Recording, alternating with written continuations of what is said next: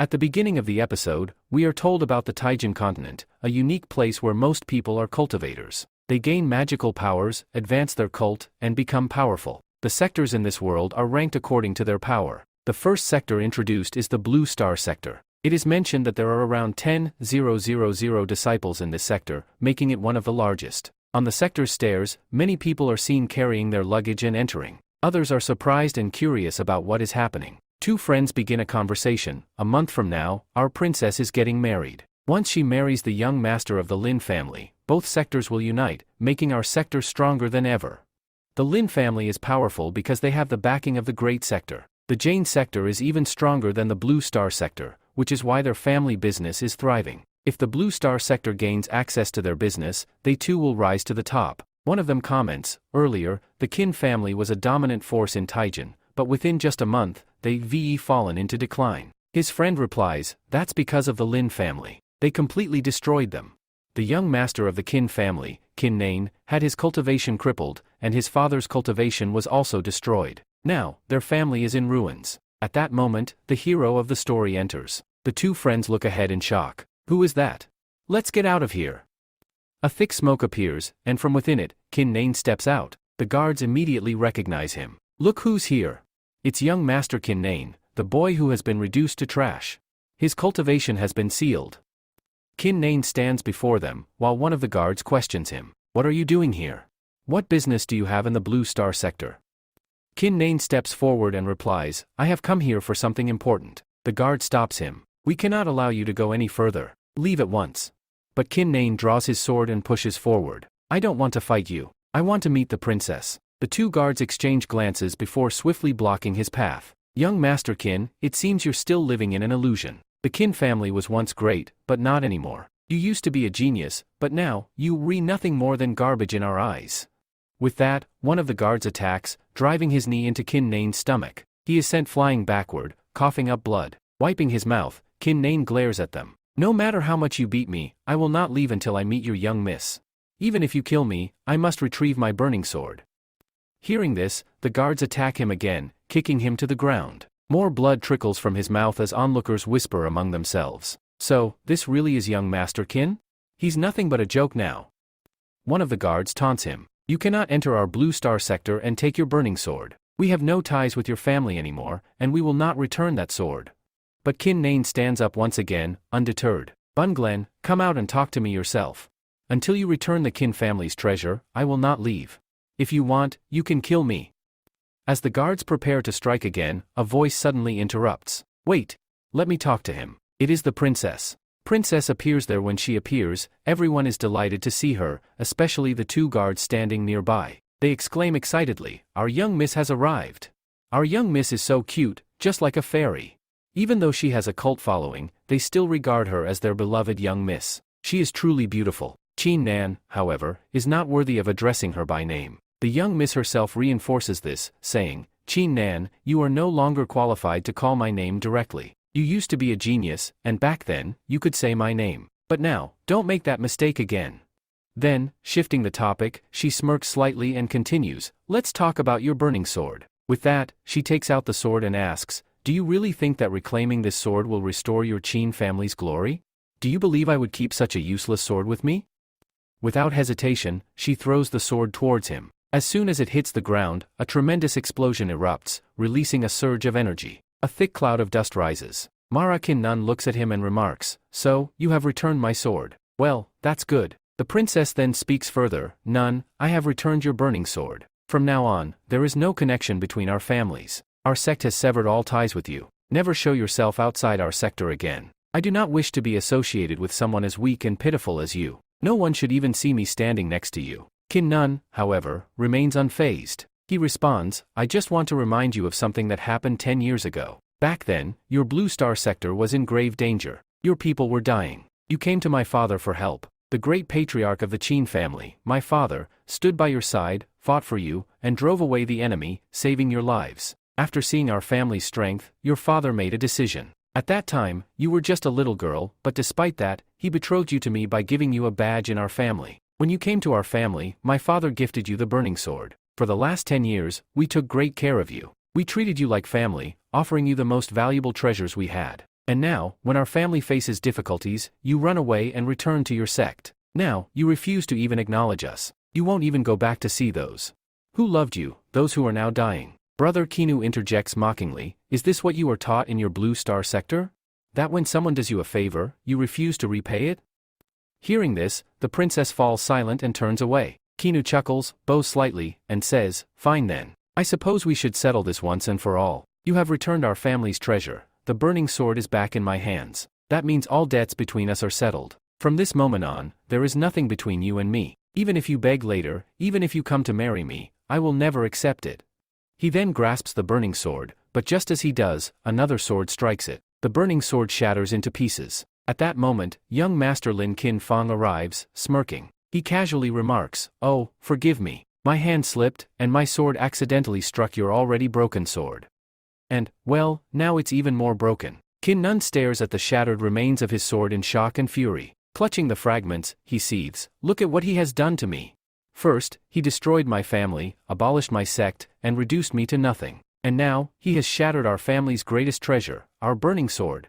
I, Qin Nan, swear that if I survive today, I will not let this young Master Lin go unpunished. I will personally cut him into tiny pieces.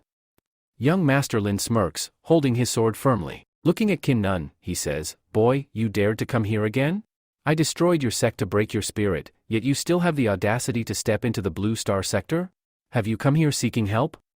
He then walks forward, places his hand on the princess's waist, and sneers, I think I need to teach you a lesson. How dare you stand before my future wife? This time, when I teach you a lesson, it will be one you will never forget. Just like your father, whose cultivation was crippled and who now lies bedridden, you will end up the same way. Qin Nan, too weak to fight, clenches his fists in silent rage. He curses under his breath, then gathers the broken pieces of his sword and turns away. Before leaving, he declares, now that I have retrieved the burning sword, my Qin family has no remaining ties with your Blue Star sector. But from this moment forward, a new bond will be forged between us, one of enmity. I swear, I will have my revenge. Hearing this, Lin Kin Fong turns to the princess and asks, why didn't you just kill him? If he were dead, this matter would be over. The princess smirks and replies, why would we need to kill someone like him? What could we possibly fear from him? He's a cripple now. He can never cultivate again. He will never be a threat to us. Young Master Lin laughs, nodding in agreement. Yes, you're absolutely right. This trash isn't even worthy of standing before us. We can kill him whenever we want. People like him don't matter in the slightest. Young Master King is going back to his kin family through the forest path, holding his broken, burning sword in his hand. As he returns, gripping his sword tightly, he murmurs, please forgive me. I could not even complete the last mission given by you. I could not save this treasure of my family. This was the treasure of our family. He stands still, holding the sword, lost in sorrow. The sword is incredibly sharp, and as a result, Qin Nan accidentally cuts his hand. The sudden pain startles him, and in frustration, he throws the sword away. The shattered pieces of the sword scatter on the ground. Seeing this, Qin Nan starts crying and says, Father, forgive me.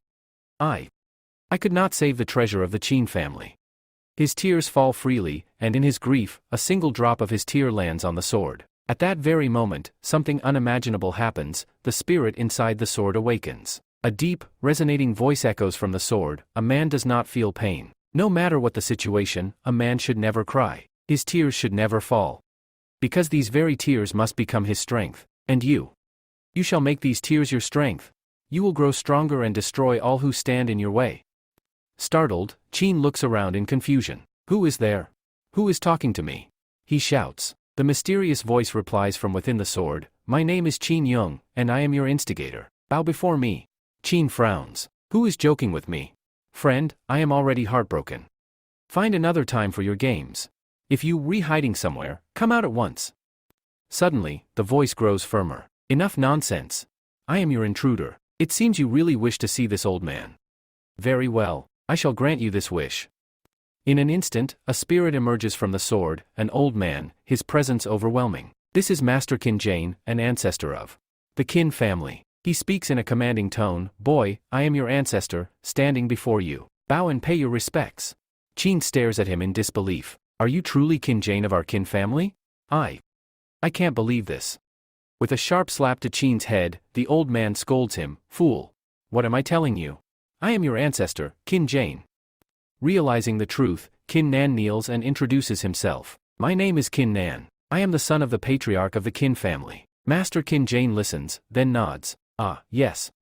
I remember. Your grandfather once spoke of a powerful genius from our family, one who lived over 100 years ago. He wielded this very burning sword and vanquished countless enemies. He was feared, ruthless, and yet, honorable. With this sword, he became a great master. Qin Nan's eyes widen as he recalls the stories. Could it be that after his death, a fragment of his soul remained inside the sword?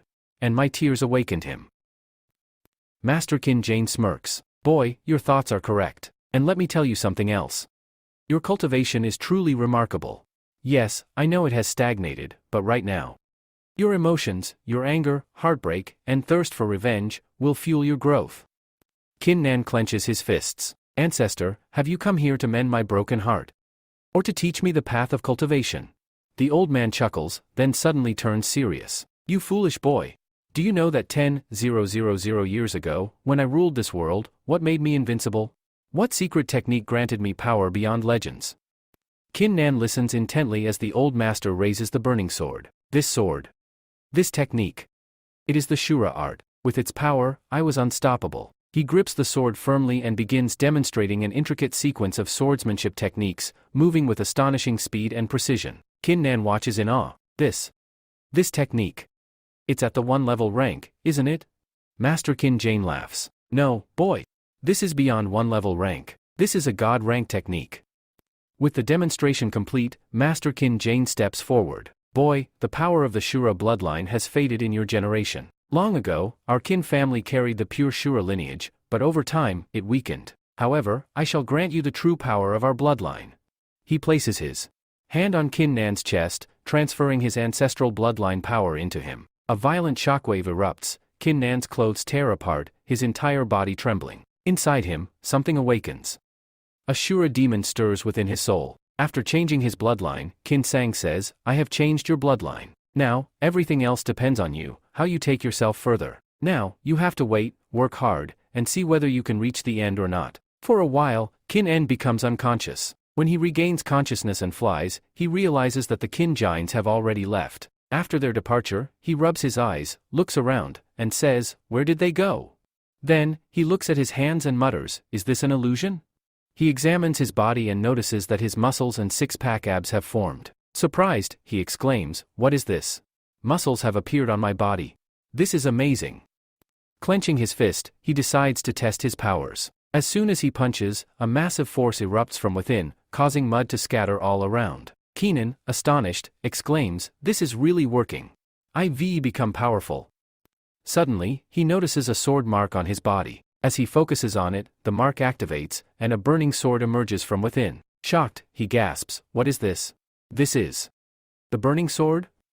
Realizing the sword is now engraved inside his body, he exclaims, I can summon it anytime I want. Excited, he grips the sword and says, let's check its power and see if I have truly gained the cult abilities.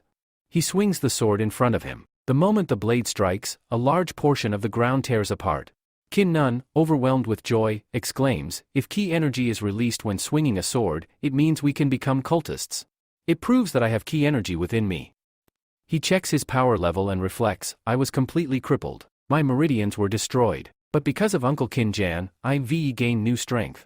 Earlier, my body refinement was at the 4th level, but now, I've directly reached the 5th level of body defining. He then recalls, young Master Lin, who abolished his cult possession, was also at the 5th level of body defining. Thinking deeply, he clenches his fist and says, I've reached the 5th level of body refining. Along with that, I have the Shura burning sword and the burning sword. If I combine both, it means I can take revenge on young Master Lin. Determined, he vows, one day, I'll make myself even stronger. And when that day comes, I will destroy the entire Lin family.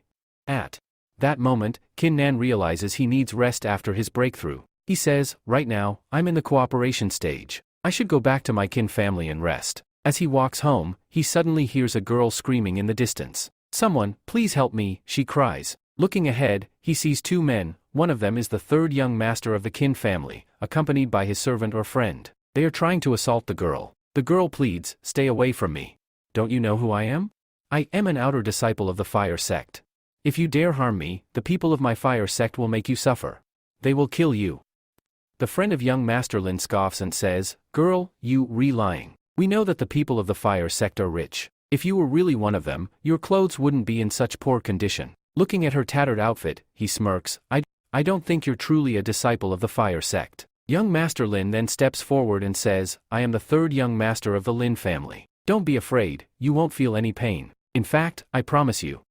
You're going to have a lot of fun." Grinning, he adds, "Once we're done having fun, you can leave safely. Otherwise." His eyes darken as he warns, "We will beat you very badly." The friend tells young Master Lin, "Young master, if this is really true and she is from the outer division of the fire sector, then we could be in trouble." Master Lin replies, "The fool says, why do we need to be afraid? If she really belongs to the fire sector, what difference does it make? You know that my senior brother, our family's young Master Lin Kin, is going to become a relative of the Blue Star sector very soon and will marry their young miss. With that, we won't need to fear anyone. We will have the power of 2 sectors." Ra Kin Nun, who is passing by, hears that it is young Master Lin and says, "Let's test our powers here. If he is a member of the Lin family, then I will start with him before killing everyone." With this, young Master Lin moves forward like a pervert and says, "Look, girl, I am coming." At the same time, he loosens his pajamas, intending to rape her. The poor girl, terrified, backs into a tree. He sneers, "Come closer to me. Come closer." But before he can act, she pulls out a knife and declares, "It is better for me to give up my life than to be defiled by his hands. I will commit suicide before he touches me." Just as she is about to stab herself, a sword flies forward. The burning sword moves toward young Master Lin. He barely dodges the attack and looks around angrily. "Who is this bastard? Get out of here. How dare you disturb me?" Ra Kin Nun steps forward and smirks. "I thought you were just a stupid pervert, but you have some skill since you managed to dodge my attack. Or perhaps I haven't mastered my technique yet," he muses. Young Master Lin glares at him and shouts, "You bastard. How dare you attack me? It seems you don't know who I am. I am young Master Lin Hu, the third young master of the Lin family. My senior brother, Lin Kin Fang, is destined to become the greatest genius of the entire Tin Jan continent. Now that you know who I am, kneel before me and beg for forgiveness, or else you will die." Meanwhile, the girl is still crying for help. Hearing her plea, Kin Nan steps in front of her and asks, "Why should I help you?" She falls silent, unable to provide a reason to convince him. After a pause, she says, "I am from the outer division of the fire sector. If you help me, you can seek aid from my sector in the future. In return, I will surely help you." Kin Nan smirks and points at young Master Lin. "I don't need your help, but if you give me 1,000 coins, I will kill this bastard for you. You claim to be from the fire sector, so you should be able to afford 1,000 coins." The girl remains silent. Young Master Lin laughs mockingly and says, "You fool. Are you stupid, or are you pretending to be? I already told you, I am young Master Lin, and you dare put a price on my head? I won't let you off." With that, he prepares to attack. "Watch. I will kill you with a single punch." As he lunges forward, Kin Nan effortlessly dodges and smirks. "Such a low-level technique. Did you think you could kill me with that?"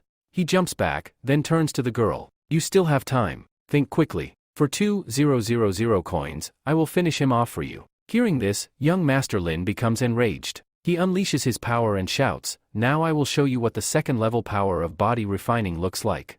I won't let you live." He activates a special technique, the Lin family's renowned heart-stopping strike. His servant, watching from the side, is shocked and delighted. Our young master is using the Lin family's heart-stopping strike. This is a high-level technique. Yet, Kin Nan merely smiles. As young Master Lin charges at him, Kin Nan continues to smirk. "You still have a chance," he tells the girl. "For 3,000 coins, I will kill him for you." The girl, desperate, finally responds, Okay. You don't need to raise the price any further, I will give you 3,000 coins." Hearing this, Kin Nan swings his sword and effortlessly blocks Lin's heart-stopping strike. Young Master Lin is stunned. He tries to attack again, but Kin Nan chuckles. "Do you think your heart-stopping strike is powerful? Do you believe it can stand against my Shura blood technique?" Kin Nan moves in with lightning speed. He's so fast. Young Master Lin exclaims, "What kind of swordsmanship is this? I have never seen such a technique before." Kin Nan's strikes land all over Lin's body, cutting him deeply. Within moments, young Master Lin collapses and dies. His servant, terrified, falls to his knees, sobbing, "Master, please spare me. I am just a servant."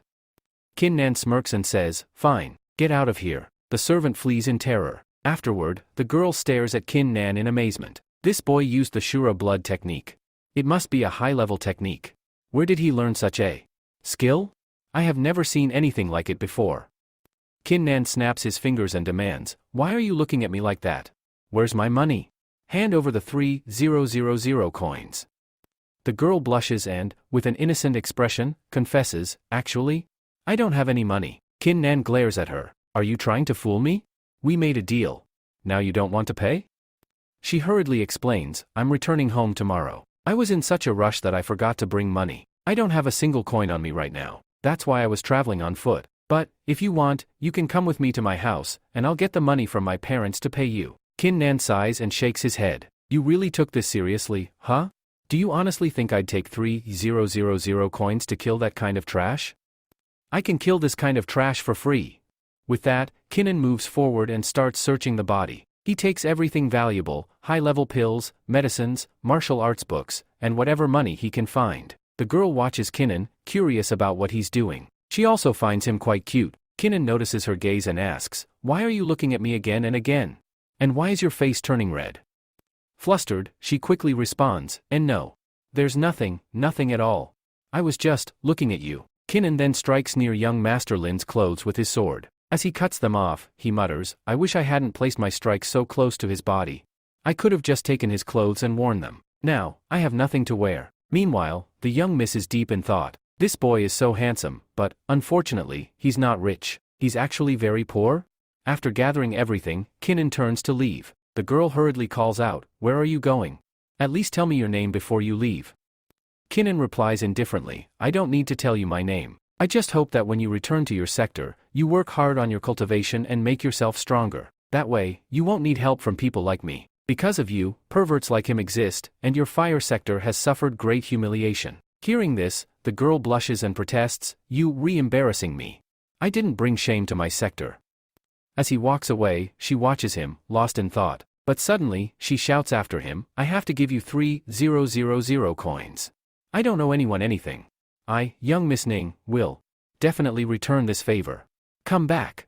Tell me your name and then go."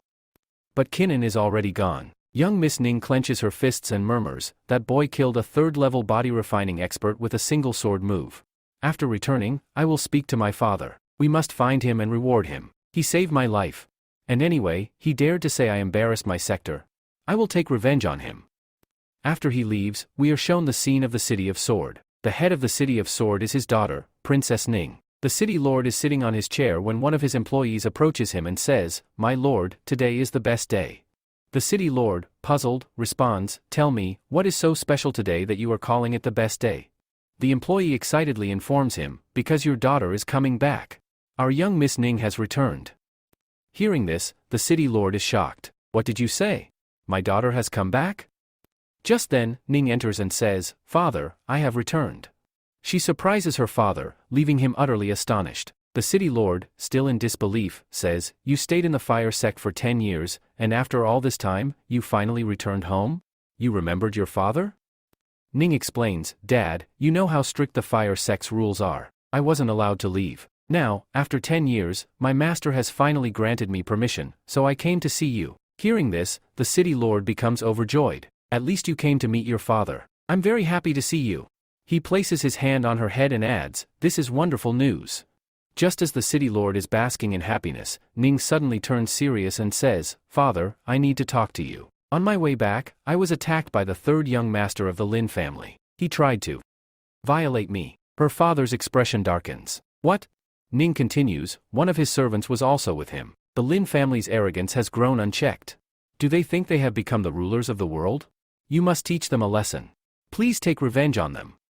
She pauses and then adds, "There was a stranger there.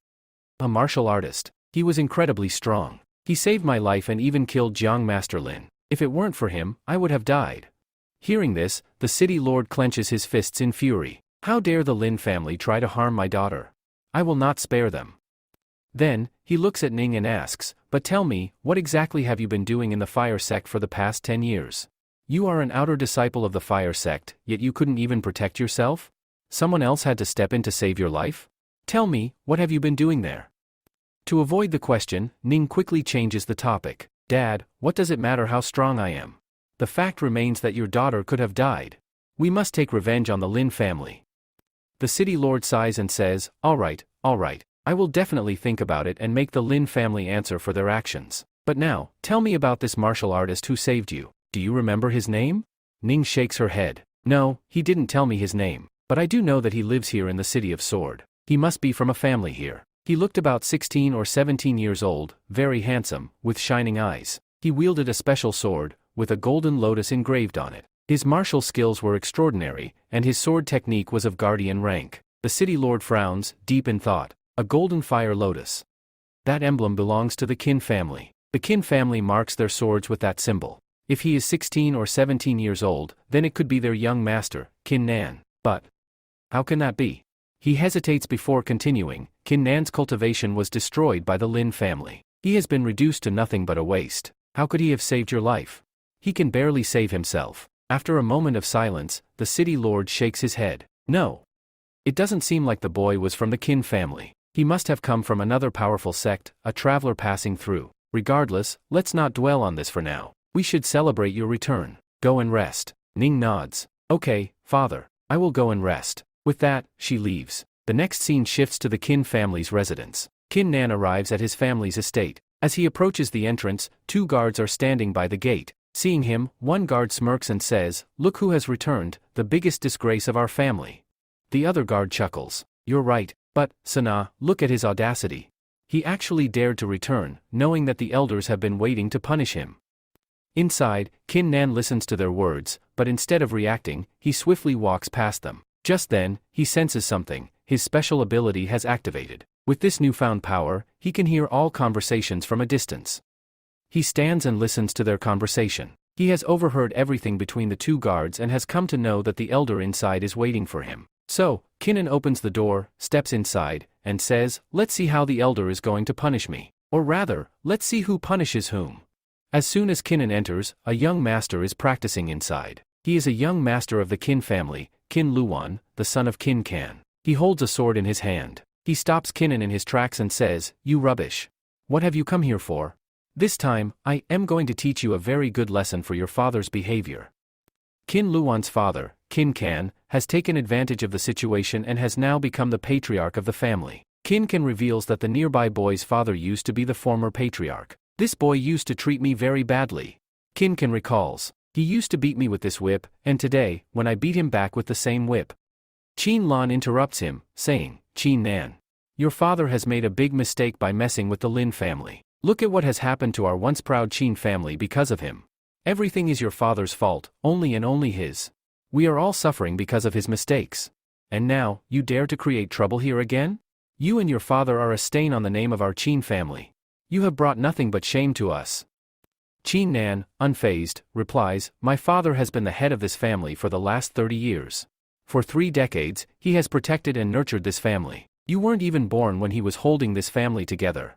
Now that my father is in trouble, people like you have abandoned him. Traitors like you were just waiting for an opportunity. But don't worry, both you and your father will soon face the consequences of your actions." He clenches his fist and continues, "You insulted my father, the former patriarch. And for that, I will cut off one of your arms. Let this serve as a warning to everyone, no one shall ever speak ill of the Qin family's patriarch again." Without hesitation, Qin Nan dashes forward, sword in hand. With a single swift motion, one of Qin Luan's arms is severed and falls to the ground. Qin Luan, in shock, doesn't even realize what happened at first. Then, suddenly, he lets out a loud scream. "You garbage! What have you done? How did your cultivation return? Your cultivation was destroyed. My father will not spare you. When he finds out about this, he will kill you." Kinnan smirks and responds, "I'm heading straight to your father right now. Let's see who kills whom." With that, he strides directly towards his father's chamber. In the main hall, Qin Kan sits on the throne of the patriarch. Seeing this, Kinnan scoffs and says, "How shameless.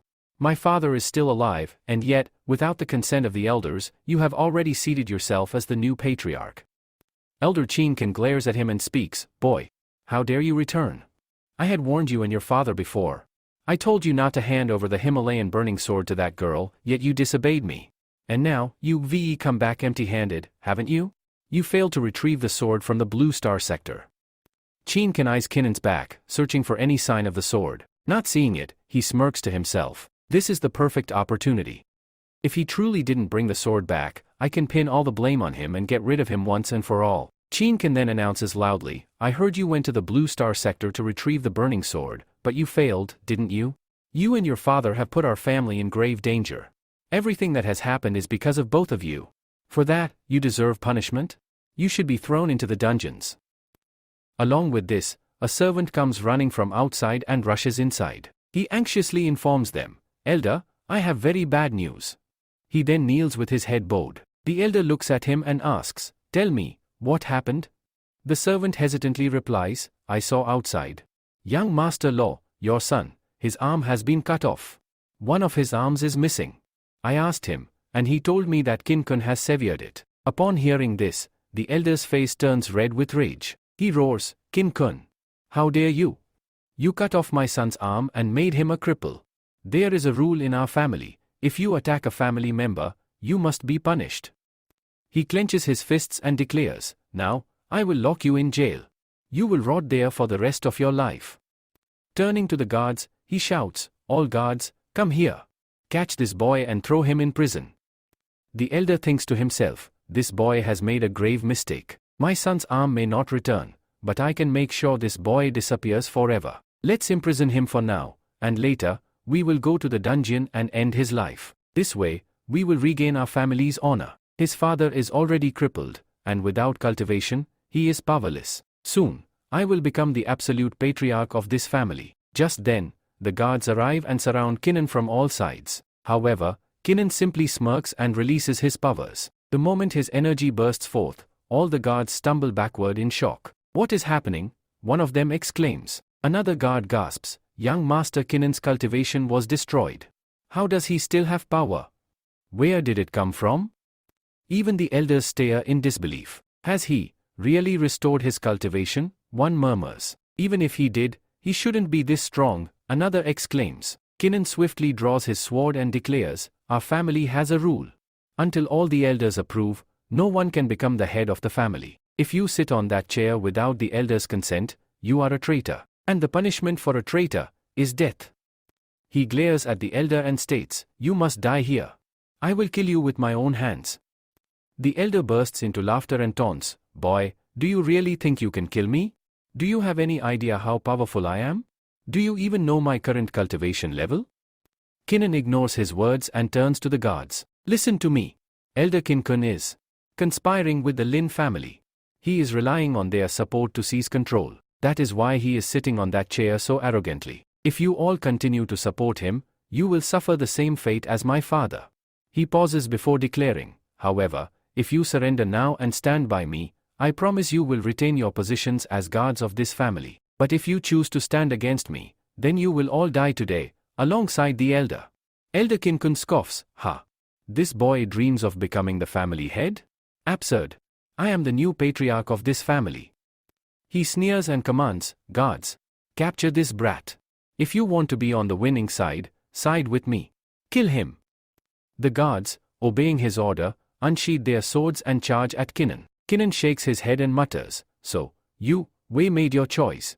Without hesitation, he swings his sword. With a single strike, every guard falls to the ground, lifeless. Their bodies lay scattered, blood pooling beneath them. Elder Qin Kan's eyes widen in shock. How is this possible? He stares at Kinnan in disbelief. This boy was only at the 4th level of body refining when he had cultivation before. Even now, I can't sense his level, but how did he cut down so many guards with a single move? Elder says, No matter what happens, I am stronger than you. At this moment, I turn my body refinement towards him and say, Old man, it's your turn now. You are a traitor to the family. You will die at my hands. Elder smirks and replies, Boy, you are too arrogant. Do you even know the vast gap between the 6th level of body refining and the 4th level? I am much stronger than you right now. If I want, I can kill you with ease. Kinnan interrupts, Stop talking nonsense. Let's fight. With that, both move forward to attack each other. Their swords clash violently, sending out a tremendous surge of energy. The elder is visibly shaken. They continue exchanging strikes, and suddenly, crack! The elder's sword shatters into pieces. Stunned, he exclaims, How is this possible? My iron sword broke so easily. What makes your sword so strong?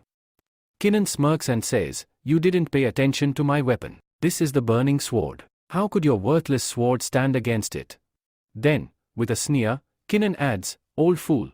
Did you really think I was unaware of your entire plan?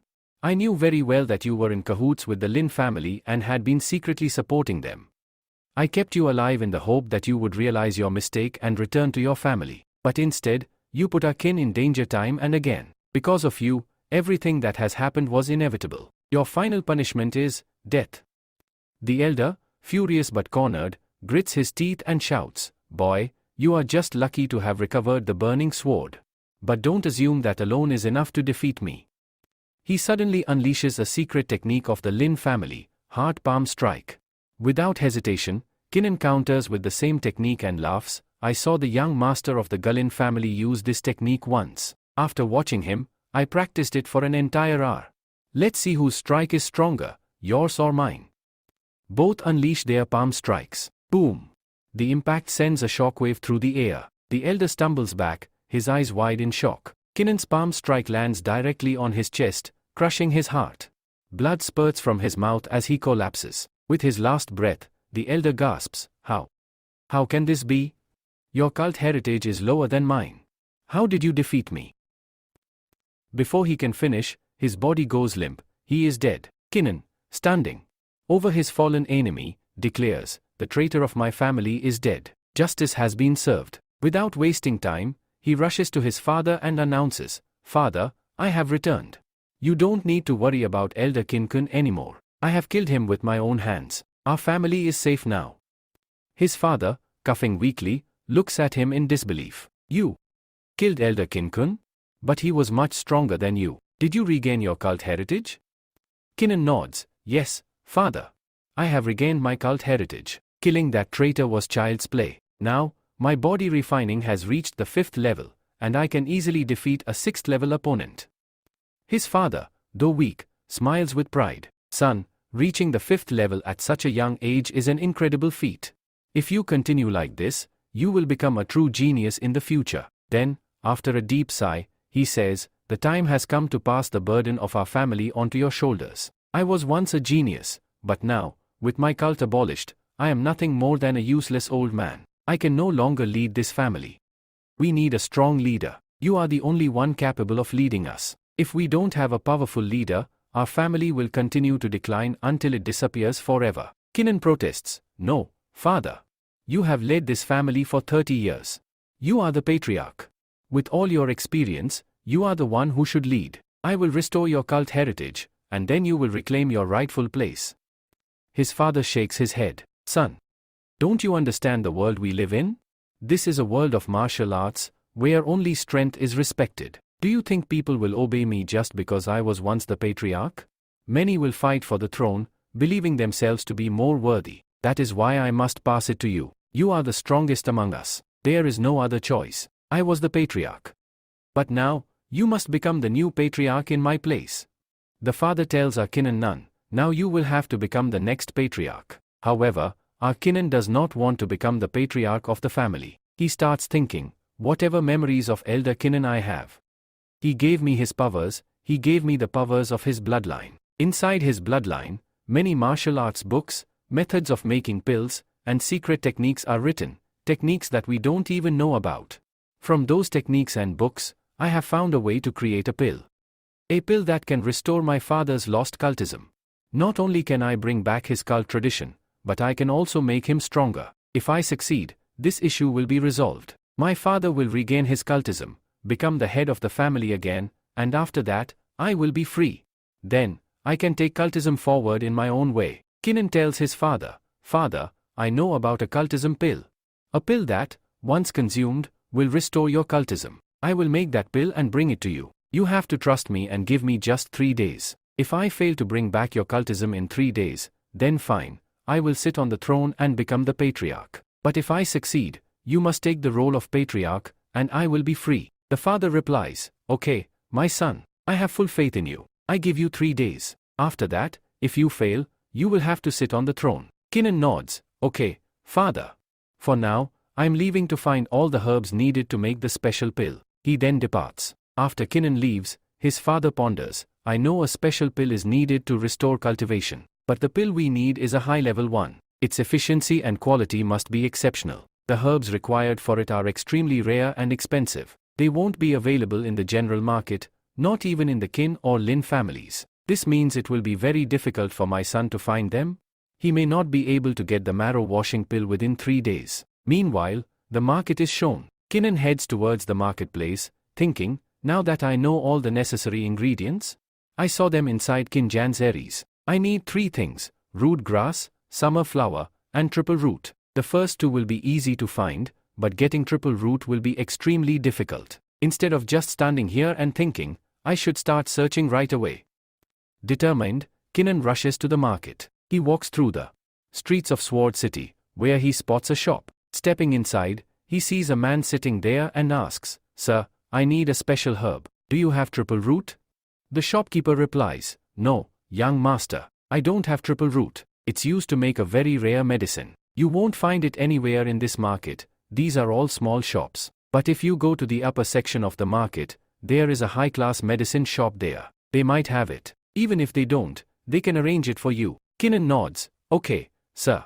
Thank you very much. I'll head there now." When Kinnan reaches the high-class shop, he observes its grandeur and thinks, this shop looks really premium. I'll definitely find triple root here.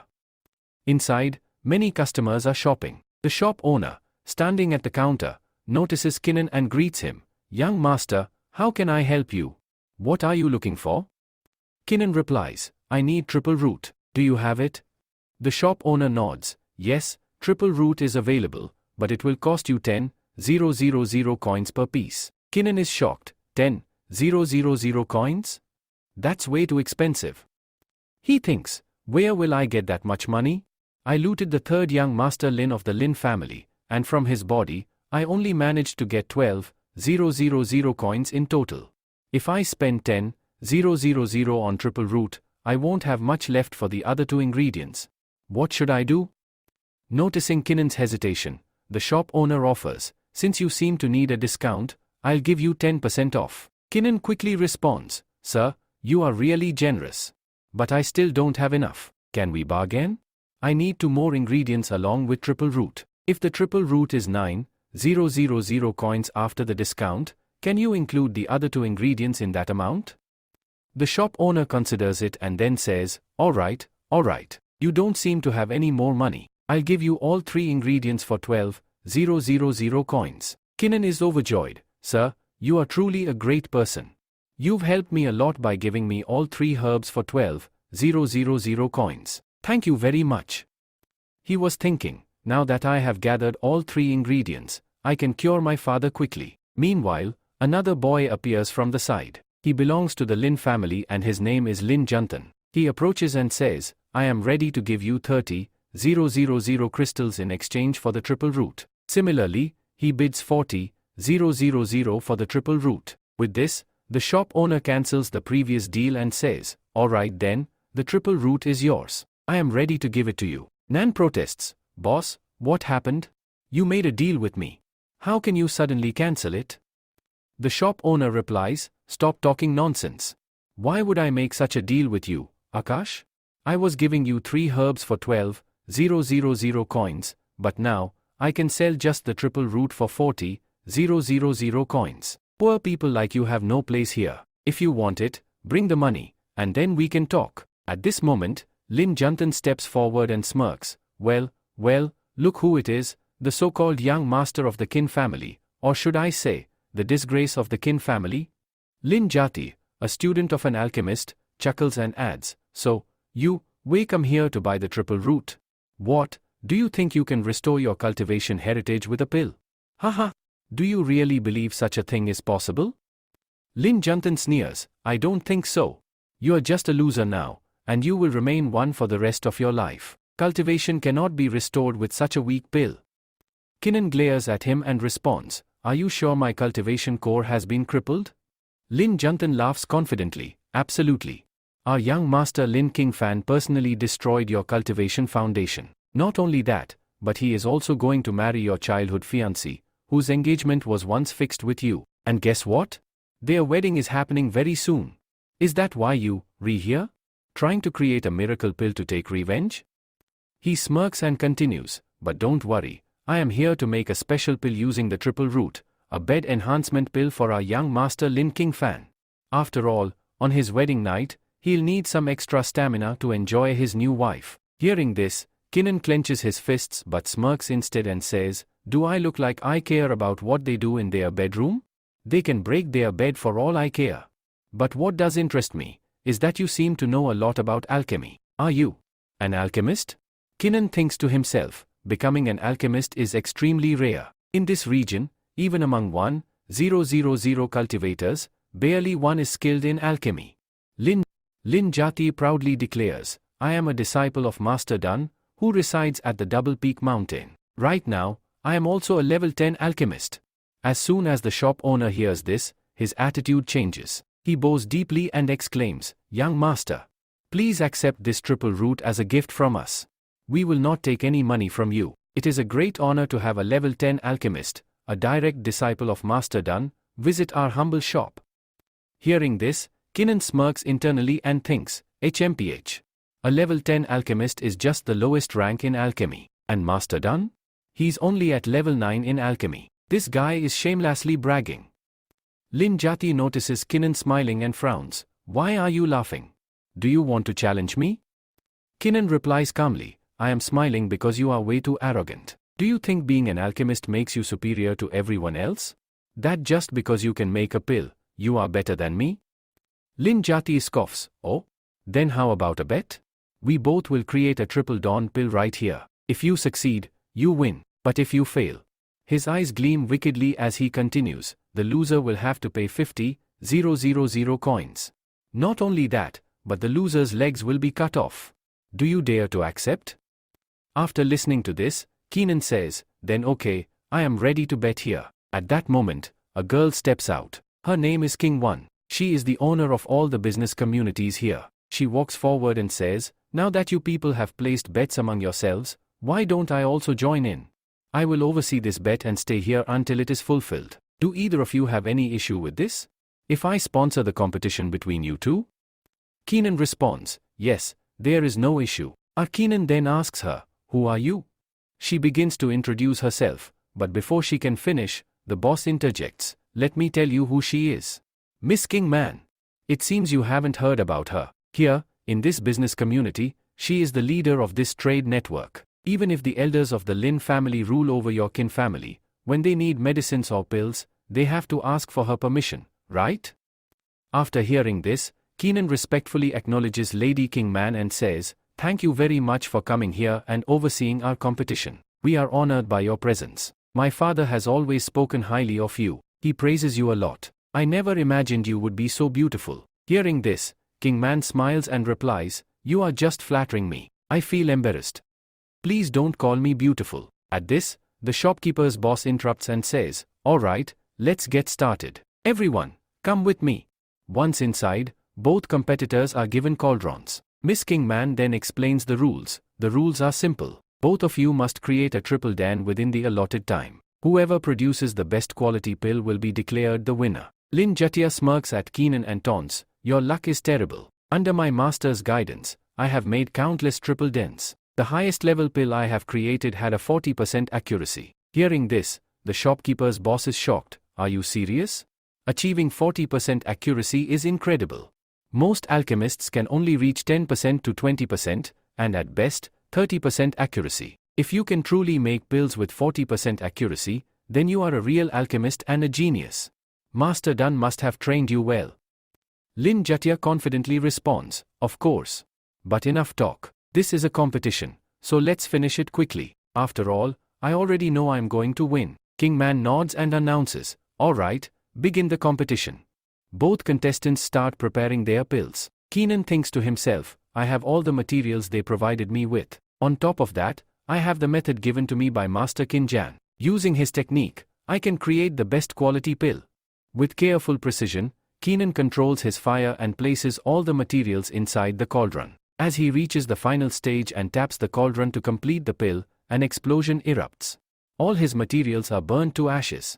Shocked, Keenan exclaims, what happened? What went wrong? On the other hand, Lin Jatia bursts into laughter. Ha ha ha. I knew it. you have no idea what you redoing. This must be your first time attempting to make a pill. Look at that, you've wasted all those precious ingredients. Keenan inspects the burnt remains and murmurs, I think I applied the fire too early or exerted too much pressure. But now that I understand my mistake, I can get it right the second time. The shopkeeper's boss laughs and says, this boy is going to lose. I don't think he has ever made a triple dan before. He was overconfident and accepted this challenge foolishly. In the end, this poor kid will lose everything.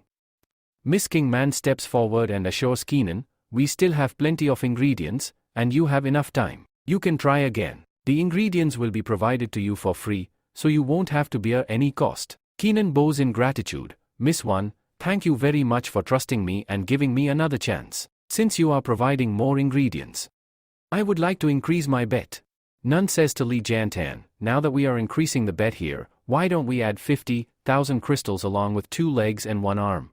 That is, 2 legs will be cut, and 1 arm will be cut as well. Lin Tin also stands up and says to him, boy, now I have started liking you a lot. You have really spoken my heart out. I was also thinking the same. Why not increase the bet? Now that you have increased the bet, I also want to raise it a little more from my side. If we win or lose here, then the loser will have to give 50,000 crystals along with both his legs and both his arms. Is this okay for you? Are you ready to get all your 4 limbs cut off here? Your cake. Nancy says, yes, why not? Then it's okay with me. Lee Jantan is thinking, I think this boy is raising the bet to put pressure on me. He wants to increase it, but I reversed his move. I raised the bet even more from my side, which will increase the pressure on him. Meanwhile, Miss Kingman says, now that both of you are increasing the bet, why don't I also put my share in it? Both of them are quite surprised, wondering what Miss Kingman is talking about. Then, Kingman tells her, Miss Saab, how do you want to join our competition? How will you increase the bet? She replies, go quickly and get my cauldron and my ring. Someone brings her a high-level cauldron, and on top of that, her ring is also a high-level grade 5 ring with a large storage space. Miss Kingman says, both of these are high-quality materials. Whoever wins the bet will get both these things. But whoever loses must give me 5 lakh crystals. Kinnan and Lin Jaisha are both very surprised after seeing the 2 items. Lin Jaisha says, if I win this bet, which I am about to win, then I will get this ring. It has spatial storage inside, which means I can use it for storage. And with this cauldron, I can make 5 to 6 pills daily. All other cauldrons are low level and get spoiled after making just 1 pill. Kinnan is also thinking the same thing. The price of this ring alone is more than 500,000 crystals, which makes this a profitable deal for us. Both of them agree, and Lin Jantan says, okay, I accept this bet. He then asks, but can we take this condition further? Kinnan responds, yes, why not? Kinnan then warns him, Lin Jaisha, you re-trusting yourself too much. If you fail here, then you will have to give 500,000 rupees and an additional 50,000 rupees to me, along with losing all 4 of your limbs, 2 arms and 2 legs will also have to be cut. Kinnan starts making his pill again. 6 hours later on the other side, Lin Jaisha has completed his pill. Holding it up, he says, look, it's done. When he takes out the pills, 3 pills appear, each with 50% accuracy. He proudly says, look, I have increased their quality. For the first time, I have made pills with 50% quality. Boy, you have no chance of winning. No matter what you do, you cannot win. Now, quickly get ready to have both your arms and legs cut off. Miss Man checks his pill and exclaims, Lin Jithan, you are truly a 10th level alchemist. You have made an excellent pill. This is a middle level pill, right? Shan Khan steps forward and says to Miss One, yes, I am a very good alchemist. If you want, I can make these kinds of pills for you for free as a gift. King One is pleased upon hearing this. At the same time, they turn to look at King Nain, who is sitting and making his pill. Suddenly, a tremendous energy bursts from inside his cauldron. Kinnan absorbs the energy with his hands and declares, now, my pill is ready. As soon as his pill emerges, a bright glow surrounds it. The quality is even better than the 50% pills. Kinnan smirks, look, my pill is completely ready, and it is a high-class pill. Meanwhile, the shop owner is shocked, thinking, this is impossible. This boy has probably made a pill for the first time. How can he make a high-class pill when even high-level alchemists struggle to do so? Then he says, let's check it ourselves. Then, the shopkeeper owner goes ahead and picks up the pill. He says, how can this happen? This is really a high-class pill. There is a slight glow in it, just like high-class pills, and the glow is coming from inside the pill itself. This means that this pill is either 80% or 90% in quality.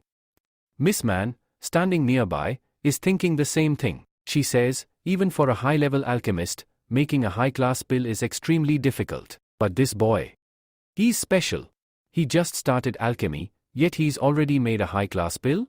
That means he hasn't been practicing for long, yet his talent is extraordinary.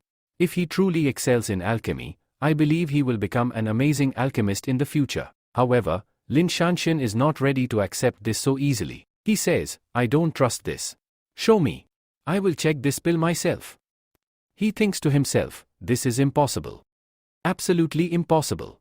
How can this boy do this? Lin Shanshan then says, I have been learning alchemy from Master Dun for many years, since I was a small child until now. I have created many triple Dun pills from a young age. How can I fall behind in accuracy when making pills? I don't trust this boy. I think he must have cheated somehow. Keenan, standing nearby, tells him, you should trust me. But if you don't, then you can check the pill yourself. Come and examine it. If you still don't believe me, then I will make another pill right here, in front of everyone. I still have time, and with the time I have left, I will make another pill before your very eyes. Keenan, thinking to himself, realizes, I can make this pill even better than before. Now that I have grasped the basics, I can complete it in maybe just 20 to 22 minutes. He turns to Miss Wan and says, Miss Wan, I still have a lot of time left. Can I make another pill here? I will prepare it again, and everyone will witness it with their own eyes. Miss Wan nods and says, of course. Why not? All the ingredients here are free for you. You can make the pill. Lin Jati says, alright then. Start making the pill. This time, I will sit right next to you and observe everything myself. With that, Keenan begins making the pill. As he works, he thinks, now I can make this pill with ease. He reaches the final stage, refining the pill. As he does so, a powerful energy surges from within it. When he extracts the pill from the cauldron, even more powerful energy erupts from it. Lin Tian rushes forward, exclaiming, let me check. Let me check. He grabs the pill, his eyes widening in disbelief. How can this be possible? This is a perfect pill. This is unbelievable. You must have cheated again. How can you create a perfect pill?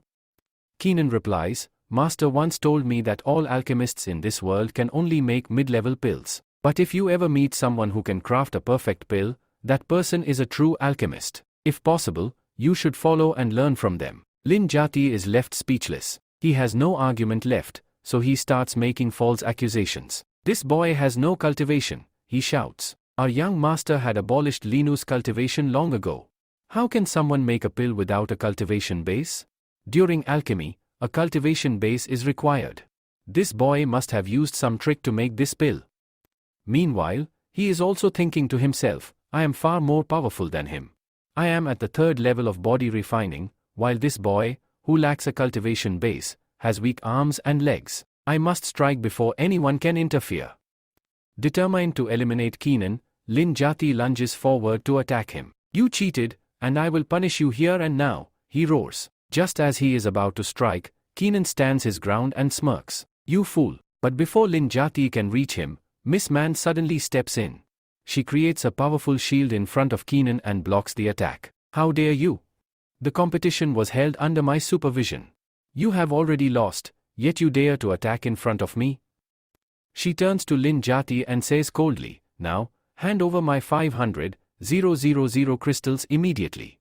At the same time, she raises her fan and strikes Lin Jati with a powerful attack. Lin Jati is thrown to the ground, coughing up blood. He trembles, thinking, I didn't expect her to be this strong. She is even stronger than me. I have no other choice. I must surrender. Keenan steps forward, standing over Lin Jati, and says, Lin Tian, you lost the bet. Now, you must give me 50,000 crystals. As for your punishment, your arms and legs won't be cut off by me. Instead, Miss Wan will take the 500,000 crystals from you herself. Lin Tian, still in pain, reaches into his pocket and takes out a slip of paper. Fine. Instead of 50,000, I will give you a full 100,000 crystals. Here, take this. Please, just let me go. Don't cut off my arms and legs. Lin Jan takes the paper from him and says, you are really very good, but is it only your 2 arms? The price of both your legs is 1 lakh crystals. When Lin Shan sees that he will not agree so easily, he starts threatening him and says, "You should not cross the line. Take whatever you have got quietly because I am from the Lin family. This means the entire Lin family is backing me. If my Lin family finds out that you are doing something bad to me, they will come again and completely destroy your kin family. No one will be left in your kin family." After listening to him, Kin says, "It is a very bad thing that you started threatening me here. Now that you have threatened me, I will have to break your arms and legs right here." With that, he cripples both his arms and legs. Lin Jithin starts moving his leg and his basu vigorously. Kin tells him, "I am a very kind person. I took pity on you and have only crippled one of your legs and one arm. I have spared the other leg and arm. Now, tell me, what can you offer in return for this? What will you do to keep one of your legs and one of your arms?" Lin Jithin hurriedly takes out another paper from his pocket and says, "I have only 50,000 rupees. Let's settle this with 50,000 rupees. Please leave me and don't break my other leg." Kin takes the other paper from him, meaning he takes more money, and says, "It's a good thing that you have put a price on your other leg and arm, but I am not a good person. How did you even think that I would let you go? Your Lin family never spared my kin family, never showed us mercy. So why should I show you any mercy?" With this, Kin breaks his remaining leg and arm, leaving all 4 of his limbs crippled. Lin Jithin cries out, "You did not keep your promise. I gave you all the money, yet you still broke my arms and legs. My Lin family will never forgive you. If I survive this, I will kill you with my own hands."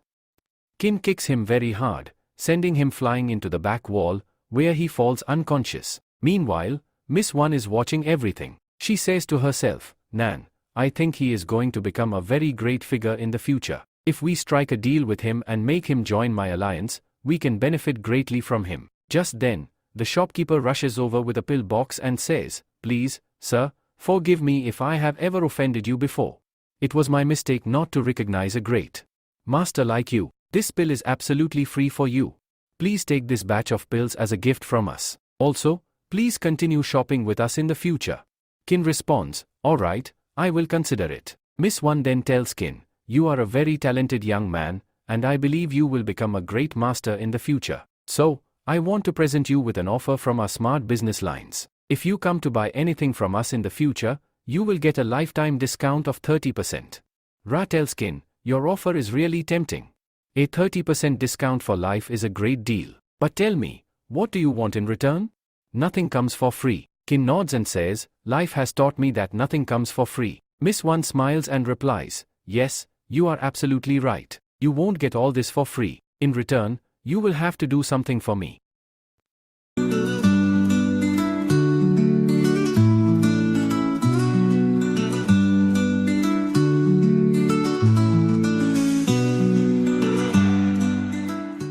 At the end of the last episode, we saw that our Kinnan gets an offer. Miss Van gives him the offer and says, "You will get a 30% discount every time from our side." So, Kinnan asks, "What do I have to do for you in return?"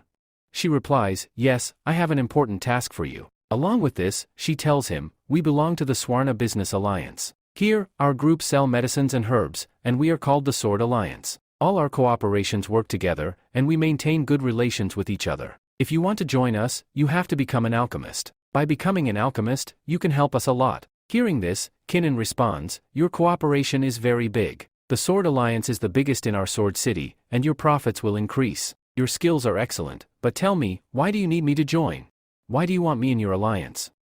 Miss Van explains, "We have competition here. Our biggest competitor is Youth Lines. While we specialize in medicinal pills and herbs, they specialize in equipment, weapons, and artifacts, and their artifacts are extraordinary. Moreover, the Selen family has joined hands with them. With their combined strength, they have grown even more powerful and continue to create problems for us. Right now, they are also trying to manufacture pills, but the quality of both their pills and ours is quite low. Neither of us can produce mid-level to high-level pills. However, if we have an alchemist like you, we can start selling high-level pills in the market. That would give our alliance a huge advantage, allowing us to suppress Youth Lines and dominate the competition. If we win this battle against Youth Lines, our entire business will flourish." Kinnan smirks and says, "So, basically, you need my help. You want to use my alchemy skills to improve your business. Once your business grows and customer demand increases, you can monopolize the entire Sword City market." Miss Van nods, "Exactly. You've understood correctly. We want to control the entire Sword City business. We should have a monopoly over all trade. She continues, and that's not all. If you work for us, you will greatly benefit from this partnership. As our business expands, your kin family will also prosper. But if you don't strengthen your kin family, the Lin family, which is growing stronger every day, will eventually crush you again. After hearing her words, Kinnan finally decides, all right, I will join you. Miss Van smiles, thank you for joining us. Right now, the martial arts community desperately needs healing pills. If you can produce high-grade healing pills, they will sell extremely fast, and you will earn huge profits. At this moment, the shopkeeper with them interjects, Miss Van, you know very well that if he wants to officially manufacture pills, he will need an alchemist's license. Without it, no one will buy his high-grade pills because the mayor of Smart City will not allow it. That is the law here. The shopkeeper then turns to Kinnan and says, did you hear that? Now you must prepare to become an alchemist. You have to pass the exam and get your license. But I believe this will be an easy task for you. You will earn that badge in no time. Kinnan nods, all right, thank you. Then, Kinnan places all the items he had just won in battle inside his storage ring and thinks to himself, I will take these materials and make a pill for my father. I received so many resources and a lot of money. With all this, I will refine a pill to help my father recover his cultivation. He then turns to the others and says, for now, I'm leaving. Tomorrow, I will return to meet you all again. With that, Kinnan leaves. After his departure, the shopkeeper remarks, Kinnan is truly talented. I had no idea he could perform alchemy. But there's one thing I don't understand. I heard that Lin Qingfang from the Lin family had lost his cultivation and became crippled. So, how is he able to perform alchemy? Isn't he useless? Miss Van immediately calls him stupid. Do you really think someone can make pills without cultivation? This boy still has his cultivation, which means he must have recovered. That's why he can make pills. She continues, what you fail to see, I can see clearly. Right now, this boy is at the body refinement level. Just imagine how powerful his cultivation will become in the future. I believe I made the right decision by partnering with him, because very soon, everything in Smart City will change. A massive shift is coming. In the next scene, Kinnan's family is shown. After coming back, Kinnan takes out the cult, takes out the herbs, and says, now, I have to make a pill for my father here. But I cannot make just a level 1 pill, rather, I need a level 3 pill for my father. Till now, I have only been able to make high-grade level 1 pills, but now, I must make a level 3 pill so that I can recover my father's cult heritage. With this, he puts all the herbs inside the cauldron, refines them, and prepares to make the pill. After refining, he says, now, all the materials have been liquefied. Let's quickly collect them and make the pill. I think I will be able to make it this time. At the same time, he tells us, I will need one more thing. To make this pill, we need 3 essential ingredients, the essence of spirit, the blood essence, and the essence of ki. But I lack 2 of them. However, I do have my blood essence, so I can use that. As soon as the pill is about to be completed, he bites his finger and lets his blood drop into the mixture. Suddenly, a tremendous light bursts from the pill, and finally, a level 3 pill is created. Kinnan, now holding the pill, exclaims, I did it. I made a middle-class level 3 pill. This should be enough for father. Without wasting a second, he rushes to his father's room and shouts, Father! Father! Look at what I've brought for you. He shows the pill to his father and says, Father, I made this pill for you. Quickly, take it. After this, you will recover and lead our family again. His father, staring at the pill, asks in disbelief, when did you learn alchemy? How did you make this pill? You knew nothing about alchemy before. Kinnan pleads, Father, please. Don't ask questions now. Just take the pill first. His father nods and finally takes the pill. As soon as he consumes it, a powerful surge of energy rushes through his body. He sits in a meditative position, cultivating, and exclaims, I can feel it. My broken meridians. They are reconnecting. The energy is flowing through my entire body. This means I can regain my cult heritage. Kinnan watches with relief and says, Thank God. I have healed father's internal injury and restored his meridians. Now, he can regain his cult heritage. And most importantly, this means I won't have to become the head of the family. Scene shift, the Lin family in the Lin family estate. A servant rushes into the family head, Master Patrice, and shouts, Master, I have terrible news. A very bad news. Master Patrice frowns and says, Speak. What happened? And why are you so nervous? The servant bows and replies, Master, this news is about our 3rd young master. Young Master Lin was found dead in the forest. Master Patrice's eyes widen in shock. What? My son, Lin Ho, is dead. Who killed him? Just then, young Master Lin Kin Fan, the elder brother of the deceased, grabs the servant by the collar and demands, "Tell me, where is my brother's dead body? Where did you leave him?" The servant nervously responds, "We have brought him back. He is in the medical room right now." Hearing this, the family members rush to the medical room. When they arrive, they see the lifeless body of Lin Ho lying on the table. Master Patrice, unable to hold back his emotions, bursts into tears. Kin Fan, also in deep sorrow, clenches his fists and asks in a rage-filled voice, "Who had the audacity to kill my brother like this? Tell me, did you find out who did this?" The servant lowers his head and replies, "Master. There was a survivor among young master's servants. He saw the person who killed him and identified them. It was Qin Nan." A heavy silence falls over the room. Master Patrice's face turns pale, and he stammers, "Are you insane?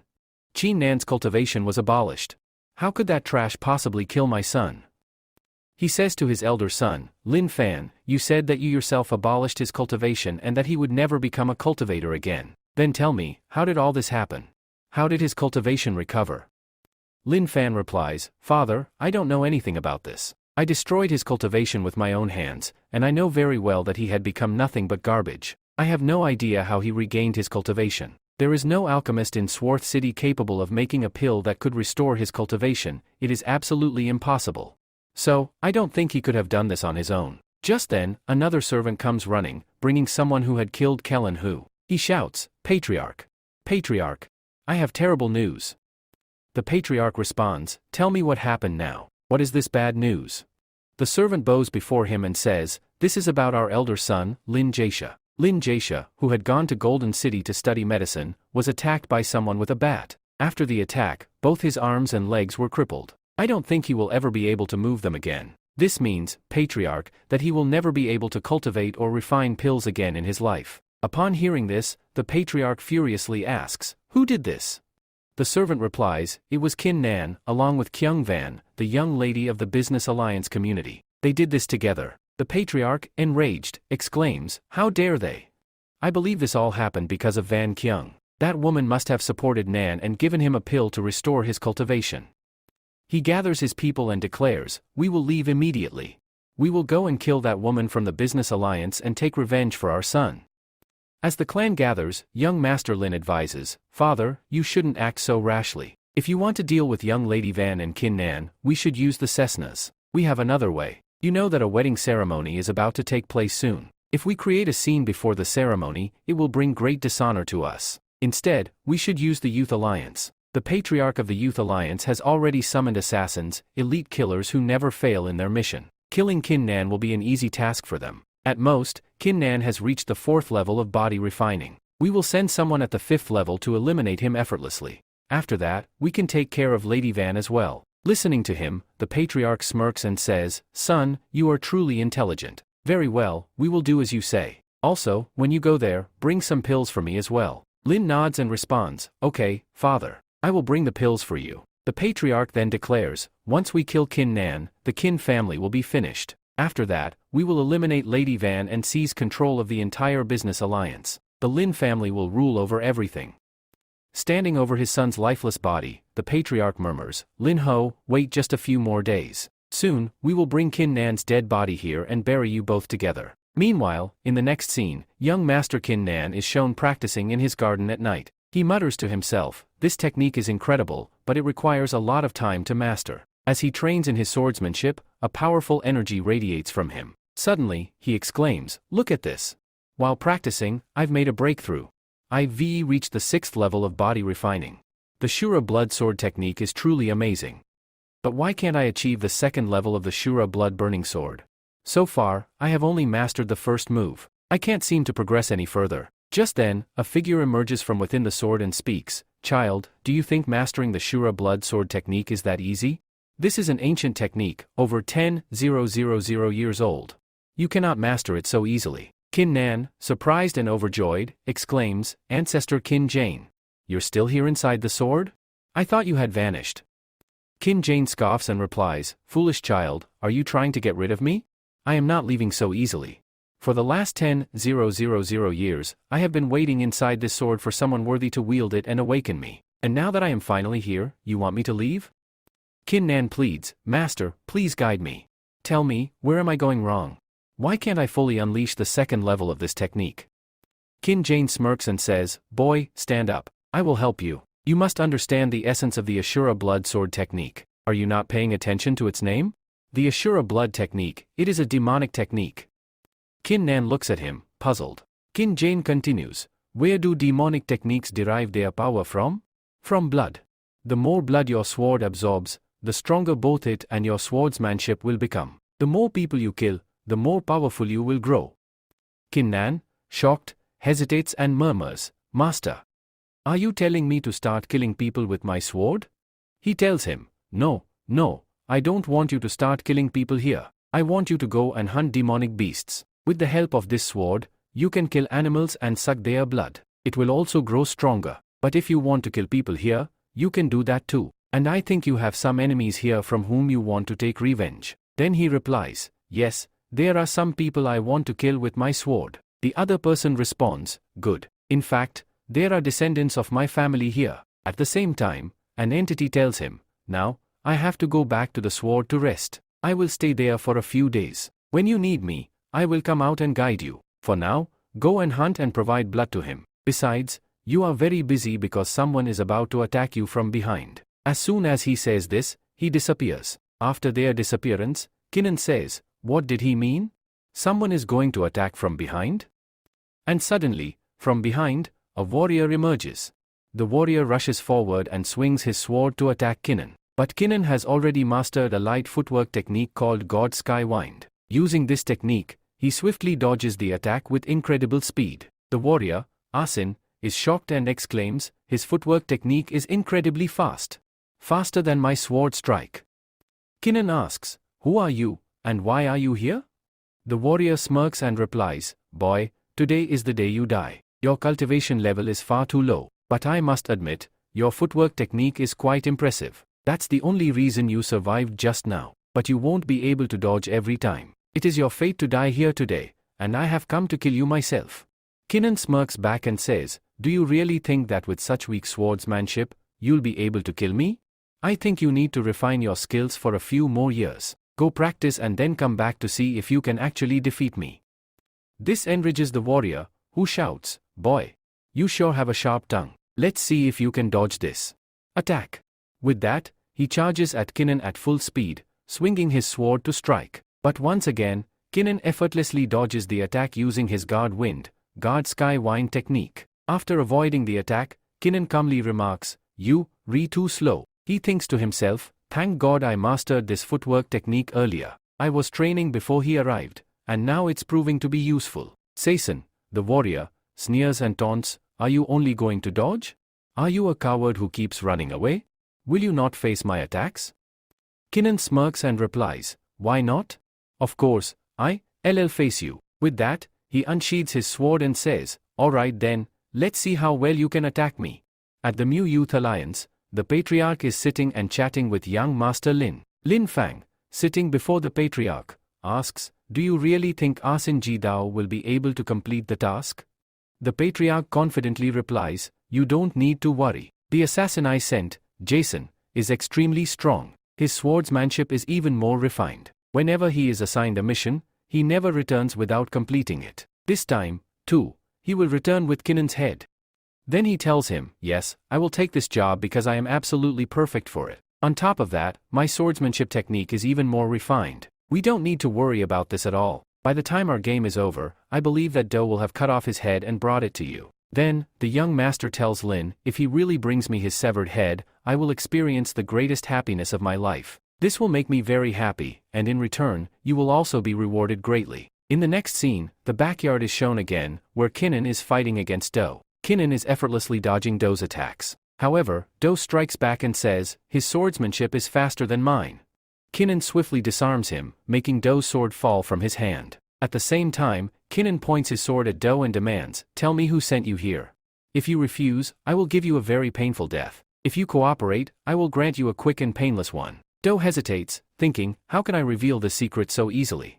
Then he finally speaks, if I tell you, I am not worthy of being an Asin. The Asin business operates in such a way that we never reveal the name of our employer. Kinnan replies, as you wish, then. At the same time, he recalls the powers granted to him by Master Qin Jan. There is a technique hidden within the bloodline power that allows one to enter another's soul and torture them. I think I can use the soul torturing technique, he decides. He begins using it for the first time but knows he must practice to perfect it. Since Do has already surrendered, Kinnan decides to use the escape technique as well as the Qin and soul touch technique. As soon as he activates the technique, he places his finger on Do's forehead, allowing him to enter Do's soul. Upon entering, intense pain engulfs Do. He suddenly finds himself chained, and in front of him stands a massive hell monster. The monster places its hand on Do's head, crushing it with its grip. Then, using its claws, it rips out Do's eyes. Do screams in agony and writhes uncontrollably. The monster tightens its grip, crushing him further. His body starts to break apart as if turning to stone. Shu Dao screams even louder, "Save me! Someone, please save me!" Finally, he cries out, "I'll talk. Please stop. I will tell you who sent me here, just spare me." Do confesses everything to Qin Nan. He reveals, "I am from the War Lions. Patriot Lu Tai sent me here." Lu Tai was following the orders of young Master Qin Fak. Qin Nan smirks, "So, it was them." Then he declares, "Now that you've told me everything, I will definitely kill you. I can't let you go because you came here to kill me." With that, he swings his sword and kills Ji Do. Qin Nan then states, "It's time to teach a lesson to the youth lions and the Lin family. Both of them are our arch-enemies." He continues, "If I had not recovered my cultivation and regained my strength, I would have been dead today." The next scene shifts to the Qin family. Qin Nan returns home and declares once again, "I will teach a lesson to the youth lions and the Lin family. Both of them are truly evil." He then reflects on his previous battle. "After killing Lin Hu, I obtained some herbs. Although all the medicines I collected were low grade, I believe that by mixing them together, I can create a middle grade or even a high grade pill. Besides," he adds, "I now have plenty of money to buy additional herbs. Youth lions and Lin family, you will not escape from my hands." Kinnan sits down and retrieves the tempered cauldron from his inventory, the very cauldron he won from Miss One in a bet. "With this, I can make at least 5 pills at once without breaking it. If I refine them properly, I might even create 2 or 3 high-grade pills. This will greatly benefit our family, or I can sell them for profit," he thinks. He begins extracting materials and follows a precise alchemical method to create special pills designed for healing wounds. 3 hours later, an immense burst of energy erupts from the cauldron. His pills are finally ready. After the pills are ready, he says, "I thought I could make at least 3 perfect low-level pills here, but I could only make 2. This means the results are still not satisfactory. I have to ensure every pill I make is perfect. I need more practice if I want to pass the alchemy test." Then, he puts all the pills into a bottle and says, "If I sell these pills to Miss One, I think I will gain a lot of benefits. But before that, I must obtain an alchemist's license. If I don't get the license, I won't be able to sell these pills." The story then shifts to the Lin family. It is unclear how many brothers the Lin family has, but we are introduced to another young master, Lin Ting. Lin Ting is performing alchemy and successfully produces some middle-class pills. Lin Qinfang checks his pills and says, "Younger brother, you are truly talented. You didn't just make low-level pills but mid-level ones, and all of them are of high quality. These are even better than the pills currently available in the market." Lin Ting humbly responds, "Big brother, thank you for your praise, but these pills are nothing. I can make even better ones. However, if we introduce these mid-level pills to the market, people will definitely buy them." Lin Qinfang replies, "Our goal is not just to sell these pills, but to establish our dominance. I want to take revenge on Qin Nan and Lady Wan of business lines. That's why you must get an alchemist's license as soon as possible. Once you have the license, we can officially sell our pills in the market." He continues, "We all know how skilled our elder brother, Li Zhangyan, was in alchemy. But now, he is a complete failure. Both his arms and legs are broken." Hearing this, Lin Ting's expression darkens with anger. Clenching his fists, he declares, "I will not spare that man. Once I see him, I will do the same to him, cut off both his arms and legs, just as he did to our elder brother." Lin Qinfang smirks and says, "Good. But control your anger. Tomorrow, you must pass the alchemy test, no matter what. You must return with the license." Lin Ting nods confidently, "Brother, believe me, I will return tomorrow with the license."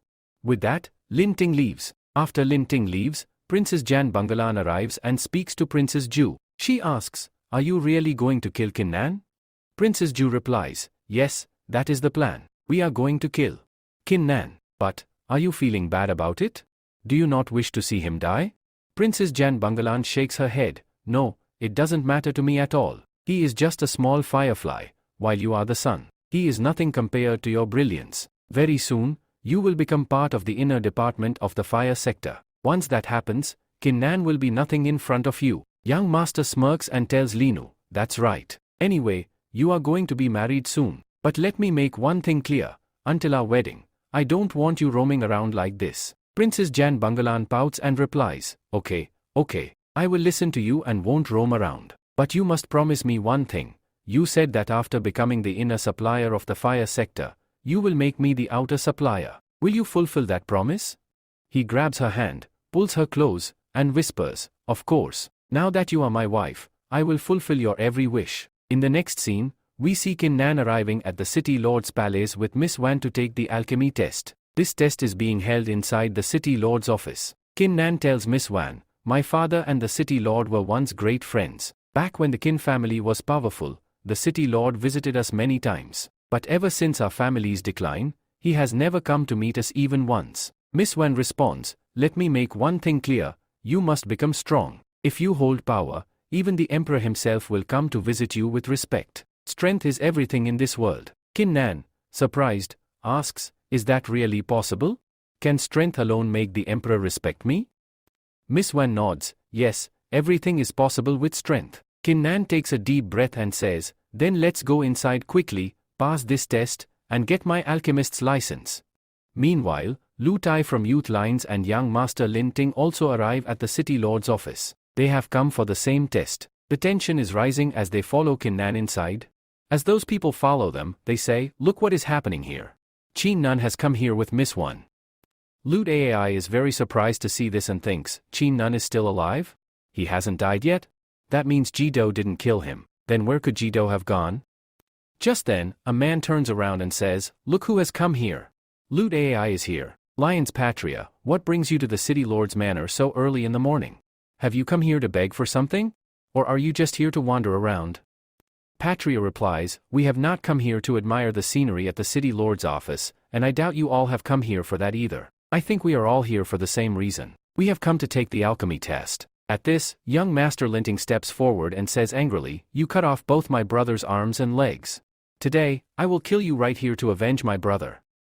Lu Tai stops him and says, young master, please stop. You cannot kill him here. We are standing outside the main palace of the City Lord. If you kill this boy here, it will ruin our reputation. If you really want to defeat him, do it during the alchemy test. There, you can have a one-on-one battle with him, and if you win, you can even kill him. So, save your anger for the competition. Then Lu Tai turns to Miss Man and says, I believe we are here for the same purpose, to take the alchemist test and ensure that our people become alchemists. However, not everyone can become an alchemist. Not everyone has the necessary qualifications. This boy, Qin Nun, his cultivation seems quite strong, but I think you shouldn't go inside with him. Otherwise, you might leave embarrassed. Swan replies, you shouldn't be worrying about us. Just focus on yourself. This test happens only once a year, and only one alchemist is chosen each time. That person gets the license. I think you have to wait until next year. Lin Ting snaps back, girl, stop your nonsense. Do you really think I won't be selected, and that bastard friend of yours will? I am the disciple of Master Jan Jiji. As his disciple, I am bound to receive a license here. Hearing this, Qin Nun smirks and says, I don't understand why Master Jan chooses disciples like you. If Master Jan were to see my qualifications, I think he would bow his head before me and start calling me his master. This enrages Lin Ting, who shouts, how dare you insult Master Jan Jiji? Do you even know how great he is?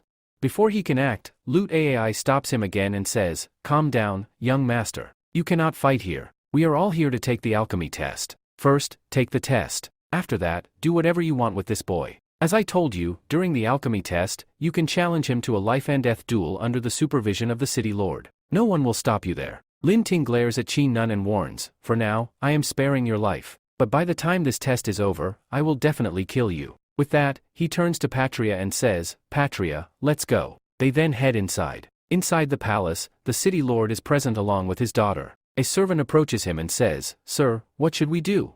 People have gathered outside. The young master of this family has come to take the alchemy test. You need to go there quickly. The City Lord sighs and replies, all right, let them wait. I will be there soon. After the servant leaves, the City Lord looks troubled. His daughter notices and asks, Father, you seem very worried. Is something wrong? He shakes his head and says, no, there is no issue. I'm just not feeling well. He starts coughing and adds, I've been so busy lately that I haven't been able to take care of my health. That's why I feel this way. His daughter, Ning, tells him, Father, you don't need to go. This is just an alchemy test. I can go in your place. I will accompany the elder and oversee the test as the city lord's representative. It's a simple task. Her father looks at her and asks, Are you sure you can handle it? Ning confidently responds, Why wouldn't I be able to? Do you think that just because I am your daughter, I cannot take your place? Is there anyone else more qualified than me? The city lord smiles and nods, All right, I trust you. Go and conduct the test, but do not reveal that you are my daughter. Just tell them you are the new examiner. You will be the one to decide who passes and who fails. She says, Okay, Dad. I will take care of everything else, don't bother yourself. There is no need for you to be there. The next day, we are shown the alchemy room test, where the test is going to be held. Tang and Loot AI are already sitting there. Then, Tin says, What is this? Why hasn't the city lord arrived yet? He didn't even come to greet us. Our Lin family is the best family in the entire Eisen continent right now, yet the city lord is not coming to meet us. Loot AI replies, The city lord has many responsibilities. He is not a free person who will rush here just because he heard our name. We will have to wait a little longer, which is why we are sitting here. Ting stands up and says, Do you think I will wait here? Does the city lord think we are some commoners who will wait for him? If he doesn't come here within 5 minutes, I will kill him. Go and tell him this. Hearing this, Loot AI thinks to himself, What kind of idiot have I brought with me? I am going crazy. The way she's angry and talking nonsense. I feel like she's going to get me killed here. Just then, Princess Ning arrives with an elder. Ning enters the room and says, Please forgive me, I am late. I am your new examiner today. Loot AI, looking at her, thinks, Is this girl going to examine us? Doesn't matter. Our examination will be easier with her. On the other side, Ting sees her and exclaims, This girl is very beautiful. Then he shamelessly says to Ning, You are so beautiful. Would you like to spend the night in my bed? It would be a great honor for you. The entire room falls silent, and everyone stares at him angrily, especially the elder standing with Princess Ning. Elder Frank glares at him and says, Do you even realize who you are speaking to? Princess Ning steps forward and calmly says, Elder Frank, please don't say anything to him. Then she turns to Ting and warns, I am the examiner here. If you talk nonsense in front of me again, I will personally throw you out and not allow you to take today's test. Ting, unfazed, steps closer and says, I was giving you a chance here. Do you think sleeping in my bed is something anyone can just get? I don't invite just anyone. At this, Loot AI quickly steps in and says, Young Master Tang, if you really want to take part in the alchemist test today, you need to stay quiet. Please sit down and respect the examiner. If you misbehave again, they will truly expel you. If that happens, and you can't take the test, it will bring great shame to the Lin family, and to your father as well. So sit down quietly. Reluctantly, Ting sits back down and mutters, Okay, uncle, I am here to help you. I'll sit down. At this moment, Miss Wan and Kin Nan arrive. Miss Wan says, Look, we reached here. And just see who's already present. As soon as Sneng sees Kin Nan, she immediately recognizes him and angrily exclaims, You! How dare you? That day, you insulted me. You called me shameless and then just walked away. Looks like today, I will have to settle all scores. Kin Nan replies calmly, Your cult is terrible, and yet, now you want to take revenge on me. Hearing this, the princess becomes even more embarrassed and says, What is this? You are insulting me again today. From a distance, Ting observes everything. He scoffs, HMPH. I am 1,000 times more handsome than that guy Kin Nan, yet this girl is laughing and chatting with him while she was furious at me. I will have to take my revenge.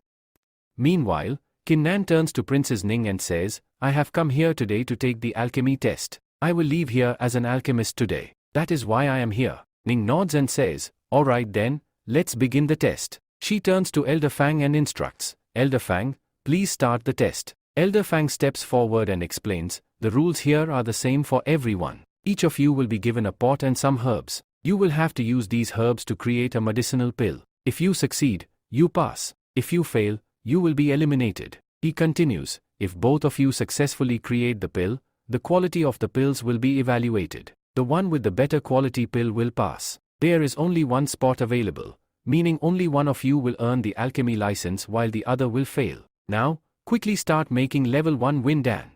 The one whose quality is better will win this test. Then, Miss One says, it is very easy to make this pill, but despite that, it is more difficult to maintain its consistency. Making a level 1 pill is going to be very easy. If young Master Kinnan does this, it means he will become a chemist by making this pill here. Tink becomes very happy and says, I have made this pill many times before, under the supervision of Master Dan. When I went there, I tried making Win Dan hundreds of times, and now, I can make this pill with 40% accuracy. Today, I am going to win this race. Then he continues, I have made more than 100 such pills. I think I will make this pill very easily. With that, he starts making the pill and confidently declares, I will make it first. That is, I will complete it very soon. After putting all the materials into the cauldron, he announces, my pill is ready. Look, I have made the pill.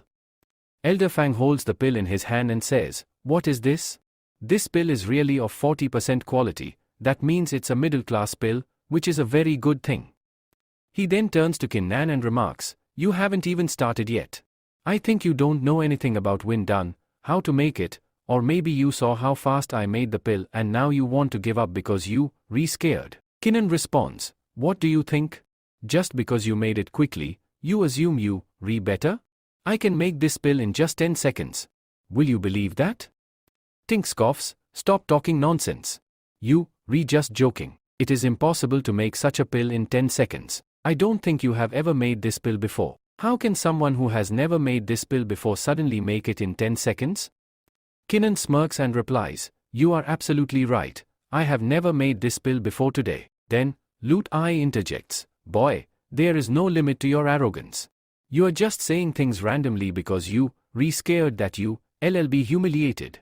Our young Master Tink easily made a middle-class Win Dan. That's why you don't even want to start. I know very well that you have never made this pill before. Have you ever even performed alchemy? He continues, if you had, you would have known that the young master of the Kin family, Kinnan, is an alchemist and can perform alchemy. Kinnan sits there calmly and says, all of you will see very soon how I make a pill in just 10 seconds. Making Win Dan is a very easy task. It does not matter how many times you, practiced it before. What truly matters is whether you know how to make a pill or not. With that, our Kinnan says, look, my pill is ready. In just 10 seconds, Kinnan completes his pill. As soon as he picks it up, a bright light begins radiating from within it. Elder Fang steps forward in shock and exclaims, this boy has actually made this pill in just 10 seconds. He continues, before today, we have never heard of anyone making Win Dan at such speed. Making a pill is not an easy task. I think his pill is going to be very poor in quality, or maybe he didn't actually make it, perhaps it's fake, and he brought the pill from somewhere else. Ta comments, I think this boy is bluffing. Elder Fang checks the pill, and only then will they know its true quality. Meanwhile, Kinnan laughs and confidently says, Elder Fang, please check the pill. Elder Fang steps forward, holds the pill in his hand, and examines it carefully. Then, he announces, this pill is 90% accurate, that means it's a high-level pill. Upon hearing this, Princess Ning gasps in disbelief, has he really made a high-level pill here? I've heard that even top alchemists struggle to make pills with 90% accuracy. Most of the alchemists here have not even reached this level. She continues, to make a pill with 90% accuracy in just 10 seconds? I think even the higher alchemists of the fire sect cannot do this. Tang then steps forward and turns to Elder Fang. Elder Fang, did you not see that Kinnan has never practiced making this pill before? We all know he is not even an alchemist. Won't you investigate how he made this pill so easily in just 10 seconds? I think he already had this pill in his pocket. When the test started, he simply took it out. I believe you are also involved in this, Elder Fang. It seems you have taken money from him. Hearing this, Elder Fang's expression darkens, and he slaps Tang across the face. Lin immediately steps forward, holding his cheek, and shouts, how dare you slap me? I will tell the people of the Lin family, and they will come here, kill you, and destroy your entire city lord's palace. Lut Ai quickly intervenes, Elder Fang, he is just a child. Please forgive him. His anger is not under his control. I apologize on his behalf. At the same time, he thinks to himself, this bastard is going to get me killed along with him. I intervened here to calm Elder Fang down because his cultivation level is far beyond both of us. If he wanted, he could easily throw us out of here. Taking advantage of the moment, Elder Fang declares, okay, now both of you leave this place. However, if you want to compete again, there will be another pill-making competition. If not, then leave immediately. Our Kinnan then speaks up, Master Fang, now that these people have come here to participate, why don't we compete in terms of strength instead? They lost the pill-making competition and believe that I cheated. So why don't we settle this with a fight and see who truly deserves to win? Ting says to him, yes, why not? Yes, why not? I am ready to fight with you. I did not think that you were so brave. Now that you have proposed this yourself, then okay, I will fight with you. I accept your challenge. Today, I will definitely put you down. At the same time, he is thinking to himself, I know that this boy is at the 4th level of body training, so I can kill him very easily and take revenge for my brothers. With this, Ding says to Lutai, I promise you here that if you try to stop me this time, then I will kill you too. So, stand quietly on the side. Lutai moves to the side and stands up. He says, okay, Nan, if you want to fight with him, then you can do it. Lutai thinks, this bastard will not survive at all. Then, Master Fang says, okay, now that you both have decided, come with me. He takes them along and walks toward Rina. At the same time, he thinks, what is this boy Kinnan thinking? I was taking advantage of him here. I would have gotten both of them out of here, and with this, he would have gotten the license of alchemy. He could have passed the test very easily. But suddenly, what happened to this girl that she has demanded a fighting competition here? He can also lose in fighting because I know that his cult has been abolished. He does not have a cult. Let it go. Anyway, I have become too old to think about all these things. Next scene. The arena Master Fang announces, the rules are simple. During the fight, whoever falls out of the arena loses, or whoever surrenders will also lose. After listening to this, Tang says, what you mean to say is that we can kill each other here because you did not say that we cannot kill each other? Master Fang replies, yes, you both can kill each other here, but I hope that you will not use this way. Either you will get out of the arena, or you will surrender. That will be better for you. Ting picks up his sword and says, do you think that I will let him surrender so easily? Today, my sword will taste blood. Today, I will kill Kinnan in this arena. Kinnan also enters the arena and says, do you really think that you are so good that you can kill me? Tang smirks and says, are you feeling scared? Is that why you are talking so much? But now, all this is useless because you were the one who demanded this fight. Now, you cannot back off. With that, he draws his silver long sword and moves forward to attack. I have a special technique, a level 3 performance technique, called self-drinking blood. With this technique, he reaches close to Kinnan to attack. But Tora Kinnan says, do you think that I do not have any sword fighting technique? With that, Kinnan uses his Shura sword technique. He moves at lightning speed and suddenly appears behind Tang, ready to strike. Tang gasps, how did this happen? How is he so fast? In a flash, Kinnan attacks Tang's shoulder. Slash. Blood starts flowing from his wound as Tang stumbles to the ground. Without hesitation, Kinnan delivers multiple strikes, and with one final blow, Tang collapses and dies on the spot. Kinnan smirks and says, look, I have killed another piece of garbage. Lutai yells, what have you done? How dare you kill the young master of the Lin family? Kinnan turns to Lutai and says coldly, pick up the dead body of this bastard and deliver it to his father. Also, give him a message. I am going to destroy the Lin family very soon. I will kill all his sons in this way, and after that, I will wipe out the entire Lin family as well.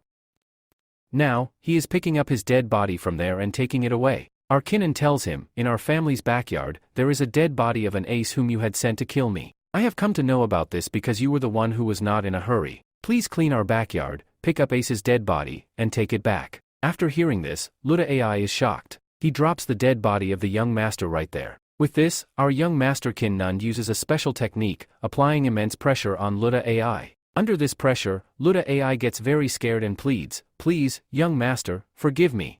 Will you kill me too? Please don't kill me.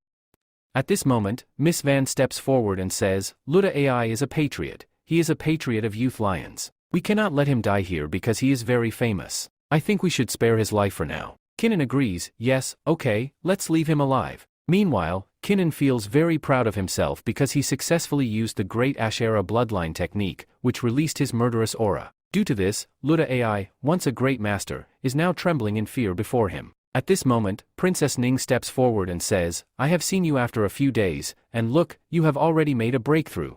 You have now reached the 6th level of body refining. I think you are very talented and will progress even further soon. Miss Ning then suggests, I think you should apply for the fire sector. Very soon, a master from the fire sector will arrive for recruitment, and you should participate in the competition. Kinnan responds, I have been dreaming for a long time about joining the fire sector because it is the greatest sector here. Ning smiles and says, all right, I will pray that you get accepted into the fire sector. Along with this, she hands him a badge of an alchemist and says, take this, it is your official alchemist badge. Now that you have become a certified alchemist, you can travel anywhere and sell your pills. Then, she gives him 3,000 coins and says, here, this is the payment for our deal. That day, you killed Lin for 3,000 coins, so I am giving you 3,000. Kinnan takes the badge but refuses the money. He says, I was just joking. Do you really think I would take money from you for this? Whatever I did that day was the right thing to do. I did it out of goodness, not for money. Princess Ning smiles and replies, that is very noble of you. Since you have done a great deed and have spoken to me with such sincerity, I appreciate your decision. She then turns back and says, now, I must return and inform the city lord that you have become the new alchemist here. As she leaves, Kinnan says, all right, I'll see you later. As Ning walks away, Miss Man teasingly says, so, you like this girl, don't you? Kinnan, confused, asks, what do you mean by that? Miss Man smirks, oh, don't pretend. I'm asking you directly, do you like that girl? The one who has been spending time with you? Kinnan hesitates and says, I can't say for sure. Maybe. Miss Man then asks, all right then, what do you think about me? Am I your type? Kinnan chuckles and replies, it's possible that you are also my type. With that, Kinnan bids her farewell and leaves, while Miss Man is left thinking to herself, this boy has put me in a dilemma. Am I worthy of him or not? The scene shifts to the city lord's mansion, where Princess Ning enters. Upon entering, she tells her father, Father, the boy I told you about, the one who saved my life that day, is Qin Nan. Today, he has passed the alchemy test and officially become an alchemist. Her father is shocked upon hearing this and says, I had heard that the boy's cult was abolished. Lin Qinfang destroyed his cult. I believe someone is secretly helping him. Princess Ning responds, Father, I think there was a master with him, a girl, a very beautiful girl. She must have helped him. Her name is Kyungwon. After hearing this, her father says, Kyungwon? This boy.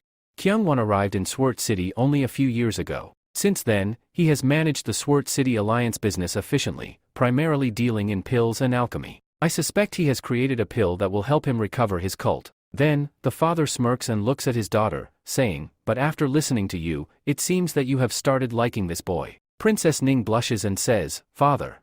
The last time I saw Qin Nan, his cultivation was only at the 5th level, but today, he has already advanced to the 6th level of body refining. That is why I praised him. Moreover, he has now earned an alchemist's license, which means he is highly skilled. Why shouldn't I acknowledge his talent? Her father steps forward and says, my daughter, listen to me. I believe he is only using medicinal pills to enhance his cultivation. Yes, using herbs and pills can temporarily boost one's strength, but true cultivation requires effort. Now, you belong to the fire sector, an elite and prestigious group. And that boy? He is merely a lowly young master. How can a lowly young master from a minor family ever be worthy of the city lord's daughter? Ning says to him, Dad, now what is being discussed here? I think your daughter can decide who she likes and who she doesn't. Then, her dad tells her, I am comparing here. He is not like you at all. Why do you think the elders of the fire sector chose you? They know very well that you can become a great master. That is why they wanted to make you the apple of their fire sector and selected you, taking you with them. Whereas that boy will live in this small family all his life and die in this family. I do not want you to meet that boy in the future. Ning replies, Father, it does not matter to me at all. This is my life, and I will decide whom to approach and whom not to. Then the father tells her, Daughter, you are very young. You are not understanding what I am saying, but I think you will have to understand this very soon. Very soon, you will realize that the boy is not worthy of you at all. In the very next scene, our Qin Nan is shown again. Qin Nan goes to the top of Fire Mountain, where he hunts monsters. Master Qin Zhang had told him, you have to hunt monsters to feed your sword so that it can become stronger than before. So, Qin Nan says, now that I am here, I can hunt monsters because I need to make myself strong. The last session they sent was not that strong, but it is possible that next time, the session they send will be stronger than before. He continues, there are 3 types of monsters on this mountain, low level, medium level, and higher level monsters. I do not want to face any high level monsters here. I will stay around and hunt low level monsters. Just then, he hears a voice from behind. What do you think? Is this a monster? A shackle is lying nearby. He says, well, this is fine. This is a middle-level monster, so let's hunt this monster. Let's hunt this wolf. Qin Nan moves forward with his sword and strikes at the monster, the wolf, cutting its neck. At the same time, another wolf appears, and he kills that wolf as well, slinging his sword across his body. When the sword enters the wolf's body, energy bursts out with its blood, and the energy flows into Qin Nan's body through the sword. Suddenly, he looks around and sees a whole group of wolves surrounding him from all sides. There are a lot of wolves here. It's going to take me a long time to kill so many wolves, Qin Nan says. But I think only through a hard battle can I make myself stronger. Thinking quickly, he says, I need to find a way to kill all of them together. Then, he raises his sword and begins slashing through them. One by one, he cuts their necks, his sword slicing through flesh. As he thrusts his sword into another wolf's body, he says, this is good. Yes, there are a lot of wolves, but they are all middle level. It's not very difficult to kill them. With this battle, I can finally achieve my breakthrough. While Qin Nan is finishing off the wolves, a tremendous roar echoes through the mountain. The sound shakes him to his core. Qin Nan suddenly feels a deep fear rising inside him. What kind of monster is this? Why am I feeling this scared just from its roar? He looks up towards the top of the mountain. There, a massive wolf stands proudly, the Wolf King. You are a guard-level beast, a higher-level beast. How am I supposed to face you? Qin Nan mutters. The Wolf King leaps from the mountain top, landing right in front of him. Then, without warning, it launches a fierce attack on Qin Nan. Then, Kinnan moves aside using his Sky Guard wing and special move. He says, thankfully, I have mastered the special fast move here. I have also mastered the footwork technique, which helped me survive. Suddenly, Sussy attacks. Kinnan narrowly avoids the attack and, at the same time, feels as if he has made a breakthrough. He exclaims, this is great. I activated the Sky Guard step technique at the right moment, and because of that, I have achieved a breakthrough. Now, I can use its second step, Sky Guard Void. Sky Guard Void is the second level of this footstep technique, allowing him to disappear and hide in one place. With this ability, he can move swiftly, dodging attacks with ease. Just then, Kinnan flies into the air and taunts, come quickly. Look at me. Let's see if you can attack me or not. I'm in the air, and you can't reach me. The White Wolf King launches an attack at Kinnan, but Kinnan swiftly dodges using his Sky Guard step. He sighs in relief, thank God. I avoided that attack. That was extremely dangerous. If it had hit me, I would have died a terrible death. But then, something unexpected happens, the energy from the White Wolf King's attack rebounds. Kinnan realizes in horror, this is bad. The energy is coming back. This time, he doesn't get a chance to use his Sky Guard step, and the energy blast strikes him directly on the waist. The impact sends him crashing to the ground. As he falls, Kinnan mutters, it's over. I'm going to die here. Just then, Elder Kinnan emerges from within his sword and says, son, I will help you. He transfers some of his energy to Kinnan and urges, get up quickly. Use the Shura blood sword technique to defeat this beast. Kinnan stands up, determination burning in his eyes. Elder, thank you.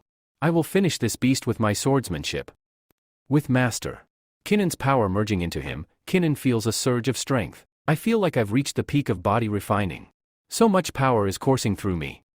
Because of this breakthrough, he realizes, I can now activate the second level of the Shura blood sword technique. Let's test it on this White Wolf King. Kinnan grips his sword tightly and charges forward. At the same time, the White Wolf King lunges at him, mouth wide open, ready to strike. With lightning-fast reflexes, Kinnan swings his sword at the wolf's neck.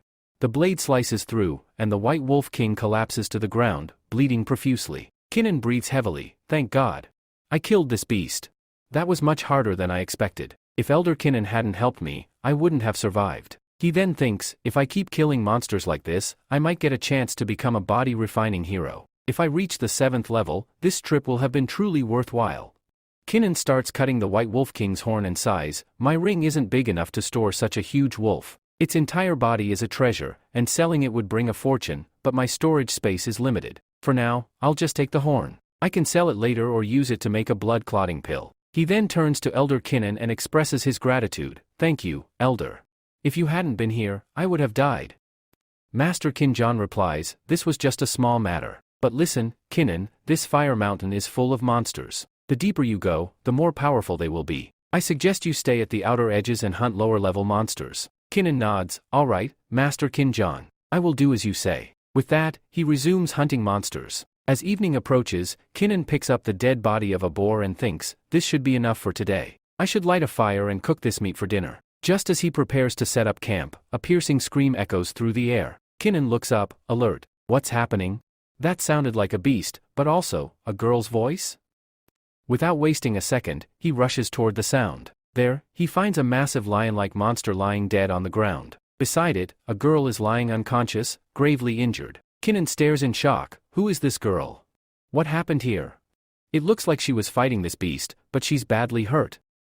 Kinnan says, I think this girl must have killed this big tiger. Let's save her life for now. He goes ahead, picks up the girl, and takes her far away from there. Then he says, let's go to our camping place. The Indian friend, crying, says, I wanted to make a blood-clotting pill for myself using that big wolf's horn, but now I think I will have to make this pill and feed it to this girl so that her life can be saved. He lights a fire and starts cooking the boar while taking out his collar don and making the pill. After finishing the blood-clotting pill, he says, look here. I have made a pill of 80% quality. With the help of this pill, this girl can be saved. Her recovery will be very fast. After making the pill, he goes to the girl and puts it in her mouth. Then, he moves to the side and sits down. After a while, the girl regains consciousness. She gets up, picks up her weapon, and says, Who are you? What are you doing? What do you want to do with me? What have you done to me? The nun says, Oh, calm down. What are you doing here? I have saved your life. If I had not given you the blood-clotting pill, you would have died from your wounds. So, you should be thanking me. Also, you shouldn't be moving too much. Sit down comfortably and quietly. However, the girl ignores his words and says, Why would I trust a pervert like you? She raises her weapon and moves forward to attack him, but because her body is too weak from internal injuries, she collapses. She groans, I am in a lot of pain. Kinnan sighs and says, Idiot. I told you that your body is severely injured. You need time to recover. He helps her sit near a tree and says, Sit there. I'll check whether the meat is roasted or not. The girl sits down and watches him shyly. Feeling embarrassed, she eventually mutters, Thank you very much. Kinnan casually replies, No problem, no problem. He sits down and starts eating his meat. The girl, now hungry, frowns and says, Are you really a fool?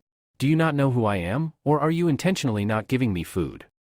Kinnan looks at her and says, I don't know who you are. Then, he gets up, gives her the meat, and sits near her. The girl looks at him and asks, Are you really an alchemist? Did you make that pill? Kinnan nods. Yes, I made it. She frowns. But you can't just make a blood-clotting pill like that. How did you manage it? That was a second-level pill, and its quality was 80%. How?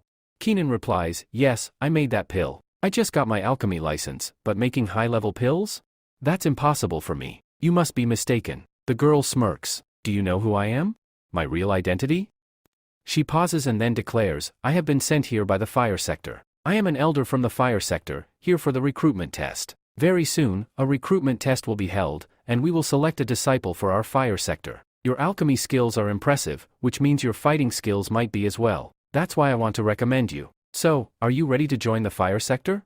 Just tell me about your city. Kinnan answers, I am from Swart City, but you don't need to offer me special recruitment. I want to get in through my hard work. The girl looks at him thoughtfully and says, I appreciate your bravery, but let me tell you something, only one candidate from Swart City will be selected. This is a secret that no one knows. Do you really think you'll be able to compete with all the other people and surpass them? Kinnan smirks. It would be boring if I didn't compete with anyone and got selected so easily. I think it'll be a lot of fun when you come to take the test. She then informs the girls, exactly 3 days from today, a big event is going to take place in the Lin family, where Lin Kinfang is getting married. On that same day, we will also be there. My friend and I will come and hold a competition. During the competition, whichever decile passes the test will be considered a decile of the fire sector. You can join us that day. Kinnan responds confidently, Yes, why not? I will definitely come. Anyway, I have my old enmity with Lin Kinfang. That scoundrel wants to enjoy double happiness on his wedding day, getting married and becoming a judge of the fire circle. But that day is going to be his last. The girl replies, All right then. I don't know what your fight is with him, but you have to come that day and take the test. Only then will you be able to pass. My wounds are much better now, so I am leaving. Before leaving, she tells him, I will definitely repay this debt of yours. But Kinnan shakes his head and says, No, you don't need to repay me. It's my duty to help someone in need. After this, she introduces herself. My name is Habuku. I will see you at the family competition in 3 days. Saying goodbye, she leaves. Kinnan, watching her go, thinks to himself, Buku, that's a very cute name. Scene change. Swart City, Buku's residence. In the next scene, we see a palace in Swart City, where Buku is staying. As soon as she arrives, her maid rushes to her, concerned. Miss Buku, what happened to you? Looking at your condition, it seems like you were badly injured.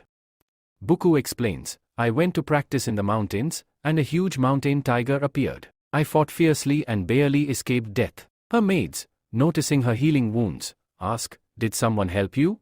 Your wounds are healing quite well. Buku, hesitant, responds, yes, a boy helped me, but I won't share any more details. Scene change. Banjin City Market, Swart City. The next scene takes us to the market outside Banjin City, where traders are selling pills. Many merchants have gathered, eager to buy and sell. A man named Lu Tai presents Lin family-made pills to the crowd and announces, you have all gathered here to purchase pills, and we won't disappoint you. Lin Kin Fang of the Lin family has crafted a pill of 60% quality. Who among you would like to buy this pill?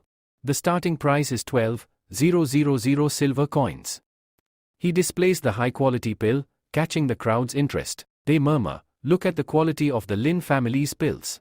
Their production has improved significantly. Another trader chimes in, even if these pills were priced at 10 to 20 silver coins, we would still buy them. But now, at 60 silver coins, their potency has doubled or tripled. The auction begins. The first bid is 20,000 silver coins. The second bid is 30,000 silver coins. The fourth bid reaches 50,000 silver coins.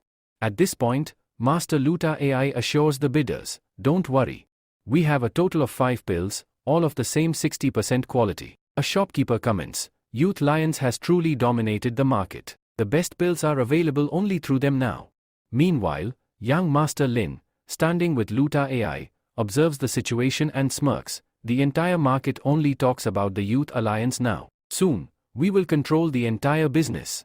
The Sword Lass group won't be able to compete. Luta AI announces, all of you will find only high-quality pills here. You all know that Youth Alliance is superior to Sword Line. Now, you must decide, do you wish to continue purchasing from the Sword Alliance, or will you partner with us instead? Most of the shops in the city still buy their medicine from Sword Alliance to resell, but we want you to deal directly with Youth Alliance. We will provide you with high-quality pills for even greater profits. One by one, merchants agree, I am ready to join you. Even shop owners specializing in weapons decide to align with Youth Alliance, strengthening their hold on the market. The people of Jigen Pharmacy say, we will also join you. The people of Jingdang Store also say, we will join you and buy pills from you. All the other people are listening to them. The store owners want to see profit here, so they say, everyone is joining the Youth Alliance because they have high-quality pills. If we join them while we have the opportunity, we will earn a lot of profit. If we don't, we may suffer a huge loss. Now, because big shop owners are joining them, it means that the Sword Alliance is going to fall very soon. The Sword Alliance will not have many customers left, so where will they sell?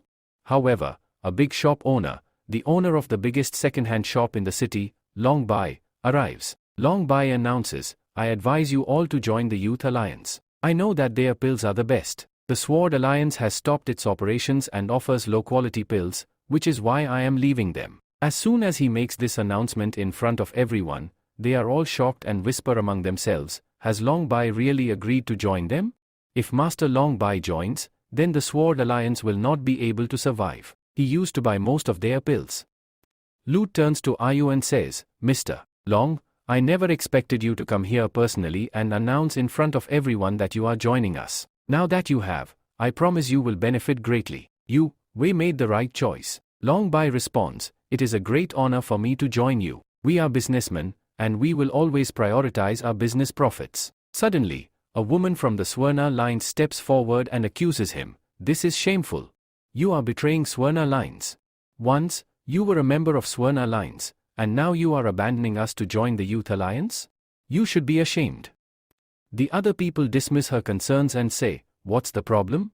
We are all businessmen. We will go wherever we can make the most profit. The Youth Alliance can provide us with better pills, while the Swarna Lines cannot. So why shouldn't we switch? Long Bai asks, tell me, what harm is there in joining them? They are currently the strongest, and they have the best quality pills. That is why I changed my decision. The woman warns the crowd, you will regret this decision later. Then she quickly runs to the back where Kin Nun, Miss Wan, and their people are gathered. When she arrives, Mara. Kinnan is already there. Kinnan sneers, look at the decision Long Bai made. He has been bought and now wants to become the Lin family's dog. Hearing this, Long Bai and says, have you gone blind? Can't you see which side is better? She continues, everyone can see that our sword lines have failed to produce high-quality pills for years. On the other hand, Master Luta AI is producing 60% high-quality pills. That means we will get more profit. And now, you've joined the Kin family's waist? Do you really believe they will help you rise? This proves that your sword lines have been failing for a long time. Master Lin scoffs, their sword lines are about to collapse soon. Luta AI then declares, I think these people should be thrown out. They should not be allowed to sell pills here. The crowd starts shouting, throw them out. Throw them out. The chant grows louder, and everyone yells, nothing from the Sword Alliance will be bought anymore. Get out. Get out. If you people cannot provide good supplies here, then you have no business here. We will not do any business with you from today onwards. All the shop owners are saying the same thing to them. So, our Kin Fang tells all those people, look, I feel very sorry for all these people. All these fools do not know what they are losing here. All these shopkeepers want to become Lu Tai's dogs and also want to become Lin family's dogs because they do not realize what a big mistake they have made. All these people must know that garbage is garbage. But when garbage is collected together in one place, it becomes useless. A garbage den is formed, just like what is happening here now. All these pieces of garbage are mixing together and forming a big garbage den. This man then says to all those people, fine, if all of you want to leave our alliance, then so be it. But let me tell you one thing, you people are going to regret this poor decision later, and when you do, we will not take you back into our sword lines. With this, the man takes out a pill from his side and says, look, this is the pill that was being sold to you by looters from the other side, but the accuracy of our pill is 90%. Now, tell me, what is your reaction after seeing this pill? When all those people see the pill, they are shocked and exclaim, this is a Dan Mang pill. But it really has an accuracy of 90%? How is this possible? How can people from Alias make such high-quality pills? Rakindan then tells them, now that you know this is a 90% quality pill, tell me, how much would you be willing to pay? One of them starts bidding at 50 rupees, 000, the second one at 88 rupees, 000, and the third one at 1 lakh rupees. At the same time, Luta asks, where did Kinnan get such a high-quality pill? Where are these people bringing such high-quality pills from? Meanwhile, young Master Lin scoffs and says, I think this is a fake pill. You all should not fall for this scam. These people are selling fake pills here. Then, he commands his guards, seize this boy and throw him out. He is trying to deceive us with fake pills. The guards rush forward to attack, but Kinnan calmly tells them, do you think we will just stand here and let you throw us out so easily? At that moment, Kinnan unleashes his powers and attacks them. As soon as he does, all the guards fall to the ground, defeated. Kinnan smirks and declares, if you think this pill is fake, then fine. Go to Lu Tai. We are not going to sell this pill to you. At this moment, Miss Man steps forward and says, you all don't believe the 90% quality pill we showed you? Then let me show you something else. She opens a small wooden box and reveals a pill that shines brilliantly, a 100% quality pill. Upon seeing it, everyone is left in utter disbelief. This cannot be real, someone exclaims. Has the guard made this pill himself? A 100% quality pill. I have never seen one before in my life. An elder suddenly starts crying and says, for the first time in my life, I am seeing a 100% quality pill. Now, even if I die, I will have no regrets. Seeing this, the remaining shop owners step forward and declare, we are ready to join the Sword Alliance. The owners of smaller shops around them also begin saying, we will join the Sword Lines because their quality is far superior. At this moment, Master Lock Brother is also shown. He steps forward and says, it seems I made a big mistake. I had eyes, yet I could not see. I, too, decide to return to the Sword Lines. Meanwhile, Luta grits his teeth and shouts, you traitor! What are you saying? Suddenly, Long Bai arrives and says, the biggest medicinal shop in Swart City, the second medicinal shop, is ready to join you. Then, he looks at the people around him and asks, Will you give me a second chance? If you do, I will sell your pills better than anyone else. You will see, I will bring you great profits. I deeply regret my actions. On the other hand, the shopkeepers turn to their boss and say, if you want to say something, then go and tell Kin Nan. He is the one making all these pills, and he will decide whether you can come back or not. Lang brother rushes to Kin Nan and begs, young Master Kin, please. I deeply regret my actions. Will you allow me to rejoin? Kinnan stares at him coldly and says, Mr. Lang, do you know the kind of people I hate the most in my life? He suddenly draws his sword, places it against Lang brother's neck, and growls, I hate those who stand with us in good times, but abandon us when bad times come. Those who betray their own people for selfish gains. I despise traitors. Whenever I see such people, I feel like killing them. Master Long trembles in fear upon hearing this. Kinnan then commands, get out of here. You will not get a second chance.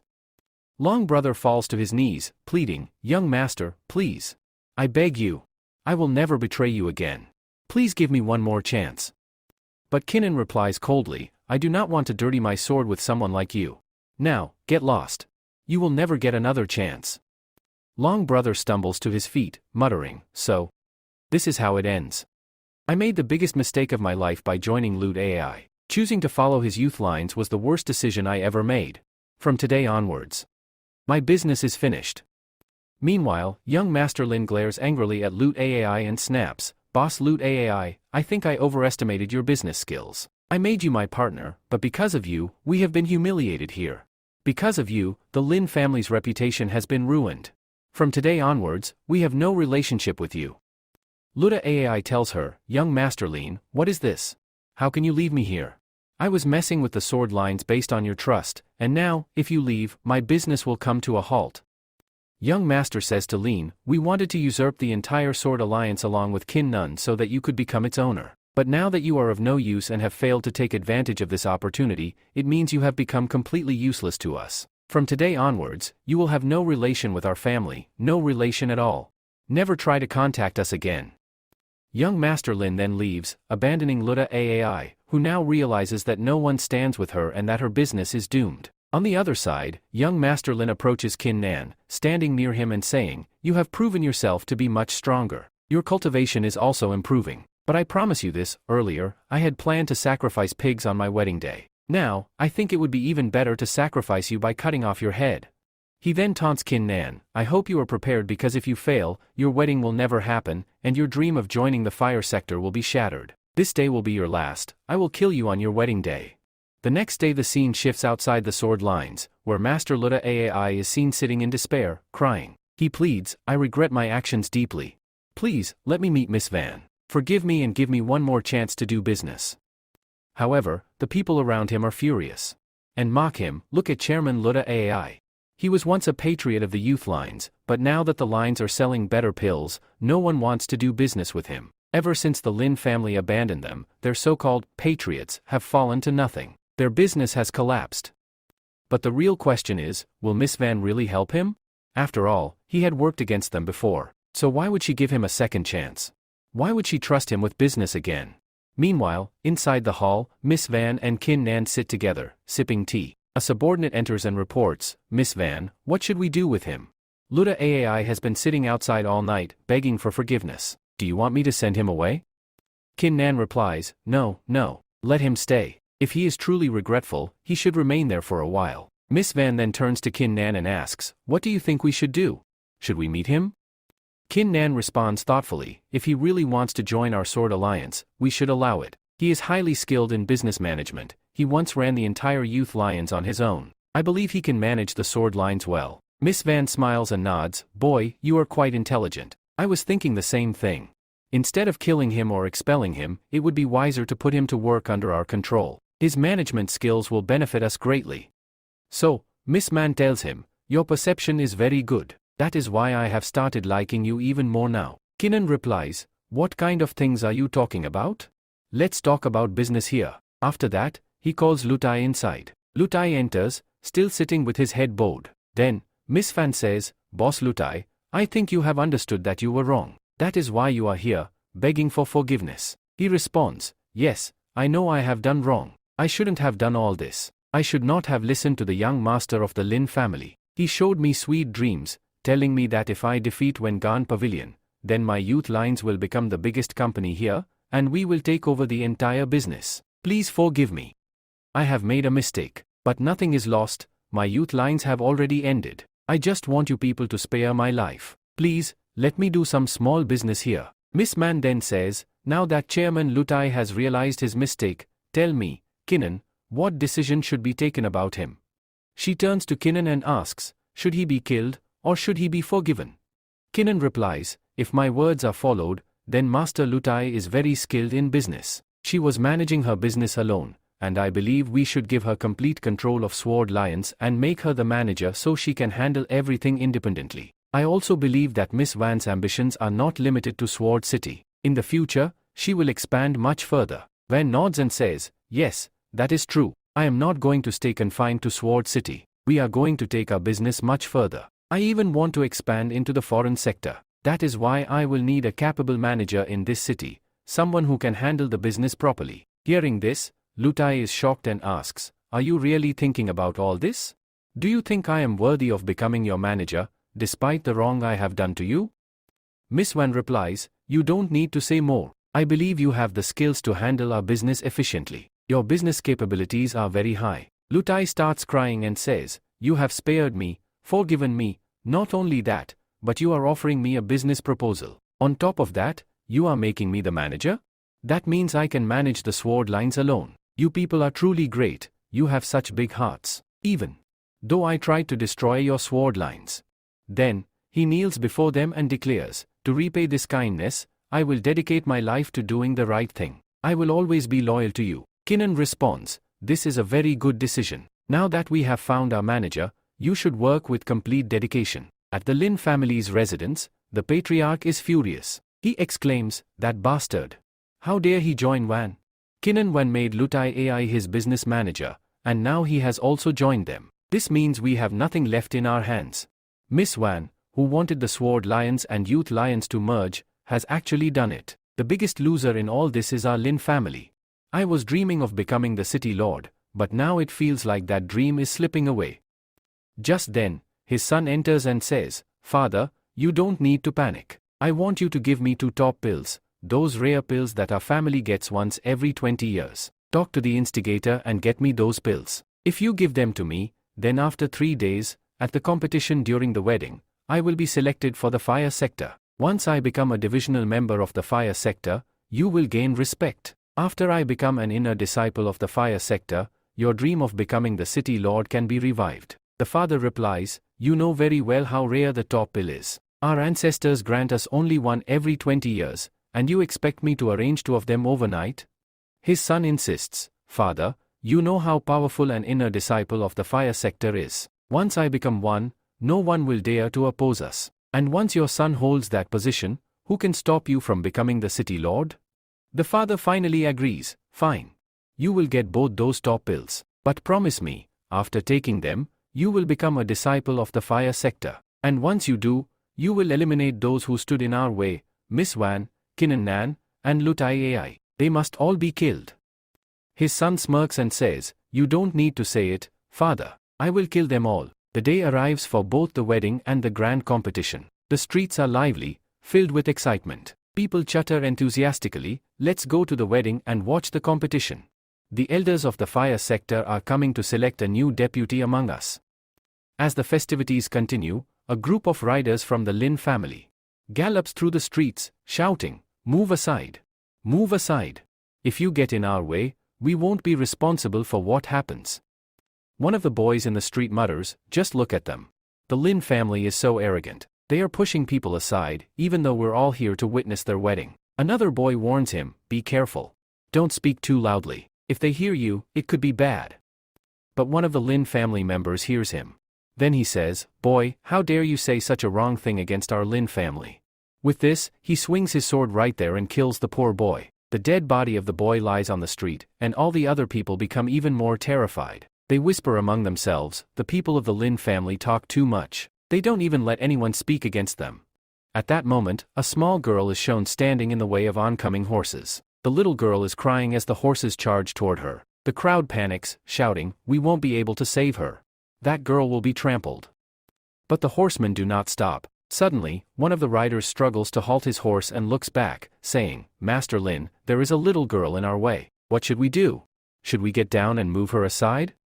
Ma Young, Master Lin, replies coldly, "Go over her. It doesn't matter if she dies." The horseman hesitates. "But sir, she's just a little girl. Do you really want us to trample her?" The princess of the Blue Star sector, who is sitting beside Master Lin, sneers and says, "Didn't you hear what your lord said? Don't stop your horse. Ignore whatever comes in the way and move forward." The poor horseman clenches his fists in anger but ultimately obeys. "As you command, master." He then looks at the girl with pity and murmurs, "Forgive me, little one. In your next life, I hope you are born in a better place." With that, he shouts, "Move forward." The horses begin to charge again. The little girl stands there, crying uncontrollably, knowing that death is imminent. But just as the horses are about to trample her, Kinnan arrives.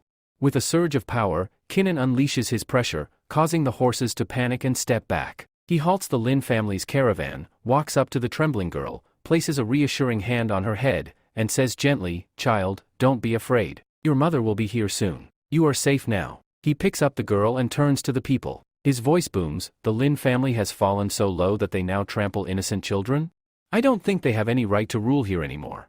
From inside the grand carriage, Master Lin steps out, moving the curtain aside. He smirks and declares, "At this moment, our Lin family is the most powerful in Golden City. And when we are the strongest, who dares to challenge us?"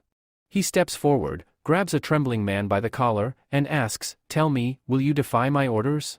The man, shaking with fear, pleads, "No, no, sir. Please spare me. I have a family. I must return to them." Master Lin smirks and turns to Kinnan. "Do you see? Everyone here obeys my command. They know that if they want to live, they must follow the Lin family's rules. Their lives are in my hands. That is, you are the trash of the Qin family. Do you think you can come here again and stand in front of me? I will destroy your family once more, and this time, I will not only destroy your cult but also kill you. At this moment, I have reached the 7th level of body refining. Do you really think you can compete in our wedding ceremony? Do you believe you are worthy of becoming a disciple of the fire sect?" Kinnan tells him, "You just have to wait a little longer. Very soon, when the wedding ceremony starts, the competition will begin as well. In that competition, I will show you who truly has the ability to join the fire sect. You won't have to come here and disturb the public unnecessarily." Master Lin replies, "Yes, why not? Let's go, then." "Fine. This time, we will fight in that competition, a fight to the death." Kinnan smirks and says, "Yes, why not?" With that, young Master Lin leaves in his carriage. Meanwhile, on the other side, the mother of a little girl, Bagi, arrives. She is overwhelmed with joy and says, "Young master, thank you so much. You saved my daughter's life." Kinnan reassures her, "It's okay, but next time, if you see members of the Lin family, stay away from them. They are very dangerous people." After hearing this, the townspeople start praising Kinnan, saying, "Look, this is the young master of the Qin family. He is prestigious, respectable, and truly special. He helps people in need, unlike the Lin family, who are nothing but evil and corrupt." The scene shifts to the location where the wedding ceremony is about to take place. A large crowd gathers, and among them are two elders from the fire sect, Buku and Luji. They sit on chairs, observing everything. The city lord and his daughter, Princess Ning, are also present. The city lord announces, "It is a great honor for us that two elders from the fire sect have come here. They will oversee everything. Tell me, how many disciples are you planning to select from our city this time?" Buku responds, "We are only selecting one disciple this time." Luji adds, "Yes, we have space for only one. Hurry up.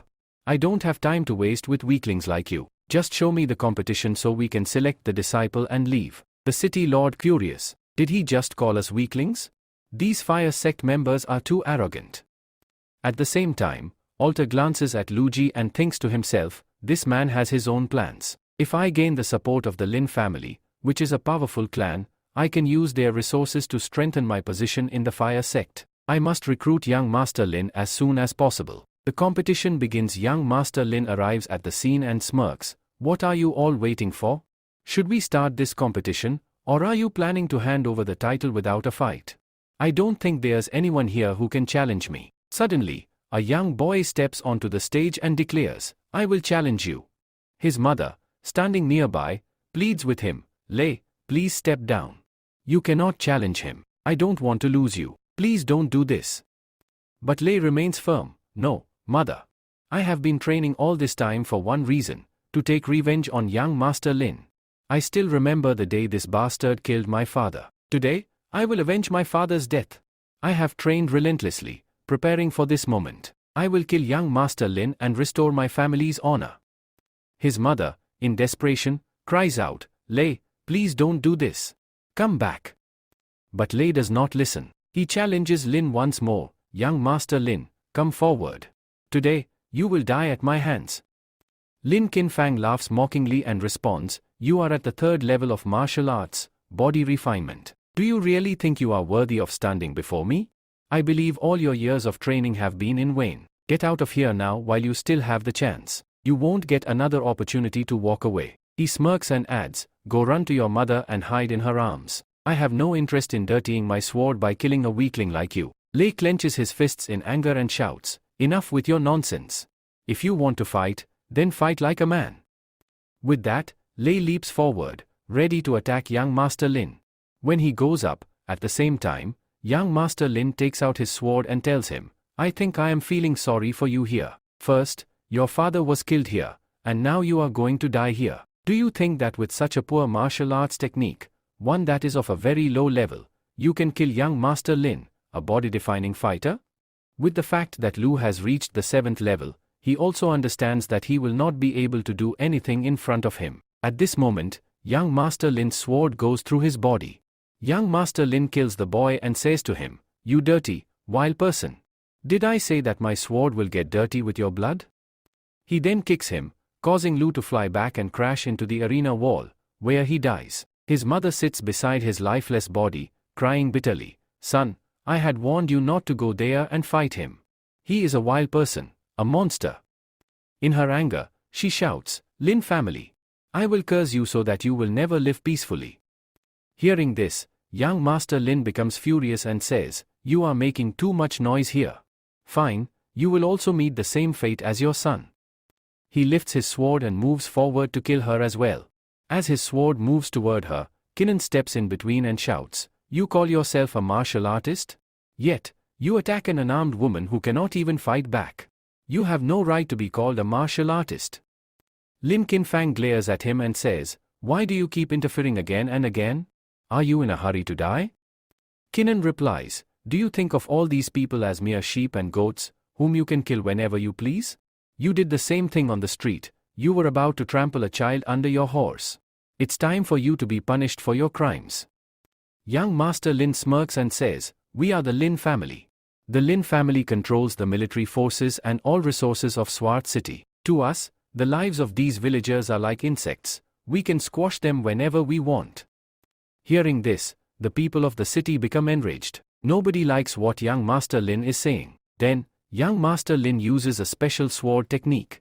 With a swift move, he throws his sword forward, and with that technique, he kills the poor woman. This time, Kinnan is unable to save her. The sword pierces her body, and she collapses to the ground, dead. Furious, Kinnan shouts, "You are worse than an animal. How dare you kill this poor woman?" The people of Swart City are also enraged and turn against young Master Lin. They cry out, "Master Kinnan, please, kill him. Kill young Master Lin." Hearing this, young Master Lin sneers, "Look at this. All these scoundrels have joined forces against me. Do they really think they can kill the city lord, me?" Kinnan glares at him and says, "Enough nonsense. Fight me now. Let's see if you can truly compete with me." With that, Kinnan steps forward, using his sword fighting technique. His movements are precise and deadly. Where once young Master Lin was laughing, now he steps back in shock. Surprised, he exclaims, "Your sword skills have improved greatly since the last time I defeated you." Kinnan smirks and replies, "Forget about me. Look at yourself. You may try to act calm on the outside, but deep down, you know the truth. You are afraid." Lin Qinfang wipes the blood from a cut on his face. He realizes that Kinnan's cultivation has surpassed his own. The people cheer for Kinnan, shouting, "Young Master Kinnan, we are with you. Kill this beast." Enraged, young Master Lin says, You dare to anger me? Fine. You will die by my hands. He raises his sword, and both warriors prepare for battle. At the end of the last episode, the competition that you all were waiting for had finally begun. On one side was young Master Kinnan, and on the other side was Lin. Young Master Lin picked up his sword and started using a special technique called Jing Jan Zai. His father became very happy and said, "My son has mastered the second move of the special technique. This is a secret technique of our family, which no one has been able to defeat until now." On the other side, the city lord observed the fight and remarked, "I don't think Lin will be able to stand against this special technique for long. And if he doesn't die from this attack, he will at least be severely injured." Meanwhile, Nabucco was shown cheering for Kinnan. He shouted, "Kinnan, hide quickly. You are going to be directly hit by his attack."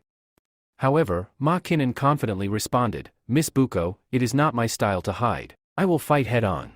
With that, Ma Kinnan charged forward. Master Luda AI had also arrived to watch the fight. He observed and questioned, "Why is Kinnan moving forward to attack directly?"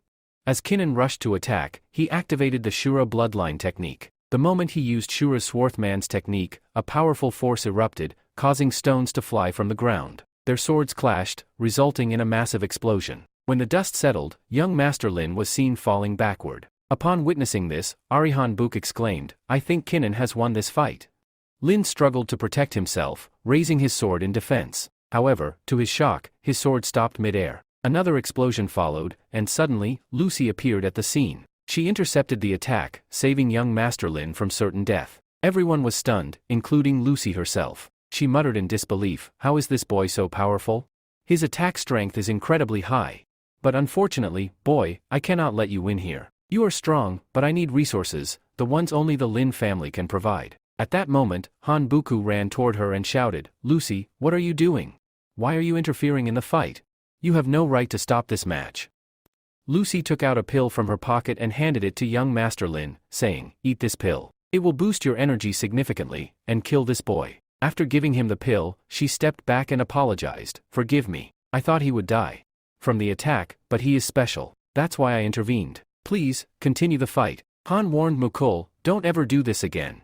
This is a life and death battle. Only when one dies will we have a clear winner to present to the fire sector." As young Master Lin consumed the pill, a tremendous surge of energy erupted from within him. Kinnan's eyes widened in shock. How is this possible?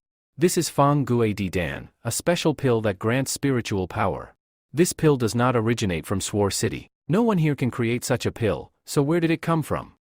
And Book confronted Lucy. "Lucy, what have you done? Did you give him this pill? How could you? What did you give him that suddenly increased his energy so much?" Lucy feigned ignorance. "How would I know? Maybe he made a breakthrough on his own?" But Book knew the truth. "No, Lucy, you gave it to him." Meanwhile, young Master Lin stood up once again, his body surging with newfound energy. He smirked and declared, "Girl, now watch, I won't let you escape. My energy has returned, and I will cut off your hands and feet. After that, I will make you a cripple." Kinnan, unfazed, responded, "Do you think you can kill me? Your energy may have increased, but you still cannot match my natural power." With that, Kinnan activated the second step of his Guard Sky step, known as Guard Sky Void. He suddenly took flight, hovering above the battlefield. Everyone was left in awe, including young Master Lin. Even Lucy was shocked. How can this boy fly? Where did he learn such a technique in this small city? He truly is special. Han Buku grinned, "I knew he would pull out something extraordinary." Even Snang, watching from afar, was astonished. Is Kinnan really this powerful? I had no idea before now. Master Lin tells him, "What are you doing up in the air? If you have the courage, then come down here and fight with me. You cannot escape from me by flying up here." Kinnan says to him, "Do you think I am running away from you? Fine, then I will show you another technique." With this, he uses another technique named Xian Fa. As soon as Kinnan releases that technique, his father runs after him and shouts, "Son, get out of there. It is a very powerful technique." Meanwhile, Han Book says, "It's too late now. This technique enters the body of any person, and once inside, you can control their mind and torture their soul." Kinnan enters Lin's soul. After entering, he is shocked. Young Master Lin is also surprised. "Where am I?" Suddenly, demons start appearing in front of him, and a massive demon appears. The hand of the Demon King moves toward him, and in an instant, a gigantic hand falls on him. He tries to block it. What is this? Whose hand is this? He grits his teeth. I won't be able to hold it for long. The pressure is too strong. With all his strength, he slams the hand onto the ground, but the impact sends him crashing down as well. There is immense pressure on him. But this is just an illusion. He opens his eyes. He sees himself kneeling on the ground. What happened? I don't understand anything. Meanwhile, Kinnan stands before him, sword in hand, ready for the final strike. Kinnan raises his sword and begins to pierce Lin's body. Just then, from the other side, a voice yells, "Stop!" The princess of the Blue Star sector rushes in front of Kinnan, spreading her arms wide. "Don't kill him. He is my fiancé."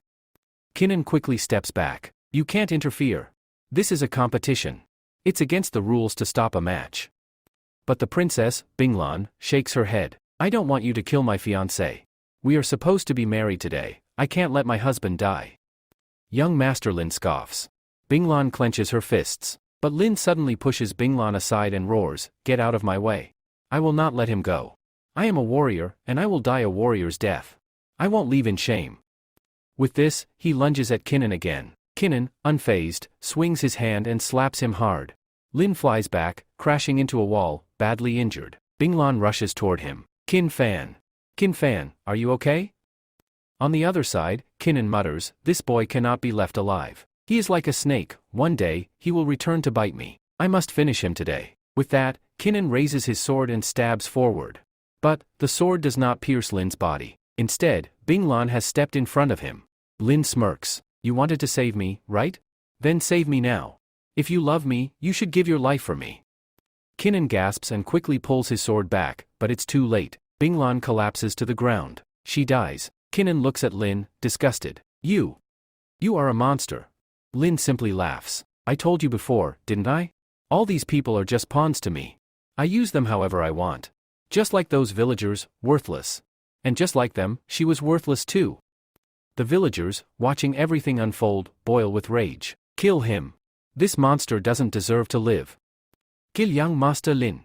Kin Nan is also not going to leave him at all." Elder Lucy is thinking, "I think I made a mistake here. This boy is much better than Kin Nan. He is skilled in cultivation and, at the same time, very strong in combat. I should request him to join my group. It would be beneficial for me if I get this boy on my side. But if he refuses, then he will die by my hands."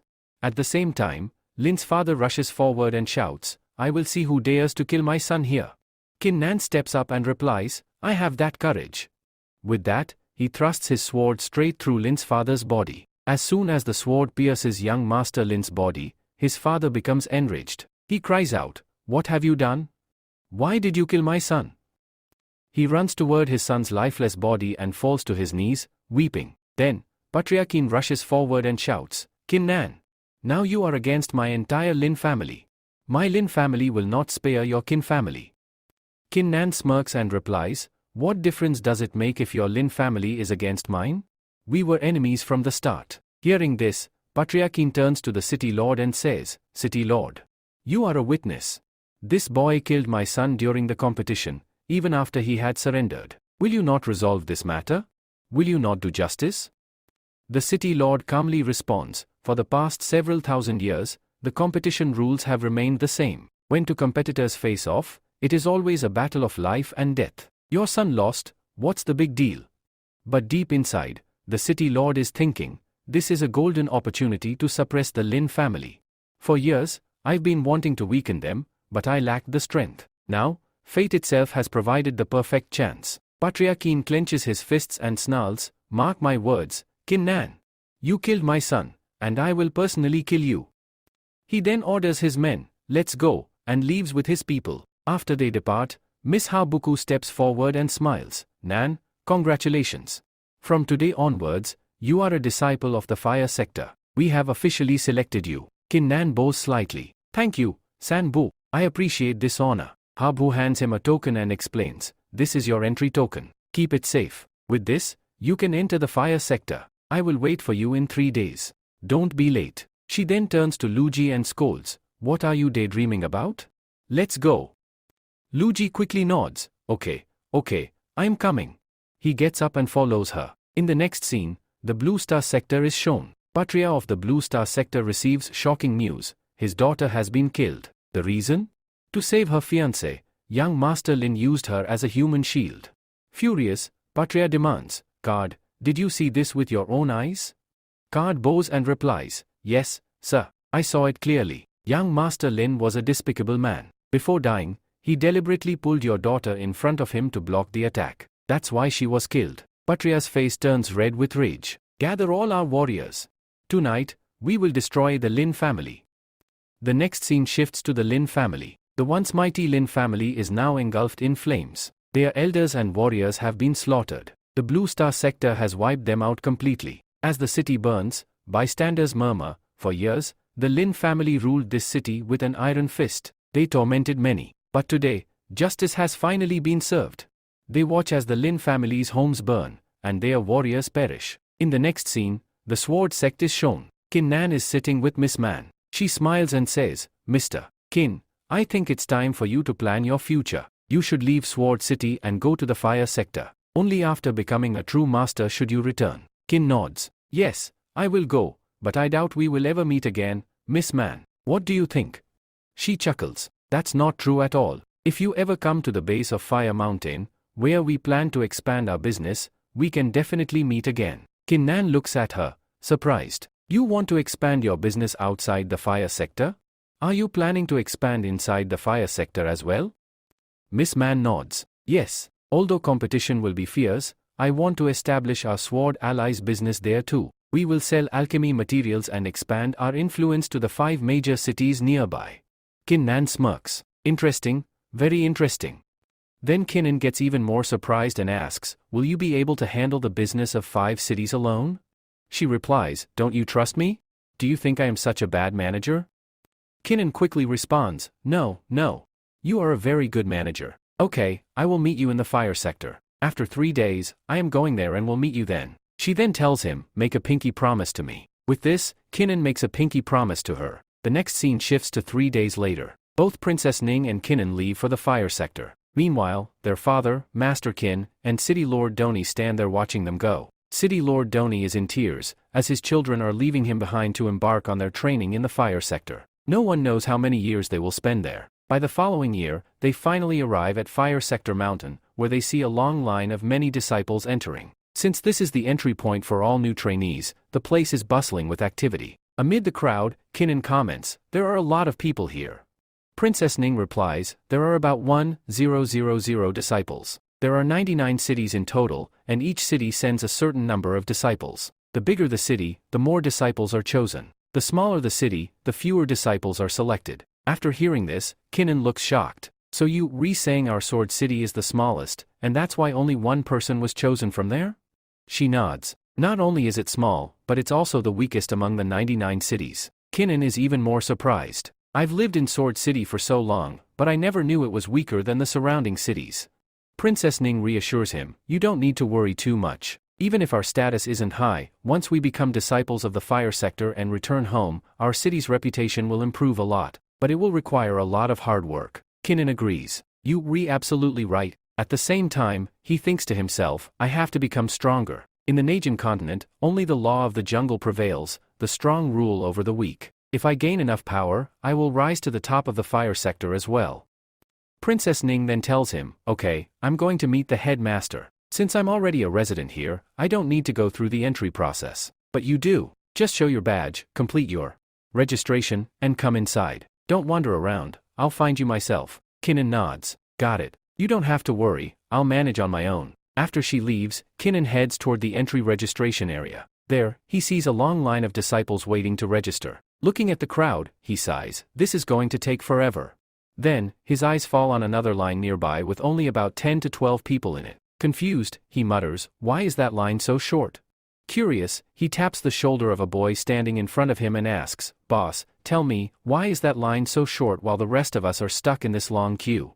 The boy smirks. "Looks like you new here. You have no idea how things work. Among the 99 cities, the top 10 most powerful ones belong to noble families and elite warriors. They have high status and wealth, so they get to form their own separate line. The rest of us, coming from lower-level cities, are considered trash, so we have to wait here." Hearing this, Kinnan clenches his fists in anger. "We are all humans, so why are we divided by status?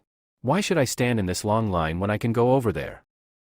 The boy tells him, "Wacka bro, what are you thinking here? Yes, you have to come to reality. We all are from small cities, which means we are of very low status. Here, only and only status is seen, even in the fire sector. If you have a higher status, that is, if you are from those 10 big cities where your cult level is very high, then you will be given special treatment. Even if the principal himself is here, he will throw you in this line, while others will have to go from there. This is also true because all those people are from big noble families, meaning they have been brought up with good resources, which makes their cult status better than ours. So our kin pack is of that. After listening to this, he gets even more angry. Then that boy tells him, bro, please accept your fate here. This is your fate. No matter how much we try, we cannot surpass them. Kinnan replies, should I accept my fate here? Is this really my fate? With this, Kinnan leaves that line and walks toward those boys in the other line. The boy smirks and says, brother, I think words alone won't convince you. You won't come back until you go there and get beaten. Fine, go and get beaten then. Kinnan moves to that line. As soon as he steps in, a noble boy sneers at him, hey, low-class bastard. Where do you think you're going? Go back and stand in your line. Kinnan stands firm and says, no matter how high your status is, and no matter how low mine is, today I will stand in this line, because I can stand wherever I want. The noble boy laughs and says, oh, so you finally admitted it. Your status is low, and ours is high. Do you even realize how weak you are? You are at the 7th level of body refining, while we are at the human level, far beyond body refining. That means our strength is on an entirely different level. So, you must have understood by now just how strong we are. Get out of here if you want to save yourself, or else we will break your legs. He draws his sword menacingly. Kinnan smirks and says, do you really think you can break my legs? Then go ahead, try it and show me. The noble boy's expression darkens as he growls, you dare challenge me? Fine, I accept your challenge. Another noble scoffs, humph. Just kill this boy so the rest of the garbage understand their place. Low-level trash will always remain low-level trash. Poor creatures like you don't belong in our line. On the other side, Kinnan's friend pleads, come back, bro. You got admission in the fire sector with great difficulty. You don't want to throw your life away like this. Just then, the elders arrive. The ones in charge of registration step in and demand, what is going on here? Show me your token. Kinnan takes out his token and hands it over. The elder examines it and bursts into laughter. The rest of the nobles laugh along. A fat noble jeers, look. This guy wants to stand in our first-class line, even though he's from the weakest of all 99 cities. Another noble mocks, it's just like the old saying, a frog always dreams of eating swan meat. But no matter how big a frog grows, it can never eat swan meat. The elder smirks, tosses Kinnan's token to the ground, and says, boy, get lost. Go stand where the rest of the low-level garbage are. If you keep insisting, I will cancel your registration and take your token away. You'll be thrown out immediately. Kinnan clenches his fists in rage and says, are you trying to threaten me? At that moment, Han Buku arrives. Seeing her, the elder's face pales, and he mutters nervously, why is she here? If she's involved, I might be in serious trouble. The crowd gasps in shock, whispering among themselves, it's Miss Han Buku. She has come here personally. But for whom? Wait. Is it possible that this boy has some connection with her? A noble stammers, if Miss Han Buku is personally claiming someone, then it must be true. Han Buku steps forward and declares, Kinnan is my disciple. How dare you people mistreat my disciple? The noble disciples freeze in disbelief. Impossible. How does Miss Han Buku know a mere disciple from a small city like Sword City? People are extremely surprised by this. Meanwhile, Miss Book says to them, do you have any issue with this? If you have any issue, I will pick you both up and throw you out from here. I will also cancel your registration. Is that what you want? They get very scared and quickly respond, no, no, miss. Please, please forgive us. We do not want this at all, nor will we do such a thing again. Then, Miss Han Buku moves forward and instructs Alter, quickly pick up the token from the groundkeeper and give it to Mr. Kinnan. Alter immediately replies, yes, okay, miss. I will pick it up. With that, he steps forward, picks up the token, and hands it to Kinnan. He then says with a smirk, my pretties, I will register you here myself. I will register you before everyone else. Take this, this is your token. Why didn't you tell me earlier that you are Miss Han Buku's student?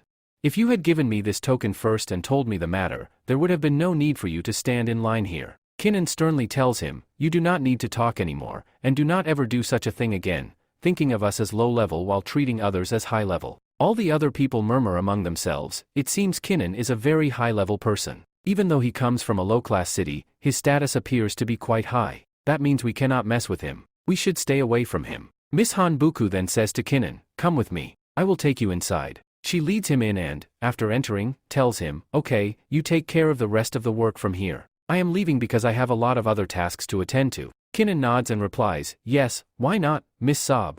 Go ahead and do your work." After this, Kinnan is assigned his house number, 50th low-level house. As he moves forward towards his house, he notices two big houses nearby. One is a grand mansion, while the other is a small cottage. The grand house is worth 50 lakhs. Seeing this, Kinnan sighs and mutters to himself, "Look, the same thing is happening here too. We are being treated like garbage again." I am given a small hut while a massive building stands right next to it. As soon as Kinnan is about to enter his house, Lucy arrives with some of his friends. Lucy calls out from behind, "Kinnan.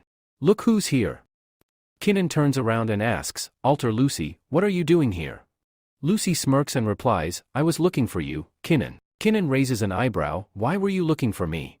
Lucy chuckles and says, "I come to give you two choices. Since you just joined our sector, it's important for you to know what they are. The first choice, you join my group. You must become part of my Kinkuan group. It is the best option for you. The second choice, if you refuse to join my group, my people will hang you here infinite times.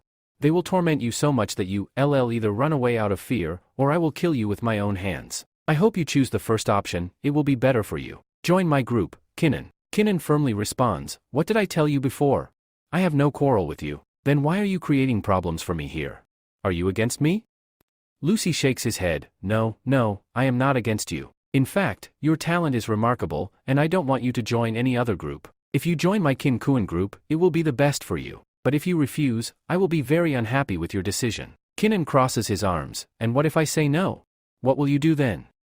Lucy smirks, "Then, I'll show you exactly what I can do. I don't think you'll be able to survive here for more than 3 days. After that, either you'll be dead, or you'll be forced to leave the fire sector." Kinnan glares at him, "All right then. We'll see whether I die here or leave the sector." Before leaving, Lucy taunts him, "Kinnan, I suggest you increase your cultivation a little. Right now, you are only at the 7th level of body defining. Killing you would be as easy as crushing a bird for me. But I won't gain anything from doing that, rather, my reputation will be tarnished. That's why you should make yourself a little stronger." Lucy then signals to his friends, "Let's go." After they leave, Kinnan stands there, deep in thought. He's absolutely right. I need to improve my strength. Right now, I am in a completely unfamiliar place, a jungle filled with lions waiting to hunt me. If I want to survive, I must become the biggest lion among them. I have to make myself strong here as soon as possible. I have to find a formula that will help me become strong as soon as possible. Kinnan meditates. Along with this, he finds a formula inside the records of Master Kinnan. A formula for making a pill. A formula that allows him to create a pill that enables multiple breakthroughs simultaneously. So, our Kinnan says, "But for this breakthrough, for this formula, I will need some crystals. I think I can find everything else here, but finding a water crystal is very difficult." Just then, Master Kinnan appears and tells him, "Finding a water crystal is difficult for you? Why do you think so? If you want, you can find water crystals in the market. However, refining and condensing water crystals is very difficult. Do you know that every crystal has its own property? If a crystal is in the forest, it will be a wood-type crystal. If it is in water, it will be a water-type crystal. If it is in lava, it will be a fire-type crystal. Water-type crystals can be found in the market, but their quality will be low, or they will be very rare." Our Kinnan asks, "Should I go near a water source and search for them there? Can I find water crystals near water?" Master Kinnan replies, "No. How will you find them so easily? You are not the only one searching for water crystals. Many people constantly search for them and sell them in the market, where you can buy them easily. So, does that mean I don't need to go to a river or stream to find these crystals? Instead, I should visit a big shop and inquire about them?" Then, Mala Kinnan says, "But I don't have that much money. I only have 800,000 crystals right now. Can I get a water crystal in exchange for 800,000 crystals? I don't know, maybe." Now scene shift to the shop. Kinnan enters a large shop in the fire sector. He approaches a girl and asks about water crystals. The girl checks the prices and tells him, "Yes, you can get a water crystal. One water crystal is worth 1 million. Hearing this, Kinnan is shocked. "I thought I was rich. In our Sword Alliance, if someone has a few 100,000, they are considered wealthy. But here, a single water crystal costs 1 million. I'm still 200,000 short. Where will I get the extra 200,000? The shopkeeper looks at him and understands his predicament. She smirks and says, "You don't seem like a rich boy at all. Do you want to earn some money?" Kinnan immediately responds, "Yes. Is there any way to earn money here?" The girl replies, "I can tell you renew here. Many people struggle with finances, so they take up jobs. If you need money, you can work here. I can offer you a part-time job. You can help clean herbs for me, and in return, I'll pay you 20,000. Kinnan, surprised, asks, are you really going to pay me 20,000 coins just for working today? Even if I work for half a day? The girl nods. Yes, although most of the day has passed, I'll still help you. Even if you work for half a day, I'll give you 20,000 coins. Kinnan, overjoyed, exclaims, thank you so much. This means I'll be even closer to reaching 1 million. The shopkeeper leads him to the backyard. As he steps in, he sees multiple tables where many new saplings, novices, are sitting and cleaning herbs. The girl points to a spot. This is where you will clean herbs. Go sit at your seat. Kinnan looks around in disbelief. There are more than 100 people here. Are all of them cleaning herbs? The girl nods. Yes, all of them are. She then urges him, come on, sit down and start cleaning the crystals. If you relate, you won't get paid.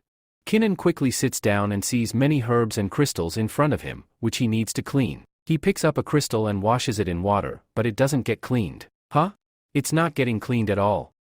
The boy sitting next to him chuckles. Looks like you new here. Alright, I'll help you. He explains, if you want to clean these herbs and crystals properly, you need to release your ki power into your hands. Without infusing ki into your hands, you won't be able to clean them. Kinnan tries it. Like this? As he releases his ki power, he successfully cleans the crystal. I did it. I cleaned it. Kinnan looks at the boy gratefully. Thank you so much.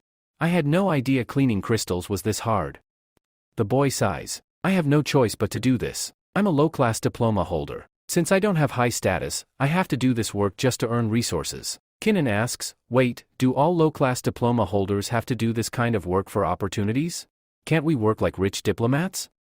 The boy shakes his head. No, we can't. Do you think we can move forward?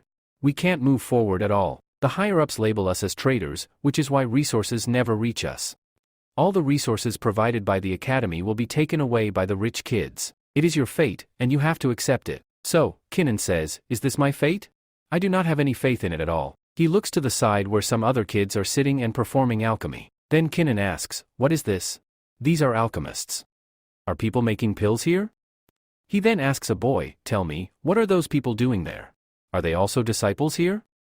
The boy replies, yes, they are also disciples. All of them are first class, that is, rich people, wealthy but not extremely high class. They don't have much money, so they earn by performing alchemy. Alchemists make far more money than those who clean vegetables. Kinnan realizes, so, if we also become alchemists here, we won't have to struggle to earn money. If I were here earlier, I would have made a fortune. Those alchemists earn a full 1 lakh a day. After hearing this, Kinnan says, so, they earn 1 lakh a day? That means in 2 days, I'll have 2 lakhs, and soon, I'll reach 1 million. Determined, Kinnan stands up and declares, I don't want to do this work anymore. I have to go and make pills. The boy warns him, where are you going? Do you think everyone can just perform alchemy? Go back to cleaning vegetables. As Kinnan moves toward the alchemists, a noble boy standing there stops him and sneers, what are you doing here? Go back to the low-class district and clean vegetables. Kinnan responds firmly, I have come to perform alchemy. He sits down among the alchemists. Immediately, the noble boy laughs and says, many low-class boys try to copy us. They see us earning more and think they can do the same. But after they fail, we humiliate them and send them away. So, leave now. Kinnan refuses, no, I will not leave. Another boy warns, if you don't know alchemy, don't embarrass yourself. You might even lose your job here. Kinnan, unfazed, thinks to himself, they think I can't perform alchemy? I'll show them. He looks at the herbs and smirks, I know exactly which pill they're trying to make. Fine, I'll make the same pill, but even better. With that, he pulls out his cauldron. As he activates it, a noble boy exclaims in shock, what? He has a cauldron, and he even activated the alchemy fire. Another noble boy scoffs, so what? Many people can activate the fire. The real challenge is making the pill. Kinnan asks, tell me, how long does it take you all to make the Trung Shu pill? A noble boy replies, it takes us a full hour to make the Tong Chong pill. That's already fast. Can you do it? Kinnan smirks, okay, then let's bet. If I make the Tong Shun pill in half an hour, and at high quality, will you accept me as an alchemist here? The nobles are stunned. Do you think you a master? One of them sneers. Then he smirks, fine, make the pill. But if you fail, we will throw you out. Kinnan starts making bat pills there. Along with this, he puts all the materials inside the cauldron and begins refining them. After refining all of them, his pill gets ready. Within half an hour, he completes his pill and says, "Look, I have made my pill. Would you like to check it? Because I have made this pill in just half an hour." The boy quickly moves forward, puts it on his plate, checks it, and exclaims, "How is it possible that you made Tong Shun pill in just half an hour? And its quality is also better than ours. You cannot do this at all. You are a great, well-committed person." The second noble boy scoffs and says, "This is just a low-class boy. A low-class boy cannot make such high-quality pills." Meanwhile, the shopkeeper girl is standing at the door, watching everything. Then, she steps inside and says, "I think you do not need to wash more herbs here. You are a star alchemist." She continues, "All right, you sit here and perform alchemy. If you do alchemy, I will pay you double. Since you can make 2 pills in an hour, I will give you 200 gold coins, which is almost 2 lakhs." At the same time, she thinks to herself, although this boy is from a low class, his talent is exceptional. I should keep an eye on him so that I can use him more in the future. Keenan thanks her, saying, "Thank you very much." The other boy, who was earlier washing herbs, looks at Keenan and says, "I thought we low-class people could only wash herbs, but now I realize that I must seize opportunities and improve myself, only then can we rise. Otherwise, we will always be stuck washing herbs." On the other hand, the high-class noble boy sneers and says, "No matter how skilled he is or how amazing his pills are, his status is still low-class. That means someday he will be thrown out of this academy. The value of low-class people here is very low." At night, Keenan returns to his room and begins making another pill. Now that he has the water crystal, which he had bought for 1 million, and already has the other necessary materials, he says, "Now I can refine this pill." He starts refining the materials, adds the water crystal, and completes his pill. Keenan proudly says, "Look, my pill is ready." He continues, "Although after consuming this pill, I can achieve multiple breakthroughs, it causes severe body damage. That means it will bring me a lot of pain. But despite this, I have to endure it." With that, he eats the pill. As soon as he consumes it, a wave of intense pain spreads throughout his body. His entire skeleton aches, but at the same time, he starts achieving breakthroughs. Suddenly, he falls to the ground in agony. He gasps, "I can't bear this pain. It's too much." And then, he faints on the spot. Morning scene. When he regains consciousness in the morning, he sits up and examines himself. Looking at his body, he realizes, "I have achieved 2 breakthroughs. Earlier, I was at the 7th level of body refinement, but now I have reached the 9th level." He thinks, "If I achieve just 1 more level, I will finally reach humanly realm." Just then, a boy rushes in and announces, "Everyone, gather quickly in the main hall. The entrance examination is about to start." Keenan replies, "The entrance examination has started? Now we will be divided into groups." Soon, everyone reaches a grand hall where 3 masters are seated. These 3 masters have formed their own 3 different factions, and they are about to choose their disciples. One of the masters is Master Yang from the Kin Khan group. Meanwhile, Master Young thinks to himself, "The other factions always get the best disciples, while we are left with the weaker ones. That's why the Kin Khan group always wins, whether it's about getting resources or winning competitions." Then, Lucy turns to Master Young and says, "Master Young, don't worry. This time, I have persuaded many strong candidates to join us. I have selected the best disciples for our faction, and we will surely get the best resources this time." Internally, he smirks, "If the best disciples join our Kin Khan group, our master will benefit greatly. And if the master gets resources, that means I will get my share as well." Meanwhile, another faction exists, known as Pol and Fang, led by Master Bai. So, Master Bai says, "You should be ashamed. What kind of dirty tricks do you people use?" Yong replies, "Old man, didn't you say that you can also use these tricks? Now, what's the point of being jealous later if you don't get the best resources? To obtain them, we have to do all this." Meanwhile, Master Jain, the 3rd master and leader of the Jisfan group, is sitting silently. Yong turns to him and says, "Master Jain, you, sitting here very quietly. Why aren't you saying anything?"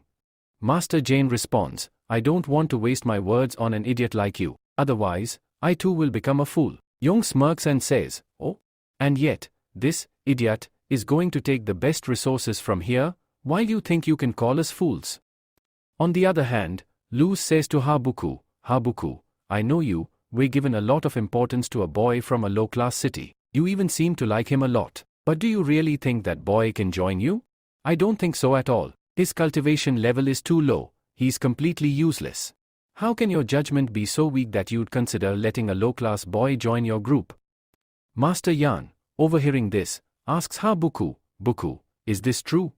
Buku replies confidently, Master, there's no need to worry. The one chosen by your decision is the best of the best. Master Yan nods, okay, son, I have full faith in you. If that boy joins our group, we will definitely benefit. With that, the decision is made, and the masters announce, we are going to divide 1,000 disciples into 3 groups. Each group will receive 333 disciples. The 999 disciples are evenly split, leaving only one left, the last remaining disciple, Kinnan. One of the masters declares, now, this boy must decide for himself which group he will join. The other disciples murmur, this boy is in a terrible situation. If he joins any group, he might offend the others. But if he refuses to join, Lucy will kill him. Lucy steps forward and warns Kinnan, if you don't join my group, remember, I will kill you. Meanwhile, Kinnan is deep in thought, this is getting really interesting. Buku thinks, if he joins any group now, I won't blame him. This is a life or death situation. If he refuses to join Lucy, he'll be killed. I don't want that to happen. At the same time, Master Bai scoffs, this boy is weak and comes from the lowest city. We shouldn't choose him, he's of no benefit to us at all. Please, boy, don't pick a group. After a moment of hesitation, Kinnan finally makes his decision. Alright. I'll join the Jisha fan group. The noble disciples laugh, ha. He came from the weakest city and joined the weakest faction. Trash belongs with trash. Lucy, enraged, shouts, no. How dare you disobey me? Now, you will die at my hands. From the other side, Luz says, that boy disrespected me, so he has no right to live anymore. With that, he moves forward and tells his high-class boys, you guys have to do my work here. They respond, yes, why not? We will definitely do your work. Luz continues, I want that boy to suffer in such unbearable pain that he has never felt before. You have 2 options, either get him out of the fire sector or kill him. Can you do this? He then adds, I would prefer the second option, kill him. The 2 high-class boys reply, okay, boss, it will be exactly as you said. At the same time, they think to themselves, if we get the help of Luz, who is the deacon here, then our future in the fire sector will be bright. We have to do this dirty work for it. Meanwhile, under the sun, Jishi Fan is shown addressing a group, explaining the rules of Buku. She says, today is your first day in the fire sector, and since you have joined our group, I will explain our rules. She hands them a rule book and continues, the biggest rule here is that all of you, being criminals, cannot fight privately. However, we do not stop you from fighting altogether. If you wish to fight, you must first sign a note cap, meaning you must formally declare your intent to fight and have your master as a witness. She further explains, whether you fight within your group or against another group, you must inform the altar of that group or your master. Only then can you engage in combat. We strive to provide you with resources. However, to obtain them, you must fight among yourselves. During the fights, you can place bets, and the winner will receive more resources. Within your group, you can also challenge each other and take resources. This is the only way to gain resources, as we do not have enough to distribute to everyone. If you wish,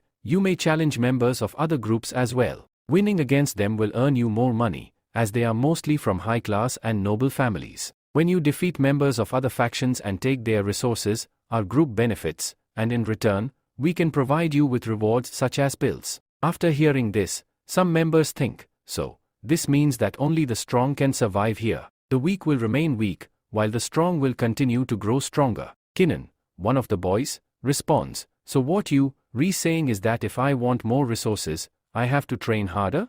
The more I train, the stronger I'll become, allowing me to challenge others and take resources from them?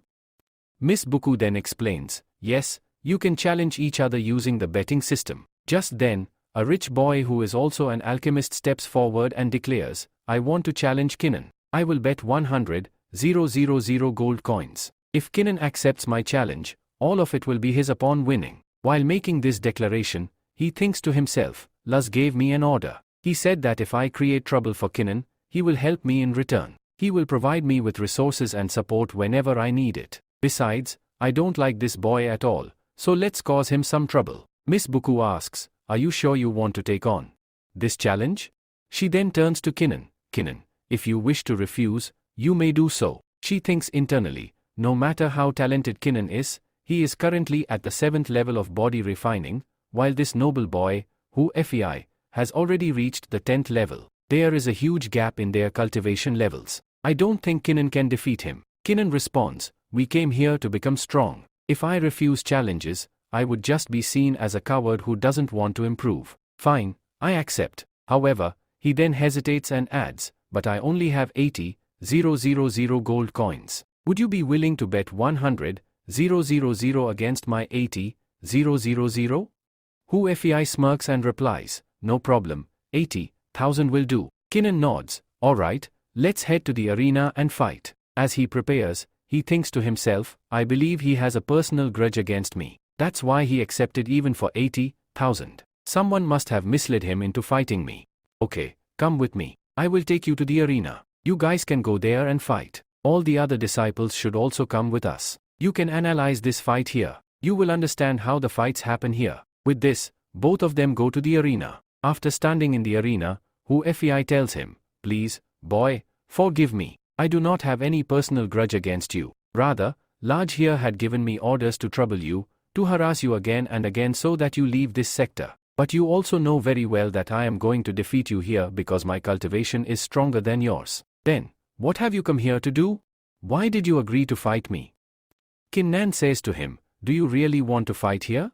But you said you are going to defeat me. Do you really think you can?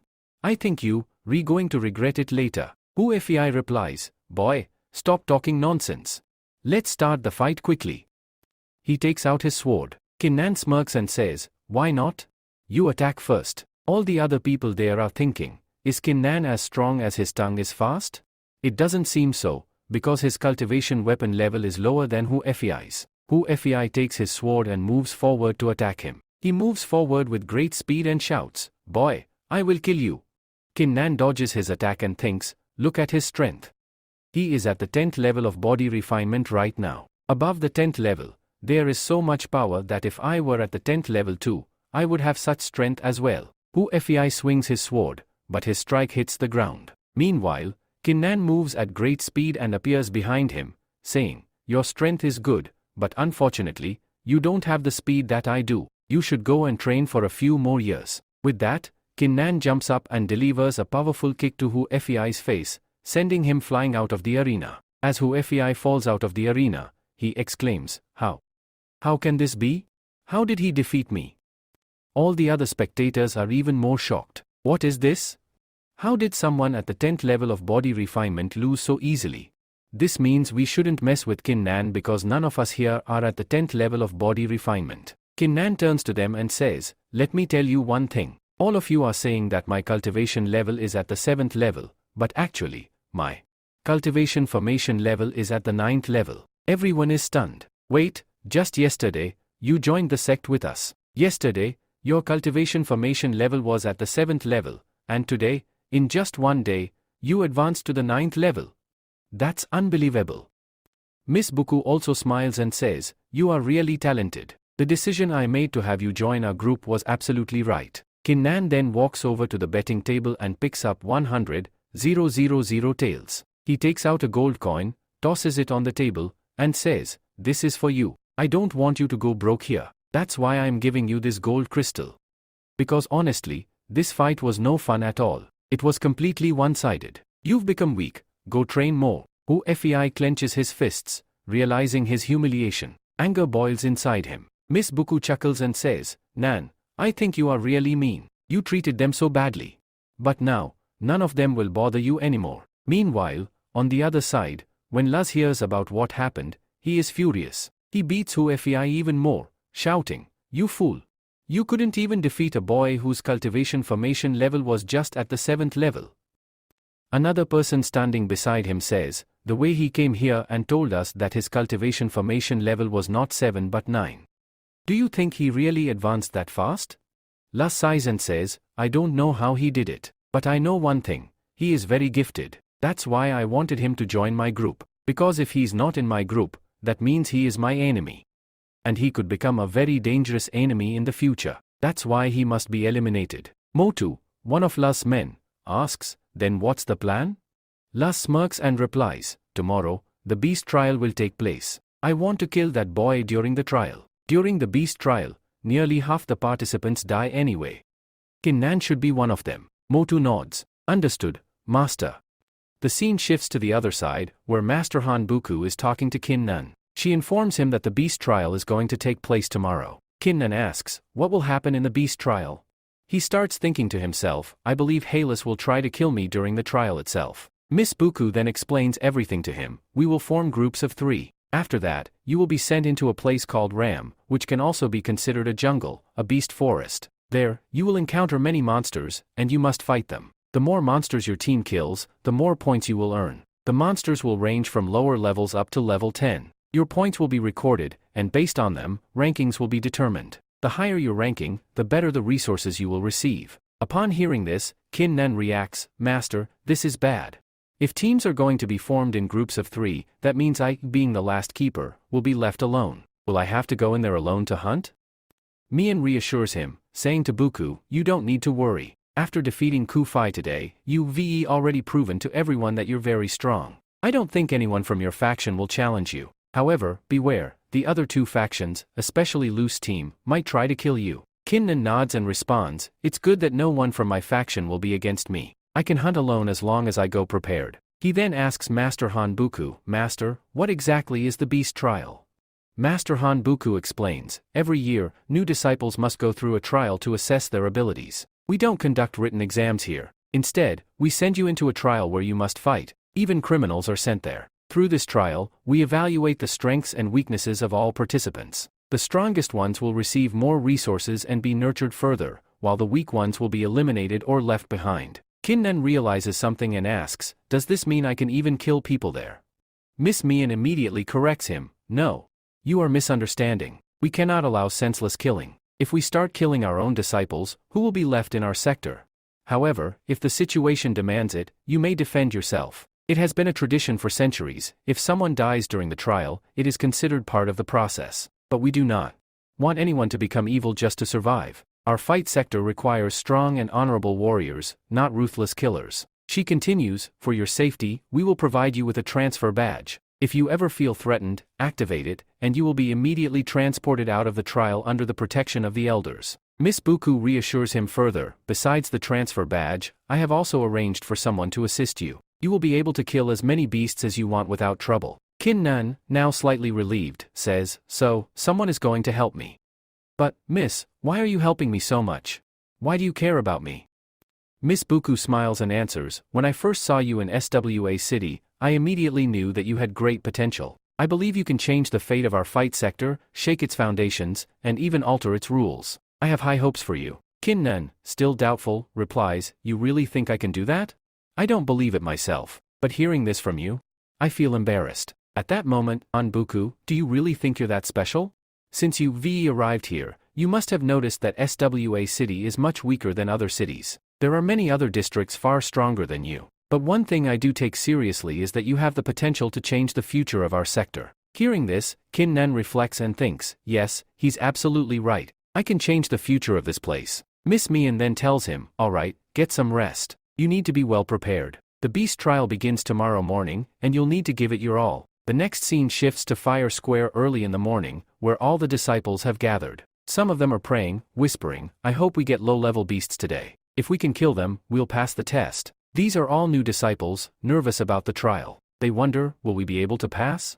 If we perform well, our future will be bright, but if we score low, we'll remain at the bottom forever. Just then, Kin Nan makes his entrance. So, all those people move aside. No one wants to stand with him. Your Kinnan says, what do you think?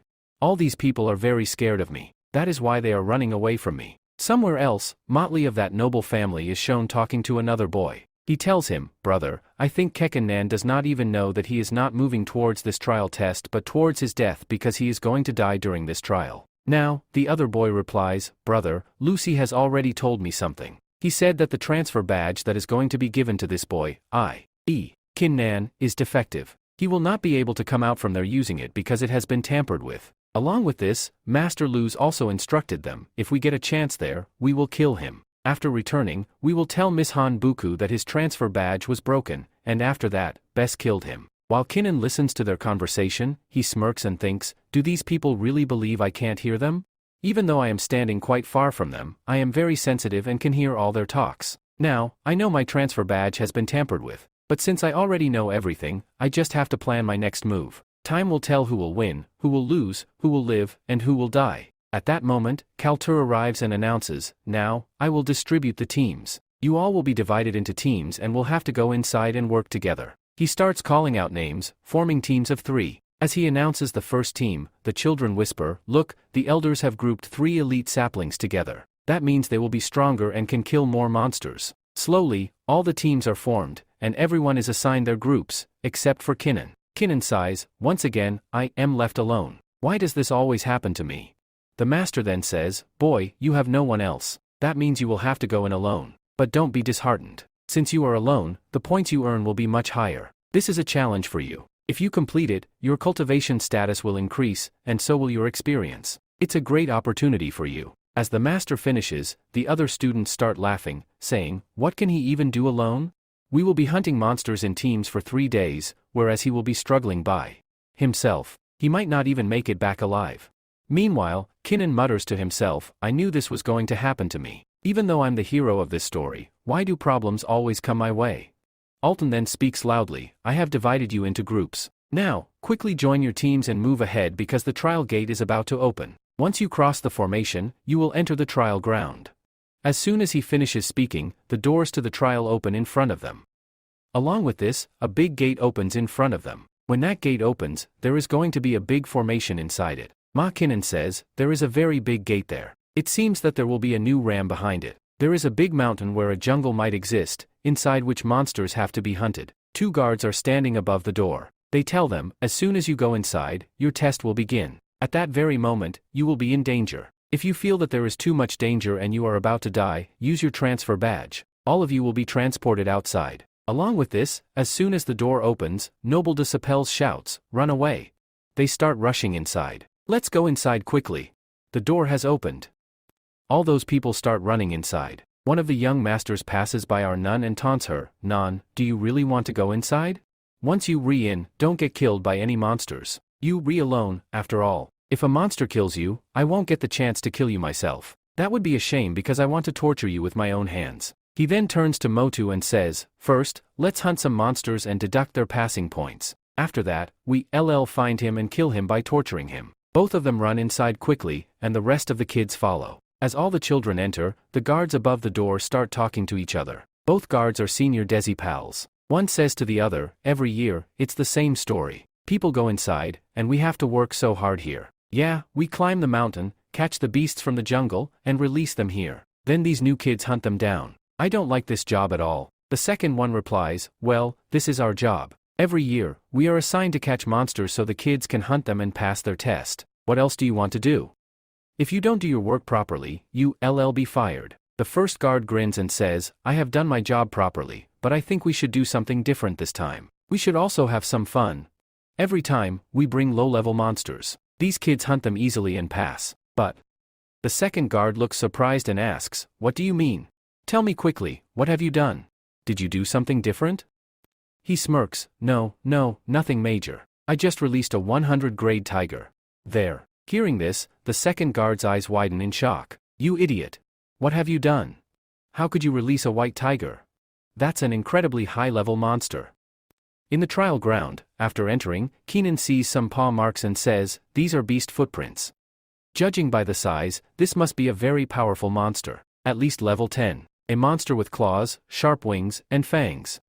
I just need to follow these footprints, and I'll find it." He runs ahead, tracking the footprints. Meanwhile, a girl is shown lying on a bed. She smirks and says, "These soldiers love killing monsters weaker than themselves. But look at this boy, he's just at the 9th level of body refining and is hunting a level 10 beast. The master told me to keep an eye on him and help him. But my sister must have seen something special in him. I'll follow him and see if he's really worthy of my help or not." She jumps down and calls her cat. "Go, brother. Am I right?" The cat emerges from the bushes. On the other side, our nun is running through the bushes when she notices something, a black-colored beast, resembling a mix of a tiger, a snake, and a dragon. Kinnan smirks, "This beast is massive. Looks like it's going to be fun killing it." He draws his sword and shouts, "Hey, beast. Look here." The beast turns toward him and roars. Suddenly, a larva shoots out from the monster's mouth and lands directly on Kinnan's face. He grimaces, "Ugh." This thing is disgusting. And it stinks. What the hell did you eat for breakfast? The beast snarls and lunges at him. Kinnan dodges and jokes, whoa, why so angry? I just asked a question. But the beast's attack lands, knocking Kinnan backward. He crashes into a stone and gets up, brushing off the dust. Is that all you got? I expected more from you. He smirks and adds, I thought you were strong, but you actually pretty weak. Watch this. With that, Kinnan unleashes his power.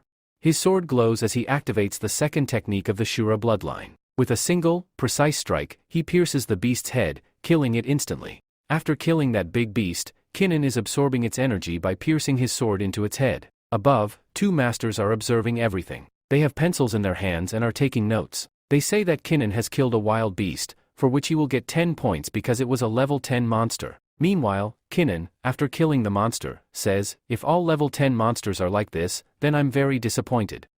These monsters are way too weak. On the other hand, a girl watching him mutters, I think this boy has some kind of power.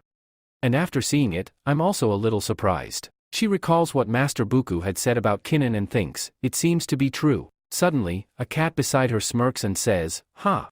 I can slice this boy in half with just one paw. The girl scolds the cat, no. You will not do that. We have taken the responsibility of protecting him. Meanwhile, Kinnan starts chopping the monster into pieces, cooking its meat, and eating it right there. The girl, shocked by his actions, hides. Kinnan suddenly stops eating. His senses sharpen. I think I heard something.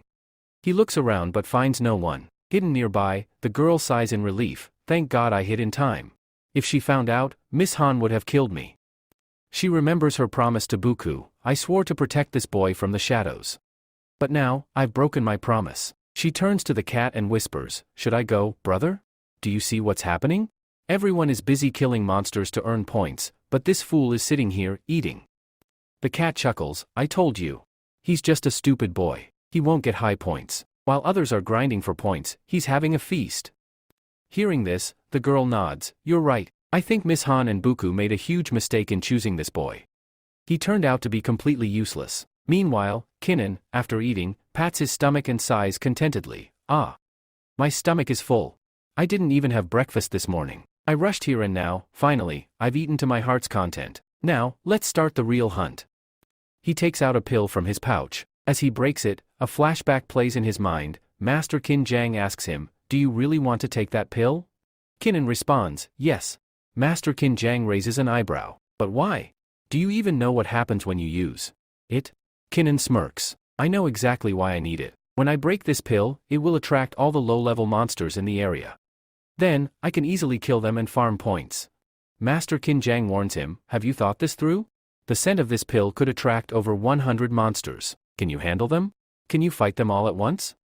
Kinnan replies confidently, the way we were assigned into groups, I think I'll be sent alone. And that's a huge disadvantage. I won't have anyone to rely on. So, I need to use strategies like this to earn points and pass the test. Master Qin Jiang nods. Alright, I admire your determination. I'll give you the pill's formula so you can create it yourself. Back in the present, Kinnan crushes the pill in his hand and smirks. Now, let's see. Soon, a swarm of monsters will come running for me. The smell starts spreading. As soon as that happens, we see Luffy and his companions fighting nearby. There are many monsters surrounding them. But suddenly, all those monsters catch the scent and start running away. The other boys who were also fighting are surprised. What happened to all these monsters suddenly? Why are they running away in fear? These are just low-level monsters. Once the fragrance fades, all the monsters start running toward its source, Qin Nan. He smirks and says, look, I have brought you all here. As he looks around, he sees an overwhelming number of monsters. Qin Nan confidently says, this pill is working. Now, I have to start hunting. He assesses the monsters, realizing that the lowest level one is level 3, while the highest level one is level 10. I need to act fast, kill them all, and collect points. Above the battlefield, two examiners watch Qin Nan's actions. The girl asks, what is Qin Nan doing? Where did all these monsters come from? The boy replies, I think Qin Nan must have used some kind of prop or buff to attract them all. The girl suggests, should we report this? But the boy shakes his head. No. You already know this boy was wronged. He was sent here alone, while everyone else got to fight in teams of 3. There's no need to report such a small matter. Besides, this is getting interesting. I want to see if Qin Nan can kill more than 100 monsters in one go. Right now, there are at least 50 monsters around him. They decide to simply record his performance. Qin Nan draws his sword. I'm going to kill all of you today. Maybe I'll even reach the top rankings. Plus, I can absorb all your energy. As he slashes through monsters, his Shura blood dart absorbs their blood, enhancing his power. The examiner's note: killed a level 3 monster plus 3 points, killed another level 3 monster plus 3 points, killed a level 4 monster plus 4 points, killed a level 10 monster plus 10 points. Kin Nan counts his kills. I've killed 30 monsters so far. He is thrilled. I feel like I'm on the verge of a breakthrough. My sword is absorbing so much energy. The Shura blood dart continues drawing power from the fallen monsters. The examiner above remarks, he has now hunted over 40 monsters. His points have skyrocketed, he's entered the top 10 rankings. But then the girl gasps. Wait! Look over there, a Tiali tiger. That's a Jan-grade monster. The boy is shocked. Why is a Tiali tiger here? The girl frowns. It looks like the organizers got bored and threw in a high-level monster just for fun. That's insane. Do they want to get Kin Nan killed? The boy shrugs. We don't need to worry. Whatever happens, the organizers will face the consequences. We're just here to record the points. Whether the tiger kills Kin Nan, or even us, doesn't matter. We just do our job. Meanwhile, 3 elite fighters, Sager and his 2 companions, are battling the white Tiali tiger. One of them says, this tiger is still young, but even so, it's at the 3rd level of humanly realm. It won't be easy to defeat. The second boy grins. If we kill it, we'll be the real winners. No matter how many monsters someone else has slain, taking down a humanly realm's 3rd level monster will put us at the top. A girl with them, Yen Kuang, plays a flute, her special ability. She smirks. If we kill this tiger, we'll earn massive rewards. No one will dare challenge us. The 2 boys acknowledge her power. Yen Kuang, your cultivation is higher than ours, you're at the 2nd level of human ram. That means you can handle this tiger better than us. We'll support you. They prepare for battle. Just as they get ready to attack, the tiger catches the scent of Kin Nan's pill. It roars in fury and charges at full force. The team is alarmed. What just happened? Why is it suddenly so enraged? He has suddenly become very angry, and his powers have also increased. So, the boy tells her, I don't know what happened to him suddenly. Who made him angry? But we have not even started the fight yet. If he did not do anything, then why is he getting so angry? Then, Shan Ku tells those people, see what that monster is doing. With that, the monster starts running away, and those people start chasing him, shouting, we cannot let this Stanley Bess run away from here. Let's chase him quickly. Wherever he goes, we will go after him. We need this monster.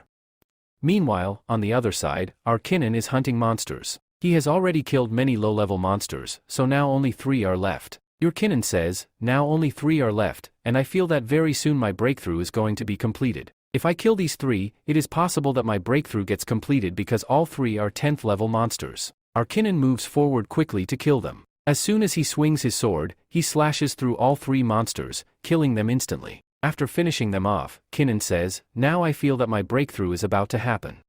It's starting. He sits down and says, I will complete it right here.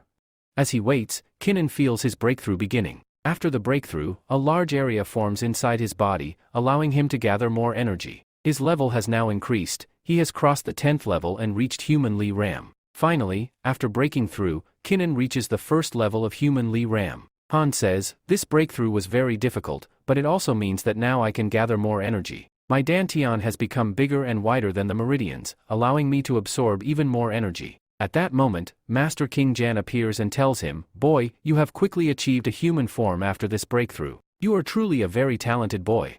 He continues, now, I will teach you something new, how to capture and use the energy present around you. Heaven and Earth's atom energy is everywhere. Then, he transfers the method into Kinnan's forehead and says, I will show you the energy flows. Can you recognize them? As Kinnan looks around, he sees energy flows of 5 different colors. Master King Jan asks, boy, tell me, how many energy flows can you see? Kinnan replies, Master, this is not easy at all. What should I say? The Master says, no need to hesitate. In normal circumstances, if you are talented, you should be able to see at least 1 energy flow. If you see 2, you are a genius. If you see 3, you are a great genius. But if you can see 4, it means you have the potential to become a legendary master like me. In my time, I could see 4 energy colors. Then, Kinnan says, Master, I can see 5 colors. The Master is shocked. What did you say? You can see 5 colors? Kinnan confirms, yes, Master, I can see 5 colors. Is there something wrong with that? The Master replies, no, child. There is nothing wrong with that. In fact, this proves that you are the one I have chosen to carry forward the future of our kin family. You are a true genius. Seeing 5 colors means you are destined to become a legendary master. Kinnan bows and says, Master, thank you very much. The master then tells him, now, I will teach you how to use this atomic energy. Atomic energy is present everywhere. By using the atomic energy of heaven and earth, you will be able to control any element, wood, water, earth. Everything. After half an hour of training here, our kin nun learns how to do Iterbike. Then he tells the master, Master, I have done it. I have learned the Iterbike energy. At that moment, a white tiger appears, followed by a Tali tiger, which immediately attacks him. Our kinnan exclaims, the strength of this beast is not low at all. It seems incredibly powerful. It looks like some Ba of humanly ram is a very powerful monster, but it must have also come here, drawn by the fragrance of that pill. Upon reaching there, Li Tiger looks toward Kinnan because he senses the source of the scent. Without hesitation, he charges toward him. Meanwhile, Kinnan panics. What should I do now? It's coming for me because of the pill. Should I fight it? Just then, Tiali gets dangerously close to the tigers. Kinnan grips his sword and says, I can't run away from here. A powerful beast like this won't let me escape. I have no choice but to fight. Activating the second sword duty of his Shura bloodline, he swings his sword, slicing through a nearby tree. As the massive tree crashes down, it lands on Tiali Tiger, momentarily pinning it beneath its trunk. Kinnan mutters, for now, I can only run away. However, to his shock, despite the impact, Tiali Tiger remains unscathed. Not even a scratch? This tiger has self-healing abilities. No matter how many wounds it takes, it will heal itself. Just then, a voice echoes from above. 3 figures appear, glaring at Kinnan. How dare you steal our prey? This new tiger belongs to us. We were fighting it first, you have no right to take it. Kinnan responds, confused, what is your issue? I didn't steal anything. This Tiali tiger ran here on its own and attacked me. How does that make it your prey? One of the boys snaps, stop talking nonsense. Kill him. But another interrupts, wait. There's a rule that we can't kill each other during this competition. If we do, the examiner will find out. At this, Jan Kwang smirks and tells his friend, we don't need to follow the rules here. We outside the fire sector, in unknown territory, hunting. If I kill him here, I can simply say that a Tiali beast took his life. Then, when we return, we'll claim we avenged him by slaying the beast. Hearing this, his friend nods, that's actually a reasonable plan. Let's do it. Jan Kwang turns to Lu and orders, Lu, you should kill him. You. Stronger than both of us. You already at the 2nd level of human Li. While you handle him, go kill that nobleman. With that, the other 2 run off, leaving Lu to face Kinnan alone. Lu smirks, drawing her flute. Now, you're going to die. Kinnan raises an eyebrow, gripping his sword. A flute? You're planning to fight me with a flute? Do you really think a flute can compete with a sword? Lu remains calm, I am stronger than you, Kinnan. Only the strong survive, the weak perish. After I kill you, we will take down that Tiali beast too. All its points will go to our team, securing our victory. Kinnan laughs, you think you can kill me with a flute? That's ridiculous. Lu takes a step back, smirking. Oh? Are you underestimating my flute? You think a flute is useless in battle? Fine, let me show you what it can really do. She raises the flute to her lips and starts playing. The melody echoes through the air. Kinnan scoffs, so, what now? Are you going to dance? Will I die just by watching your performance? But then, Lu vanishes. Kinnan's eyes widen in shock. What? Where did she go? Before he can react, she suddenly appears behind him, placing a hand on his shoulder. Kinnan instinctively swings his sword, but she's already gone again. She's fast. It must be the power of her flute. She reappears once more, this time behind him, drawing a dagger and stabbing it deep into his waist. Kinnan winces in pain, realization dawning upon him. Now I understand. Your real weapon isn't the flute, it's the dagger. Lu smirks. Yes, the flute enhances my speed, allowing me to move behind my enemies instantly. Then, I finish them off with my dagger. It's a flawless combination. And now, you going to die. Kinnan grits his teeth. So, I just need to be more careful, huh? Lu laughs. No, you already dead. I am done wasting time, I need to fight that Stanley beast and help my friends. So, let's end this. She hurls her dagger straight at Kinnan. At the same time, on the other side of the battlefield, the Tiali beast roars, its overwhelming energy bursting forth. With immense strength, it throws off the tree that had pinned it down, now standing tall in front of the 2 young masters. Due to the tree falling on him, Tiali also becomes very angry, due to which his powers increase more than before. Both of them say, its powers have increased even more than before. What will we do now? Then, Ko tells Aang, you have to find a way to trap it. Tie it in our chain, and after that, it will become helpless. We will kill it. Aang replies, alright, then. He quickly jumps forward, takes out the chain from his side, ties it around its leg, and secures it by hammering a nail into the ground. Then, Jan Kong exclaims, finally. We have trapped this beast here. What should we do now? The other friend replies, I think Lu must have killed that boy. After the boy dies, Lu will also come here, and the three of us will kill this beast together. But at the same time, they see a massive explosion in the distance. Shocked, they look in that direction and say, where is this huge blast coming from? It turns out to be the same direction where Jav Lu and that boy were fighting. As the scene shifts, we see Lu falling to the ground. Blood is flowing from her mouth, and she collapses, unconscious. Then, our Kinnan says, fortunately, I had already prepared a lot of Mas Hendan pills, so I can heal myself. Otherwise, I would have died here because of this, __. Jal's friends rush to the scene. At this moment, Jal also regains consciousness. She sits up, leaning against a tree, and asks Kinnan, which tag did you use? Kinnan smirks and replies, I just learned a new attack pattern, which I used on you. Both of Jal's friends reach her and anxiously ask, what happened? Lee looks frustrated and says, I don't think we can defeat this boy. I made a huge mistake, and to make things worse, he even took my dagger. Suddenly, he turns to Shan and yells, how dare you attack my little tiger? Sister Jal was seriously injured here, and on top of that, her dagger was also snatched. Filled with rage, Lee takes his bala and steps forward to attack, shouting, today, I will teach you a lesson. Kinnan smirks again and replies, oh? Why not? Come on, let's see if you can stand against my skill. Lee furiously swings his sword. As he does, a surge of energy bursts out. He is using aerial power, and Yen Kuang is shocked to see this. Yen Kuang stops and mutters, its firepower is incredibly strong. I have to block it. He immediately turns his bala forward. To block the attack and counters, my soul attack is even stronger than this. Let's see if you can withstand my firepower. With that, he unleashes a devastating fire attack. Kinnan, unfazed, moves forward and summons his water tool. His water clashes with the fire, extinguishing it instantly. Kinnan laughs and mocks him, stupid. Don't you know that only water can stand against fire? Water always extinguishes fire. Kinnan then takes out a dagger, the same one he was using with his water tool, and tosses it back to Lee, saying, here, take your dagger back. As the dagger flies toward Lee, Jan Kuang quickly brings his spear forward to block it. However, the dagger shatters his spear into pieces. Jan Kuang is sent flying to the ground. His third friend rushes forward, yelling, how dare you attack Jan Kuang? I will not spare you. But Jan Kuang, barely able to move, stops him, saying, no, you cannot face him. There's no point in moving forward. We are not strong enough. Even the three of us together cannot defeat this boy. If we keep fighting with him like this, then we will be killed by him. So, let's leave from here. His friend agrees, yes, why not? Let's go from here. However, Kinnan stops them, saying, you guys attacked me first, and now you want to leave? Do you really think you can go from here without my permission? After hearing this, one of the boys, who had secretly hidden a knife, discreetly picks it up. Kinnan smirks and says, that knife in your hand, are you planning to attack me? The boy panics and quickly responds, no, no. It's not like that. I don't want to die.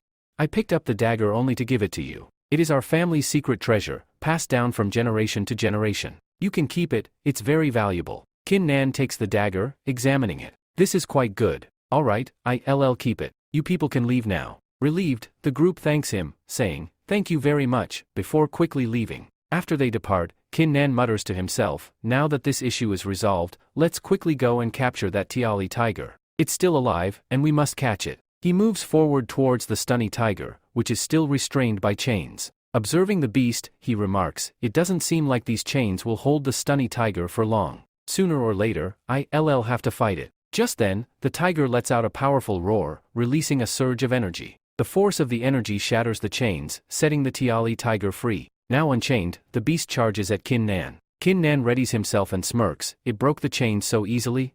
Looks like I'll have to fight it now. But I won't let it escape, this tiger is my prey. A fierce battle ensues. After a long struggle, Kinnan finally kills the Tiali tiger. Wiping the sweat off his brow, he sighs, that was tough. Killing the stunny tiger wasn't easy, but I did it. That beast was as strong as a Moomin Leadum expert.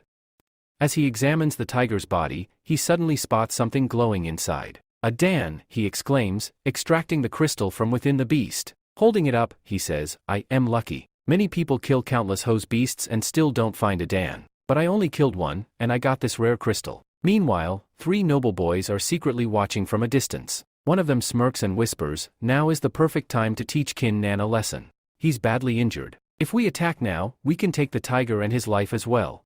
Another one, young Master Hu Fei, is urged, go on, show us what you can do. Hu Fei grins, why not?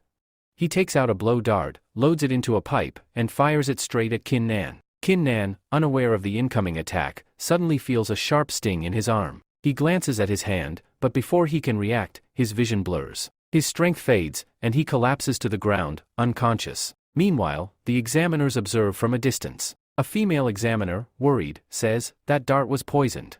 We should go help him. However, the male examiner shakes his head. No, we can't intervene. We are here only to observe and record their points. We're not allowed to help anyone. But if we don't help, he'll die, the girl insists. The male examiner remains firm. I told you, it's not our job. We cannot interfere. We only report what happens. The girl clenches her fists, frustrated. What should I do? If I help him, I'll lose my job. A while later, Kin Nan is shown regaining consciousness. His body feels numb as he groans, my entire side, it's in pain. At that moment, a cat appears, and with it, the female examiner. You've regained consciousness, she says. Kin Nan sits up, looking at her. Thank you. Thank you so much for helping me.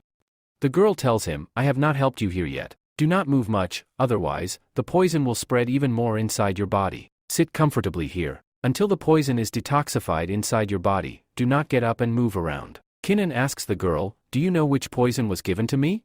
If you do, then I can make an antidote for it. She replies, no, you cannot make any antidote for this. Although the poison is very weak, it is still enough to take your life. When this poison enters your body, the moment you release your spirit energy, whether to make a pill or an antidote, you will die instantly. The more you release your ki power, the more it will spread inside your body. You have to go outside to find the antidote, you cannot create one here. After listening to the girl, Kin Nan gets a little sad and says, I fought more than 100 beasts, killed all of them, took their points, and then fought and killed a Li tiger. Now, after all that, someone has poisoned me, and I'm going to die here without anyone even knowing about it. Meanwhile, the girl thinks, I had promised Miss Han Buku that I would protect this boy. If I leave him here to die and just watch, Buku is going to be very angry. I have to help him. She then tells him, okay, I will help you. Kin Nan asks, what are you going to do? She replies, sit down with your legs crossed. After Kin Nan follows her instructions, the girl sits in front of him and starts using coins to perform acupuncture on his body. Kin Nan, surprised, exclaims, what is this? Where did all my money go? Only a few rupees are left. I thought you were going to help me, but you robbing me in broad daylight. The girl moves forward, holds his hand, and scolds him, stop talking nonsense. I am not robbing you. Do I look like a villain? I am here to help you. Mara. Kin Nan sarcastically says, how much money did you take from me? Now you saying you didn't rob me? The technique you used must have cost a lot. The girl, irritated, mutters to herself, this boy is crazy. What kind of nonsense is he talking about? She then holds his hand, places a talisman over his mouth, and says, keep your mouth shut. The more you talk, the more the poison will spread inside your body. You not helping me at all. Meanwhile, Kin Nan is thinking, what is this girl going to do? First, she took my money, and now, is she going to rob my dignity as well? The girl closes her eyes and concentrates, sensing how far the poison has spread. Then, she says, I found it. She leans down, places her mouth on the wound, and starts sucking out the poisoned blood, spitting it out immediately. Kin Nan, shocked, thinks, first, she took my money. Then, I thought she was going to violate me. Now, she wants to eat me alive. Will she actually eat me? But as he watches her remove the poison, he realizes, she's really helping me. I misunderstood her a lot. However, as the girl continues to suck out the poison, her face starts turning pale. Kin Nan, worried, thinks, it seems the poison is entering her body now. She will also need an antidote, but how can I tell her? I can't even speak because of this talisman on my mouth. The girl finally says, I have sucked out the poisoned blood from your body. You will recover soon and regain your senses. With that, she collapses onto the ground, unconscious. At the end of the last episode, we saw that the girl fell unconscious after sucking out the poison because it had entered her body. Kin Nan was wondering how to help her when he placed a talisman on his mouth, rendering himself immobile. Then, he released his energy in a tremendous burst. The talisman was removed from the girl's mouth, and her body began to move. He picked her up and asked, are you okay? Are you okay? But she did not respond. Kinnan then thought, with all the resources I have, I don't think I can neutralize this poison on my own. Just then, he heard a voice. While speaking with Believe, she told him, I think you need to find those 3 bastards who poisoned you. They might have an antidote. Kinnan, startled, asked, who is talking to me? He looked to the side and saw a cat licking its paws. Thinking it was just a regular cat, he dismissed the voice. But suddenly, the cat moved quickly, slapped him on the head, and scolded him, you fool. I am talking to you. Do you really think I can't speak? Look at me, I'm talking to you. Kinnan, shocked, exclaimed, what? A talking cat? This is the first time I've seen such a thing. The cat smirked. Mortals like you have no idea what us immortals can do. Kinnan quickly switched gears. Yes, master. You are absolutely right. The cat leaped onto Kinnan's head and commanded, come on. Let's go find those people and get the antidote. Kinnan agreed, and they set off. Meanwhile, the scene shifted to the 3 culprits who were running at full speed. Luffy asked, why are we running? The young master snapped, idiot. Do you think we should just stand around at the crime scene? We killed a boy. If we stay there and get caught, we'll be blamed. That's why we're running away. Luffy nodded. Yeah, you guys are right. That's why we're running. After some distance, they stopped. Why are we stopping? Luffy asked. The young master replied, I think we're far enough. We should take a break. Instead of running, we should hunt some monsters and collect points so we don't get eliminated. Just as they prepared to hunt, they heard the sound of rustling roots. They turned back and asked, who's there? Emerging from the shadows, Kinnan stepped forward. Where is the antidote? The 3 men were shocked. What? Kinnan? How are you still alive? Motu sneered, Leo, what's this guy doing here? He hasn't died yet? Kinnan replied, yes, I'm not dead. Now, hand over the antidote. Leo smirked. We have the antidote, but we're not giving it to you. If you're still alive, then it's time for you to die again. The young master noticed the poison wound on Kinnan's arm. His wound hasn't healed. That means the poison is still inside him. If we attack him together, we can finish him off once and for all. Leo grinned. Why not? Then he turned to his ally. Hu Fei, where are you? Hu Fei appeared behind Kinnan, sword in hand. He slashed at Kinnan, declaring, this time, you die by my hands. You defeated me in the competition, but today, I'll kill you myself. Kinnan dodged the attack with ease, but as he did, his ki energy flared up, triggering the poison inside him. Pain shot through his body, and he collapsed. Hu Fei grinned. Now you won't escape. It's time for payback. Kinnan, struggling to move, thought, what do I do now? The cat, observing the situation, sighed. Looks like I have to step in.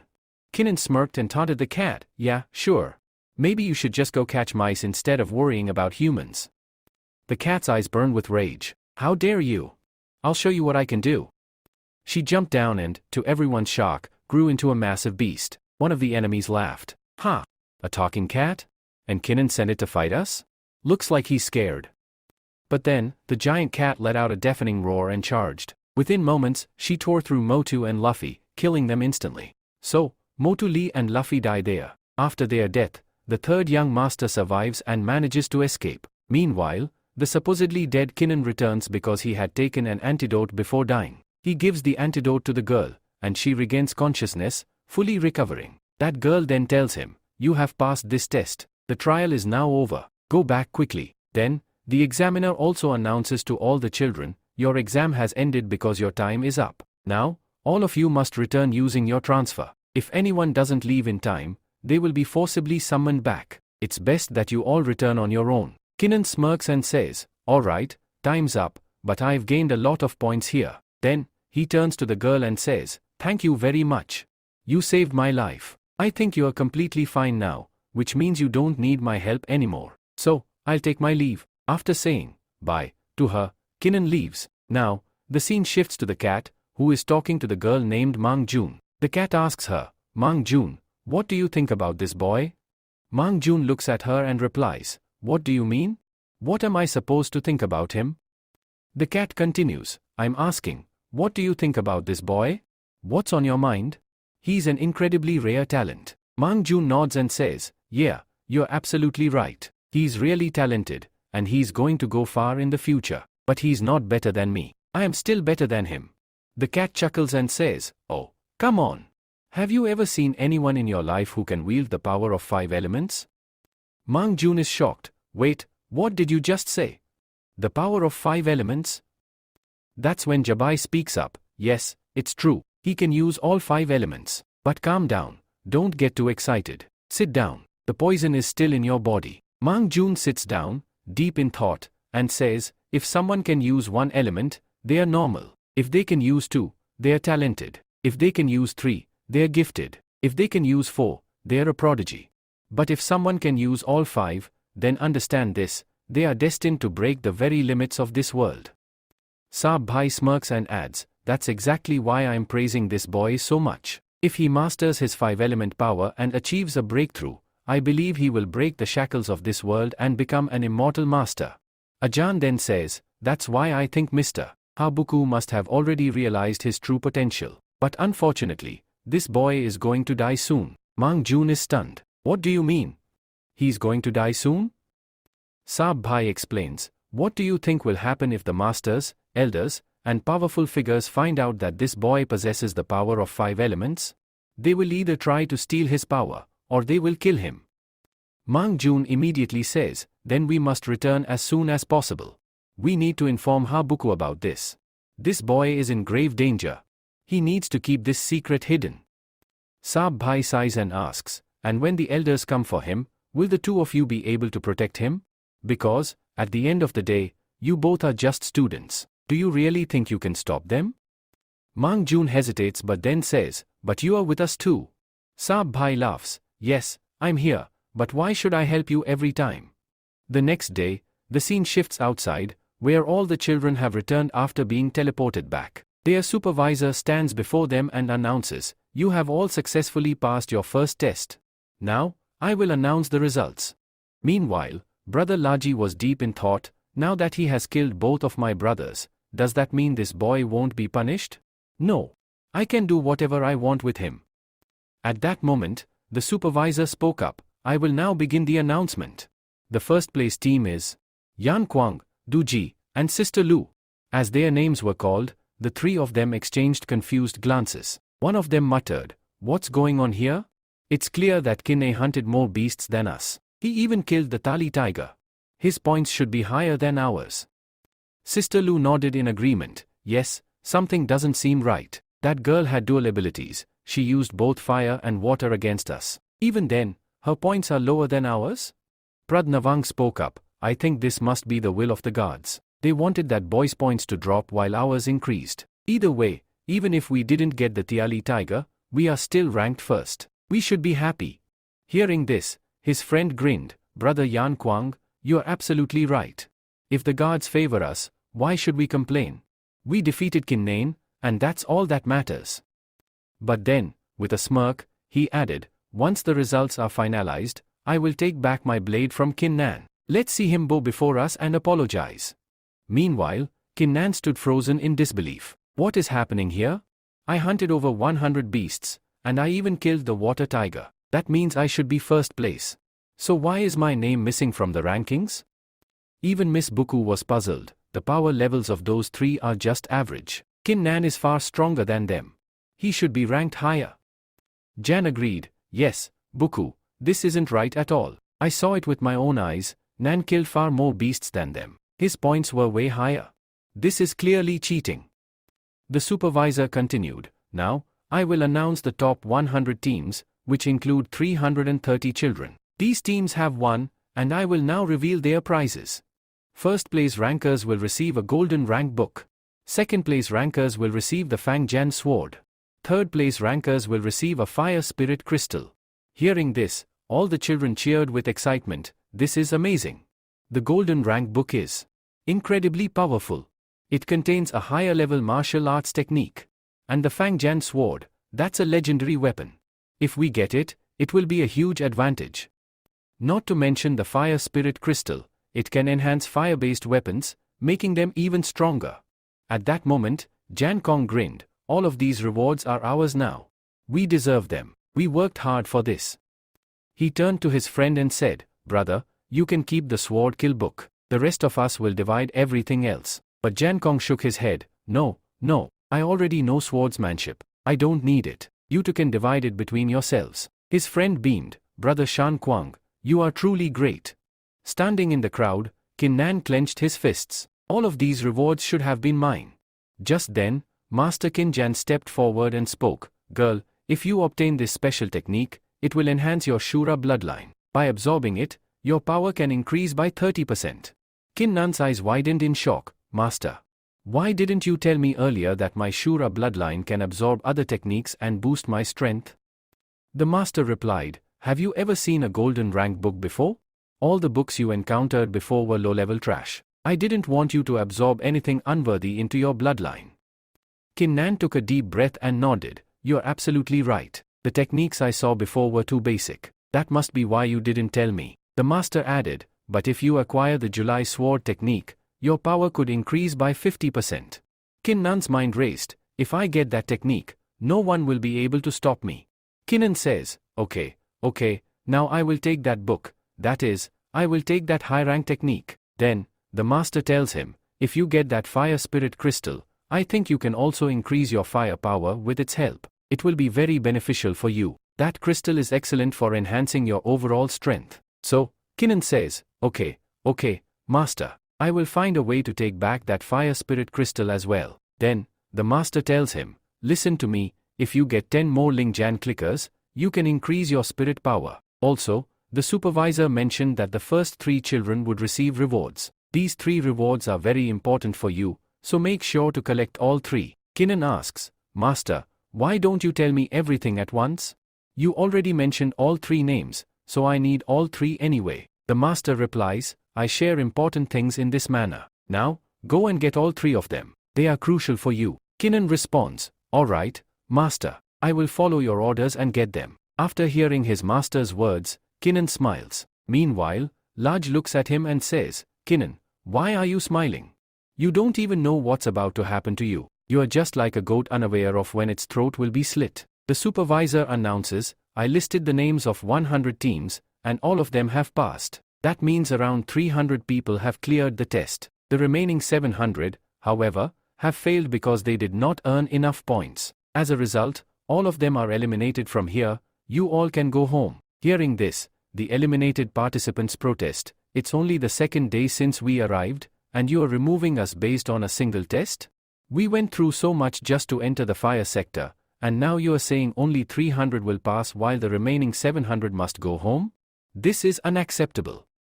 On the other hand, those whose names were on the passing list are overjoyed, saying, thank God our names were on the passing list.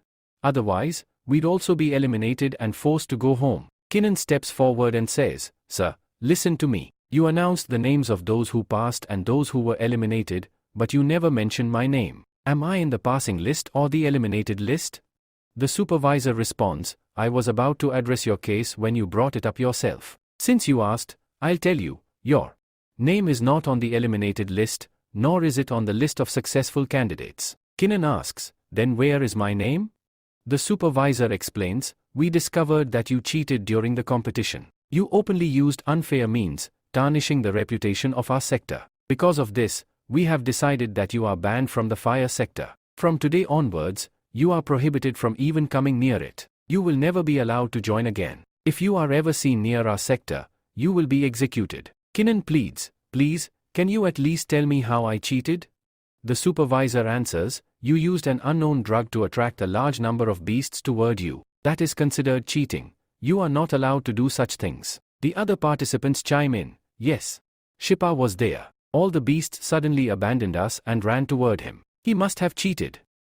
Buku speaks up, I don't agree with this at all. Nowhere in the beast trial rules does it say that we cannot attract beasts using drugs. Luz interrupts, sister, you don't need to interfere here. I know you are happy with this decision, but that doesn't mean you should speak against the supervisor. The supervisor has already decided that he cheated, so that means he cheated. Due to this, you are banned from the school. Hearing this, Miss Han Buku was not ready to accept it so easily. She stepped forward and said to the supervisor, Supervisor, you blamed Kinnan and not only banned him but also punished him. Can you provide proof? Do you have any evidence that J.I.E. Arkinan actually did this? I cannot just believe your words. Can you convince me that my disciple is responsible for this? At that moment, all the other disciples began making noise, saying, Kinnan cannot do this. Kinnan is a very good disciple, we all know this. He is a role model for us because he is rapidly rising in cult status. We all admire him, and we demand proof. The supervisor responded, all right, so you need proof? The judge himself told me personally that Kinnan used cheating tricks. If you doubt this, you can go and ask them. You may visit the inner sector and speak with the disciples there because those judges, the examiners, belong to the inner sector. If you wish, you can talk to the elder. Upon hearing this, all the disciples fell silent. None of them wanted to go to the inner sector, it was far more intimidating than the outer sector. Misan then turned to Buku and asked, so what now? Can you tell me the judge's name? Please, tell me his name, and I will go to the inner sector, speak with the elder, and ask for proof myself. She stood firm, I will talk to him directly and find out the truth. The supervisor hesitated, unable to answer properly. He had no response. At that moment, Lucy stepped forward and said, I think you shouldn't do this. You know very well that we cannot disturb the outer saplings, nor can we directly speak to the elder. If you question the decisions of the inner sector, it means you are doubting their criminals. And doubting them means you are questioning the elders of the inner sector. Are you sure you want to go down this path? Because doubting the inner sector means doubting the fire sector itself. And if you do that, you will be considered a traitor and will face the same punishment. The supervisor nodded in agreement. Yes, Deacon Liu is absolutely right. If you disrespect the elders of our inner sector, I will personally report you to them and tell them that you have betrayed them. After that, you will also be expelled. You may leave along with your beloved disciple, Kinnan. Han Buku fell silent. At that very moment, the elders of the Jish fan group arrived. Their leader stepped forward and said, you think you can intimidate us? Do you really believe it's that easy to scare Han Buku? He then declared, I am backing him up. With that, Master Zhang also arrived. He looked at the supervisor and said, do you think you can threaten us here? If the decision has gone against your disciples, why are you refusing to accept it? You should accept this outcome. He then pointed at the supervisor, one of your sect's disciples was caught cheating. I believe you should be removed from your position as well. Master Jane added, I will go to the elders and ask them what is truly happening here. Only they can deliver justice, as you people are clearly failing to do so. Suddenly, a voice echoed from above. It was Kinnan. He stepped forward, his presence commanding, and said, enough. Why are you all fighting for me? No one needs to worry about me. R.A. Kinnan's voice was sharp as he continued, I had heard that the fire sector is a place of true justice, where fairness is upheld above all. But now, all I see are people arguing over petty matters. I don't think this sector is worthy enough to have me as its disciple leader. With that, he threw his token to the ground. I'm leaving this sector. As Kinnan turned to walk away, Misan called out, are you really leaving? Kinnan replied without hesitation, yes, I am. It's a great regret that despite being ranked first, despite achieving everything, I now have to abandon it all. Mang Jan muttered, this is terrible. Nand is really leaving. We have to do something. She turned to Sabai, brother, you have to do something. But Sabai shook his head, no, I cannot. Meanwhile, Lucy stood in deep thought, watching Kinnan leave. He's leaving the sector, but how far will he really get? Her eyes narrowed as a sinister thought crossed her mind. I won't let him go too far. Because the moment he leaves this place, I will have him killed. He tells his companions, as soon as you get out of here, gather your people, be ready, and go eliminate them. Here, you must avenge the deaths of your friends, Li Kong, Tian, and Hu Fei, because Qin Nan killed both of them. You must take revenge here. Meanwhile, the scene shifts to the elder of the inner sector, who is standing above with Princess Ning. Both of them are observing the situation from above. Princess Ning, shocked, exclaims, what is this? They have thrown Qin Nan out from here. She immediately kneels before her master and pleads, Master. Master, please listen to me. Qin Nan is a good person. I have told you a lot about him. I swear he would never do something like this. He would never cheat. Please go and save him. You heard those people, once Qin Nan steps outside, they will kill him. You have to save him. Her master, an elder of the inner gate, looks at her and says, do you think I can just go and appear in front of the outer sector elders? The inner and outer sector elders always keep their distance from each other. Princess Ning, determined, replies, Master, if you don't promise to help him, then I will not get up from here. I will sit at your feet and never move. The elder sighs and says, Child, I know you have feelings for that boy. Childhood love is special, but are you truly willing to kneel before me and beg for him? He thinks to himself, I want to help him, but first, I need a promise from her. Ning immediately understands and says, Master, do you want something from me? Tell me, I will do it. The elder looks at her and says, Promise me that you will cultivate seriously. You have a special physique, but you have never cultivated properly. If you make this promise, I will help Qin Nan. Princess Ning nods. All right, Master. I promise you. Hearing this, the elder finally agrees. Then it's settled. I am going down to save that boy. With that, the elder descends, his presence exuding authority. Qin Nan looks up and is stunned. This master is flying above the clouds. His voice carries so much power? He must be an elder of the inner sector. As soon as the other disciples see him, they whisper, "An elder? What is an inner sector elder doing here?" They all kneel before him in respect. However, Kin Nan remains standing. The elder notices this and asks, "Why are you not bowing? I am an elder of the inner sector, and you are a disciple here. All others are kneeling, yet you remain standing. Why?" Kin Nan boldly replies, "First of all, I have already thrown away my fire sector token, and you people have expelled me. That means I am no longer a disciple here. So why should I bow to an elder?" He continues, "Second, I will not bow to you because you uphold the laws, yet justice is not being served here. I only respect those who truly uphold justice and fairness, not those who turn a blind eye." The elder chuckles. "Ha! You are interesting, boy. Truly remarkable." Then, his expression turns serious. "Justice has not yet been served. I have just arrived. I promise you, you will get justice. Pick up your token and come back with me. You are still a disciple of the fire sector." Kin Nan bows slightly. "Thank you, elder. I will wait for your justice." The elder then turns to the supervisor. "Tell me, do you have any proof that Kin Nan cheated?" The supervisor, visibly nervous, stammers, "The judge. The judge told me. The examiner came and said that he cheated." The elder narrows his eyes. "If that is the case, then I will summon the judges myself. Go. Bring the examiners here at once." Meanwhile, Lucy watches the scene unfold, her expression dark and displeased. The examiners arrive and say, "Are you the judges here? Are you the examiners of the trial? In the meantime, have you examined everything?" Both of them reply, "Yes, sir, we were the examiners there." They show respect to the elder and say, "We worship the elder here." The elder then says, "Tell me the truth quickly. What do you know about this nun? What did you see? If you lie to me or say anything wrong, you will face severe punishment." The boy responds, "Sir, I came here with this girl. We were taking the exam together. While we were there, we saw that Kinnan was using some kind of medicine to attract the monsters. When he used it, the smell spread, gathering all the nearby monsters around him. There were about 100 monsters, ranging from the 3rd rank to the 10th rank. He killed them all. This means he secured the first score, surpassing even the first position." The girl adds, "I am putting my life at stake to say this. Whatever the examiner said is absolutely true. I saw everything with my own eyes." The elder then asks, "Then why did you people declare that this boy cheated? Tell me, is there any rule that forbids the use of drugs to lure monsters?"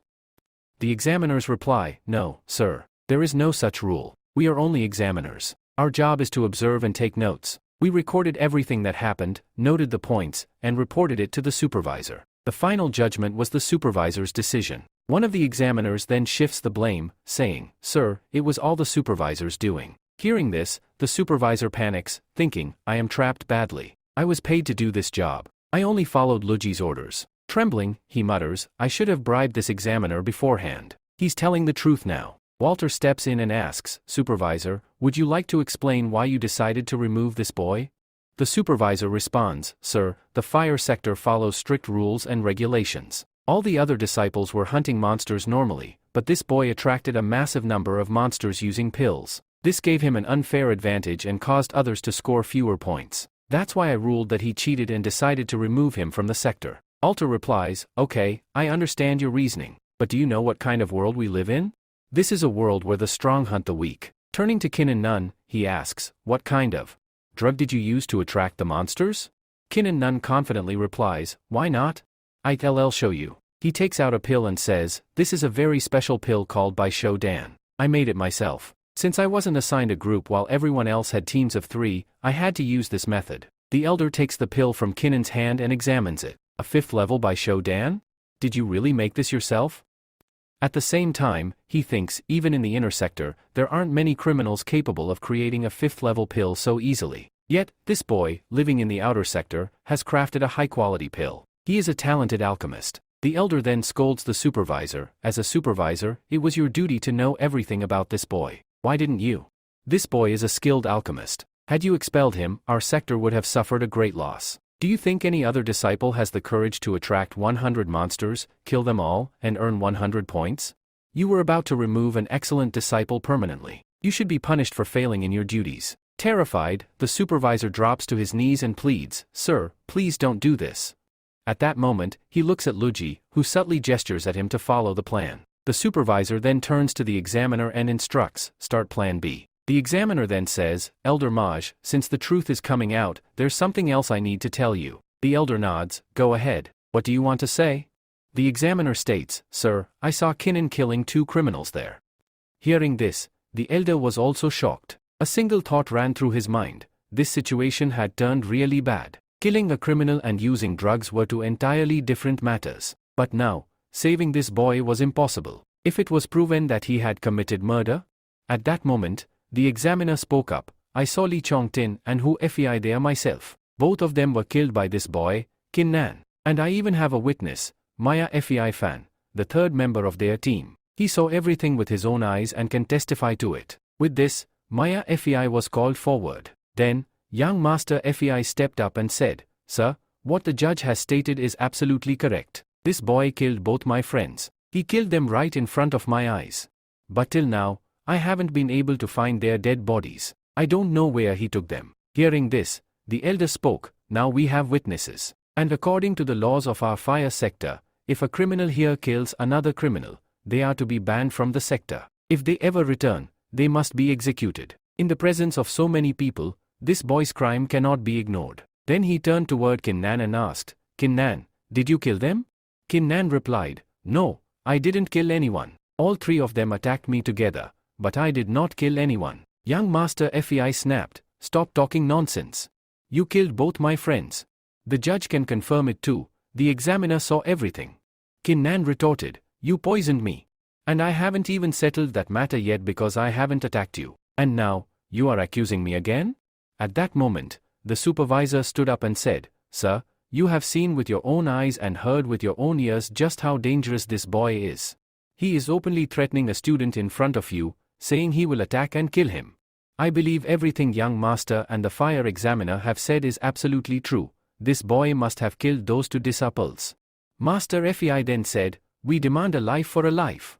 Lucy added, I also think we should follow the fire sector's laws and sentence this boy to death since he has killed 2 disciples. At this moment, Manakin drew his sword and said, Let's see who has the guts to kill me. He was already thinking, if they try to kill me, I'll take a few of them down with me. Just then, Amaiha Buku rushed forward and said, Sir, I can vouch for Kinnan. He hasn't killed anyone. He is not someone who would take a life. There must be a fair judgment here. The elder asked, Do you have any proof? Now, it was Mang Shan's turn. He stepped forward and said, Look at how much the truth is being twisted here. But I believe I can prove what really happened. The supervisor immediately snapped, Girl, stop your nonsense. You have no right to speak here. Stand quietly on the side. Mang Shan fired back, Why can't I speak? What have I done wrong? You people are accusing Kinnan, twisting right and wrong. But I have brought something too. I can present proof. Lucy smirked and said, You claim we, re-accusing him falsely? Then do you have any proof that can verify his innocence? Can you prove he didn't kill those 2? She continued, And if you don't have any solid proof, you'll also be punished along with him. You may even be expelled from the sector. Mang Shan turned to Jan Bhai and said, Janu Bhai, now it's your turn. Hurry up and show them. At that moment, Jan Bhai quickly stepped forward and sneered, These people are so despicable. And then? Sapa! He enlarged his body and suddenly, he spat out both of the so-called dead bodies from his mouth.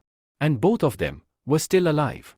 The entire crowd froze in shock. The cat, which had been frozen still, quickly shrank back to its original size and leaped onto Mang Shan's shoulder. As soon as the 2 men came out, they looked around in confusion. What is happening? Where are we? Everyone gasped in disbelief. What? These 2 disciples are alive? They weren't dead? The entire situation had just taken a drastic turn. Altera then demanded an explanation, asking them what had happened. The 2 looked at each other before bowing their heads and saying, Altera, a big monster swallowed both of us. When that monster appeared, everything went dark. After that, we remember nothing. And now, suddenly, we here in front of you. At this, someone scoffed, What kind of a fool are you? Why didn't you see this earlier? You have a 3rd eye on your forehead, which allows you to analyze everything, yet you still failed to see that Kinnan did not kill them. It was a massive monster that was following them. Hearing this, the examiner admitted his mistake. I think I should acknowledge my error here. If I don't, I will face severe punishment.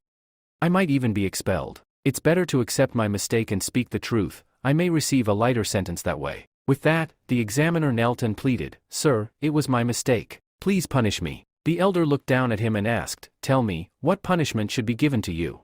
You failed in your duty as an examiner. It was your responsibility to ensure fairness, yet you neglected it completely. Because of this, your third eye will be taken from you, and you will be sent to Days End prison. You will spend the rest of your life there." Shocked, the examiner protested, "It's not my fault.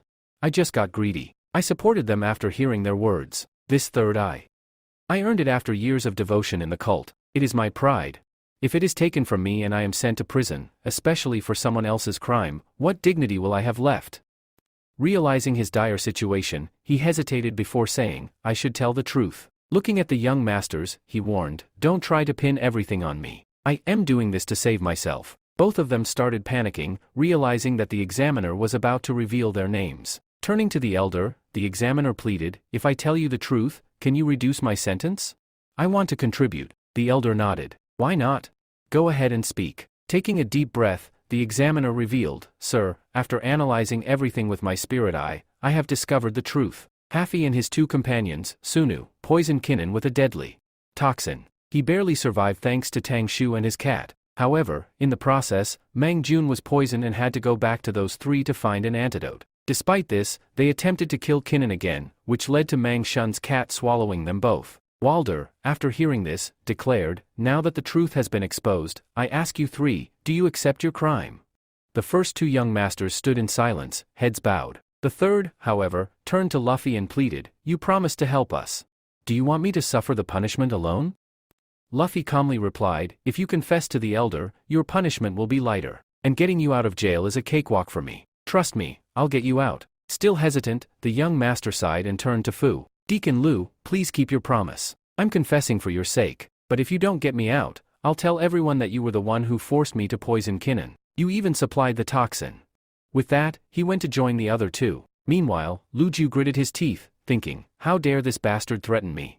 Once they're in jail, they disappear without a trace. I'll make sure all three of them are eliminated. Young Master Fei bowed before the elder and admitted, "Elder, I seek your forgiveness. Kinnan snatched our prey from us. We were furious, which is why we tried to kill him." Young Master Li followed, adding, "Yes, that's the reason. We were hunting with great effort, and he took everything away from us. It was unfair, so we attacked him. That was our mistake." The elder, now satisfied with the confessions, announced, "Since all three of you have admitted to attacking Kinnan with poison, I hereby sentence you each to 3 years in prison." The elder looks at the supervisor and says, "Supervisor, do you think I will let you go so easily? Don't you think you should have investigated this matter first? You simply listened to the examiner and immediately decided to banish this boy. Now, you will be sent to jail for a whole year." Hearing this, the poor supervisor collapses to the ground and exclaims, "What is this? My life will be ruined. How will I survive an entire year in jail?" After that, the guards take him away. Meanwhile, Han Buku is overjoyed and says, "Thank God.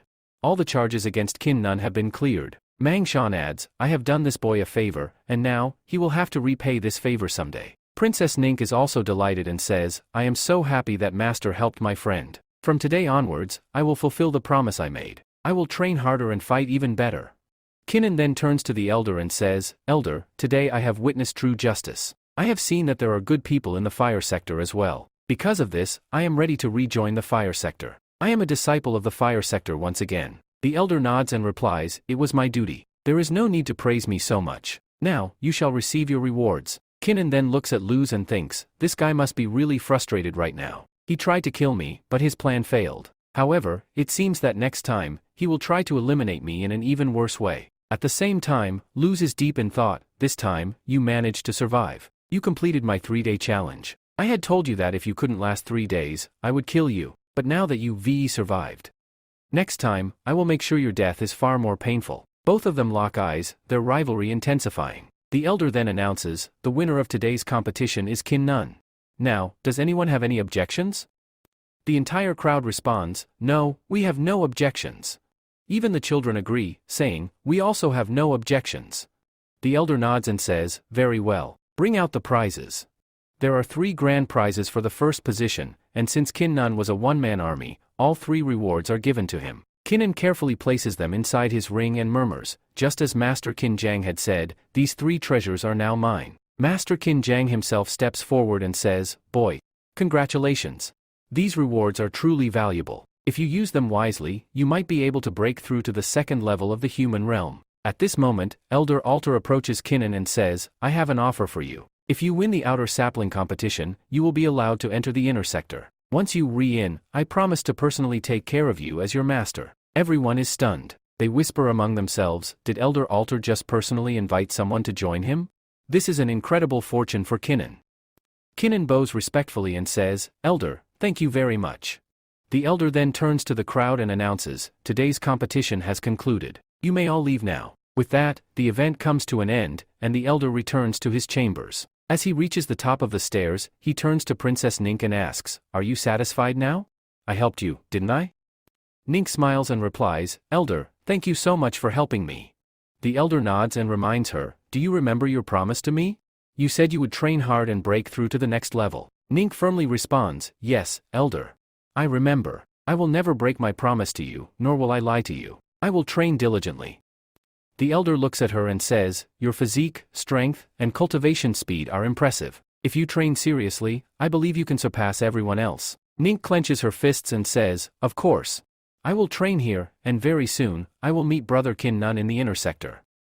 After the altar leaves, Lucy gathers her people and says, let's go from here, before leaving with them. Meanwhile, Kinnan turns to Miss Han Buku and says, thank you very much for helping me. Miss Han Buku smiles and replies, it's okay. I am your deacon, so it was my duty to help you. Supporting my deacons and group members is my responsibility. Just then, Majin steps forward and smirks. And what about me? Won't you thank me too? Kinnan chuckles and nods. Of course. Thank you as well. If you hadn't helped me at that critical moment, I would either died or been thrown out of the sector. Mang John crosses his arms and scoffs. I only helped because of Han Buku. If it weren't for her, I wouldn't have lifted a finger. Kinnan sighs. Okay. Thank you very much. It's the greatest honor of my life that you helped me. He then places his hand on the cat's paw and adds, little kitten, thank you very much. The cat immediately pulls away and glares at him. Idiot. A model person like you has no right to touch me. Keep your dirty hands away. Kinnan raises his hands in surrender. Yes, okay, Master Cat. I understand. Thank you very much for your help. The cat flicks its tail and says, fine, I'll accept your apology. Otherwise, I would made you pay with a cup of tea. Kinnan laughs and waves at them. Alright then, see you all later. With that, he turns and leaves. After he's gone, Miss Han Buku turns to Majin and asks, what do you think of that boy? Majin hesitates before replying, well. He's handsome and kind of cute, but I don't like him that much. Han Buku sighs. You idiot. I'm not asking if you like him. I'm asking what you think about him. What do you think the people of the fire sector will do if they find out his secret? Majin's face turns red. Oh, okay, I get it. Well, she takes a deep breath before continuing. If the people of the fall sector find out about his powers, he'll be killed immediately. And if he somehow survives, he'll be exiled from this sector, because he possesses the power of 5 elements. Han Buku's expression turns serious. Promise me that no one else will find out about this. Only you and I should know. Majin nods. Don't worry, Buku. I, Majin, always keep my promises. This secret is safe with me. Sabai, standing nearby, scoffs. I wouldn't trust her. If I were you. She's as loose as a worn-out belt. Majin fumes. Hey! What nonsense are you talking about? The scene then shifts to a quiet room where Kinnan sits. After entering, he activates a formation and begins meditating. Master King Jan, who is beside him, says, Kinnan, I am going to teach you a special technique today, one that will allow you to absorb other martial arts techniques into the Shura blood dart. Kinnan listens attentively as his master continues. The Shura blood dart is a rare technique. It can absorb and enhance itself by integrating the skills of other higher-ranked martial arts. But to do that, you must engrave those techniques into your very bloodline. Kinnan furrows his brows. Master, how am I supposed to do that? How do I transfer a technique into my bloodline? Master King Jan smirks. You must eat it. Kinnan blinks. Wait, what? Did you just say eat it? How can I eat a book? His master nods. You heard me correctly. Do you think you can absorb these techniques just by looking at them? No. You must consume them, literally. When you eat these books, the Shura blood dart within your blood will refine them. Everything written in these books will become a part of your very being. Kinnan stares at him in disbelief. Is this for real? Master, did you also eat books like this to learn martial arts techniques? His master crosses his arms. Do you think I am joking? I am your instructor. I never joke about training. Now, eat the book. Kinnan sighs, realizing he has no other option. Fine. I trust you. He picks up the book, takes a deep breath, and says, all right. If this is what it takes to grow stronger, then I'll do it. With that, he opens his mouth and eats the book.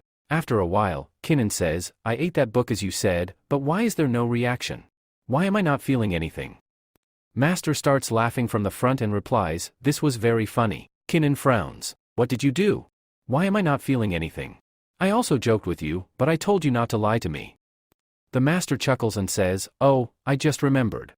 I already have a copy of that book. Kinnan's eyes widen. Wait, what?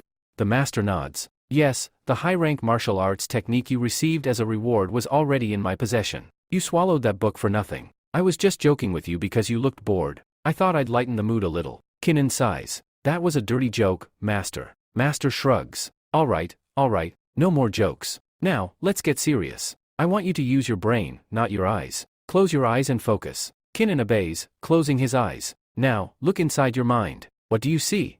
Kinnan concentrates. Master, thank you very much. I am going in now. With that, Kinnan dives into his mind. Inside, there is nothing but darkness. Master, it's all dark here, he exclaims. Master Kinnan responds, now, listen to your heart and look deeper into your mind. Following his master's words, Kinnan focuses. Suddenly, within the darkness, glowing words begin to appear, cheetah, cheetah. The words start gathering, forming something new. As they merge, a martial arts technique is created before his eyes. Master. I see golden words everywhere. Kinnan says in amazement. Master nods. Yes, this is the technique I want you to integrate into your bloodline. You just have to absorb all these words. Once you do, the technique will become a part of your blood, just like it is in mine. Whenever you wish to use it, simply recall it in your mind, and it will activate. Kinnan's eyes gleam with excitement. This is unbelievable. There are so many books here, and they all belong to you. That means you used this technique too? Master Kinnan smiles. Yes, I collected martial arts techniques from all over the world and kept them within me. But now, I will use you to gather even more techniques. You will travel the world, absorb more martial arts skills, and strengthen your bloodline. In doing so, I will also gain access to new techniques through you. Master's aide approaches and says, now that you've obtained this new technique, sit down and concentrate. Practice it well. I won't disturb you again. Master then turns to leave. Kinnan nods. Yes, Master. By tomorrow morning, I will have fully mastered this technique, the Shura blood art. Meanwhile, in another part of the world, Lu Jiu is furious. His rage explodes as he launches an attack on the young masters. He strikes young Master Fei. He strikes young Master Li. You fools, he roars. Because of you, I have suffered a great loss. Lu Jiu's eyes burn with anger. I entrusted you with my poison blood arrow, a rare and precious weapon that I had kept for years. It was meant to kill my greatest enemy. And you wasted it. Young Master Hu Fei trembles as he speaks, Deacon Lu. It wasn't our fault. We hit him with the poison arrow, and the poison entered his body. But we didn't expect Mang Jun to interfere. He saved that boy's life. If we had known Mang Jun would intervene, we would have never let him near. Before he can say another word, Lu Jiu slaps him hard. Shut up. You all useless. Lu Jiu seethes. He steps forward, placing his foot on Hu Fei. I gave that boy 3 days, Lu Jiu growls. 3 days to leave the sector or die by my hands. And yet, he's still alive. He's still in the sector. This is the most humiliating failure of my life, and it's all because of you. His furious voice echoes through the chamber. Master Fei tells Deacon Lu, you don't need to get too angry here. After a month, our entrance exam will be held, and all of us will compete in it, including Kinnan. So, I think you can kill that boy there. You can use your strength. This is not a big problem. Then, Lucy looks at him and says, do you want me to do this with my own hands? If I have to handle this myself, then what's the use of useless young masters like you? Why should I even bother feeding dogs like you? Get lost from here. Fei immediately pleads, young master, please don't do this. If you don't want to kill him yourself, then you can tell him to do it. There's someone else who can take care of this matter for you. Hearing this, Lucy stops in his tracks and smirks. That's a good idea. I almost forgot. I do have him. He then nods and says, thank you, young master. If I don't have to dirty my own hands, then. In the next scene, the dungeons are shown. Lucy arrives there, where a man is tied to a pillar. His hair is messy, and his clothes are tattered. As Lucy approaches, the prisoner chuckles and says, look who finally decided to show up. So, you did remember me after all. Lucy replies coldly, I came here for a reason. I have a job for you. At the same time, Lucy brings out a fish and tosses it toward the prisoner. The man catches it with a sly grin and bites into it hungrily. A whole year? After all this time, you finally decided to let me breathe some fresh air, huh? He then looks up at Lucy and asks, tell me, will I get to taste blood again? Just say the name. Who do you want me to kill? Without waiting for an answer, Lucy smirks and starts explaining the details, telling him exactly who he needs to kill and how. Meanwhile, in another part of the city, the scene shifts to Keenan's house. Late at night, after intense training, Keenan finally masters a new sword technique. Stepping outside, he decides to test his skill. He points his sword toward a nearby wall and releases a surge of energy. Boom! The energy smashes into the wall, creating a massive hole. Inside the house, young Master Defying, who was enjoying a party, gets startled. He looks toward Keenan in disbelief, then angrily stands up and shouts, "You idiot! If you want to practice, do it somewhere else. Why are you destroying my walls?" Keenan scratches his head and apologizes. Sorry. I'll go somewhere else to train." But Defying isn't done. "Wait. First, fix this wall you just destroyed. This was my toilet. Now everyone can see me sitting here." Realizing his mistake, Keenan quickly runs away, laughing to himself. "Ever since I started practicing the golden racked sword technique, my power has increased so much." He takes out a bottle containing 10 link pulses and smirks. "If I eat all these, I can break through to the next level." Without hesitation, he swallows all 10 pills at once. Then, he pulls out 3 fire spirit crystals and clenches them in his fist. "These are the last 3 I have. I have to use them wisely." Keenan starts absorbing the energy from the crystals, but soon, his expression changes. His body starts trembling, and he suddenly collapses to the ground. What? I think I made a mistake. I shouldn't have taken so much at once. My body can't handle all this energy. Panic sets in as he feels the overwhelming energy surging through his body. "No, I can't die here." Determined, he picks up his sword and swings it wildly, trying to release the excess energy. Whoosh! A powerful energy blast erupts from his sword, shooting outward. Unfortunately, the uncontrolled energy crashes into the surrounding buildings, completely destroying them. Houses crumble one after another.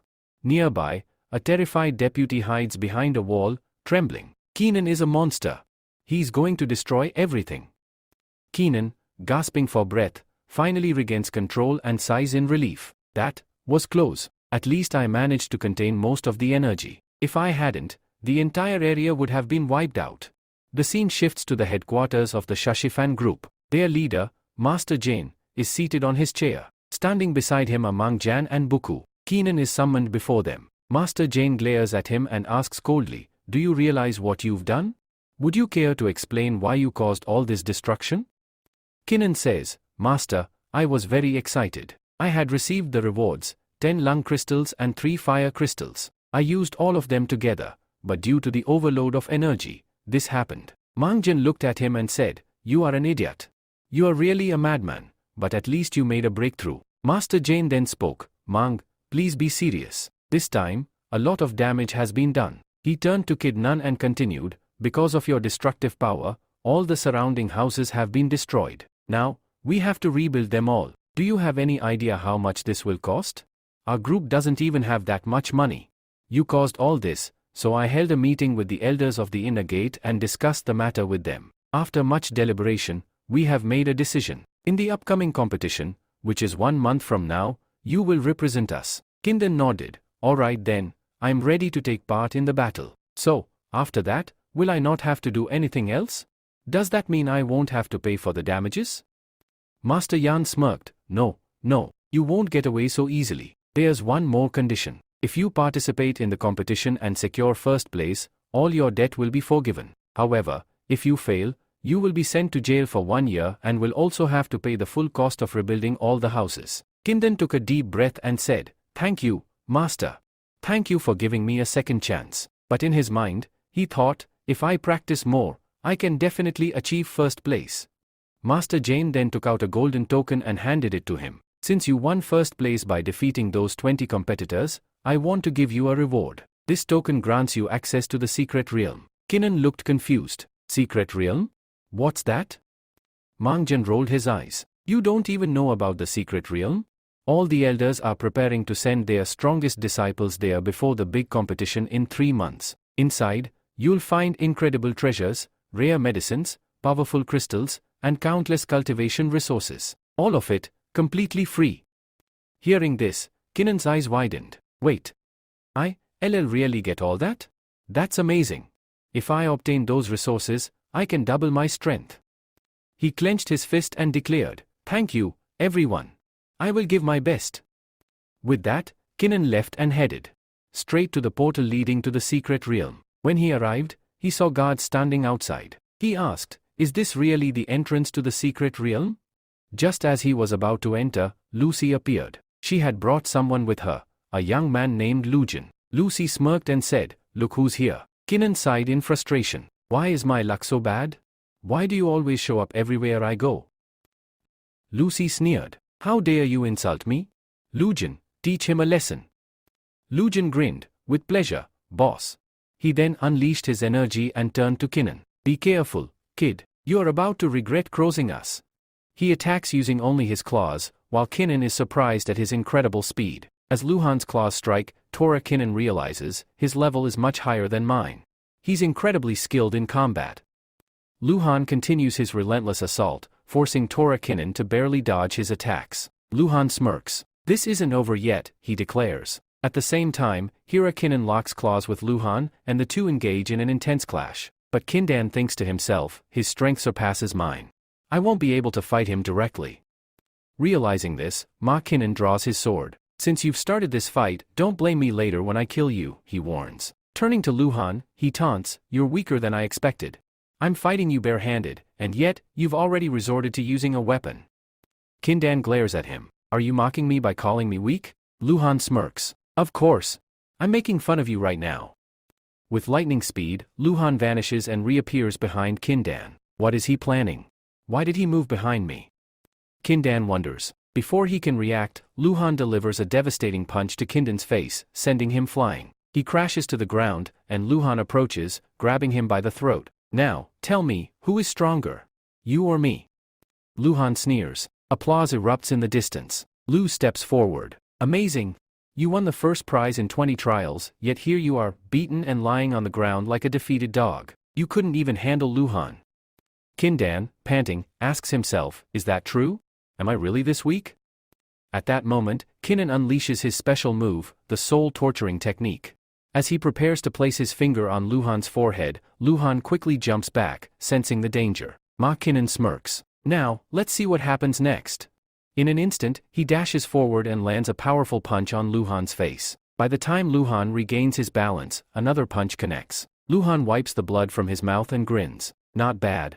You're worthy of being my opponent. You actually landed a hit, but unfortunately, your strength is lacking. You're still too weak." Just then, Lushur steps in. "Luhan, that's enough. We've seen that Kinnan can fight back. There's no need to continue." Kinnan glares at him. "Luz, stop talking nonsense. What are you doing here? Have you come for revenge?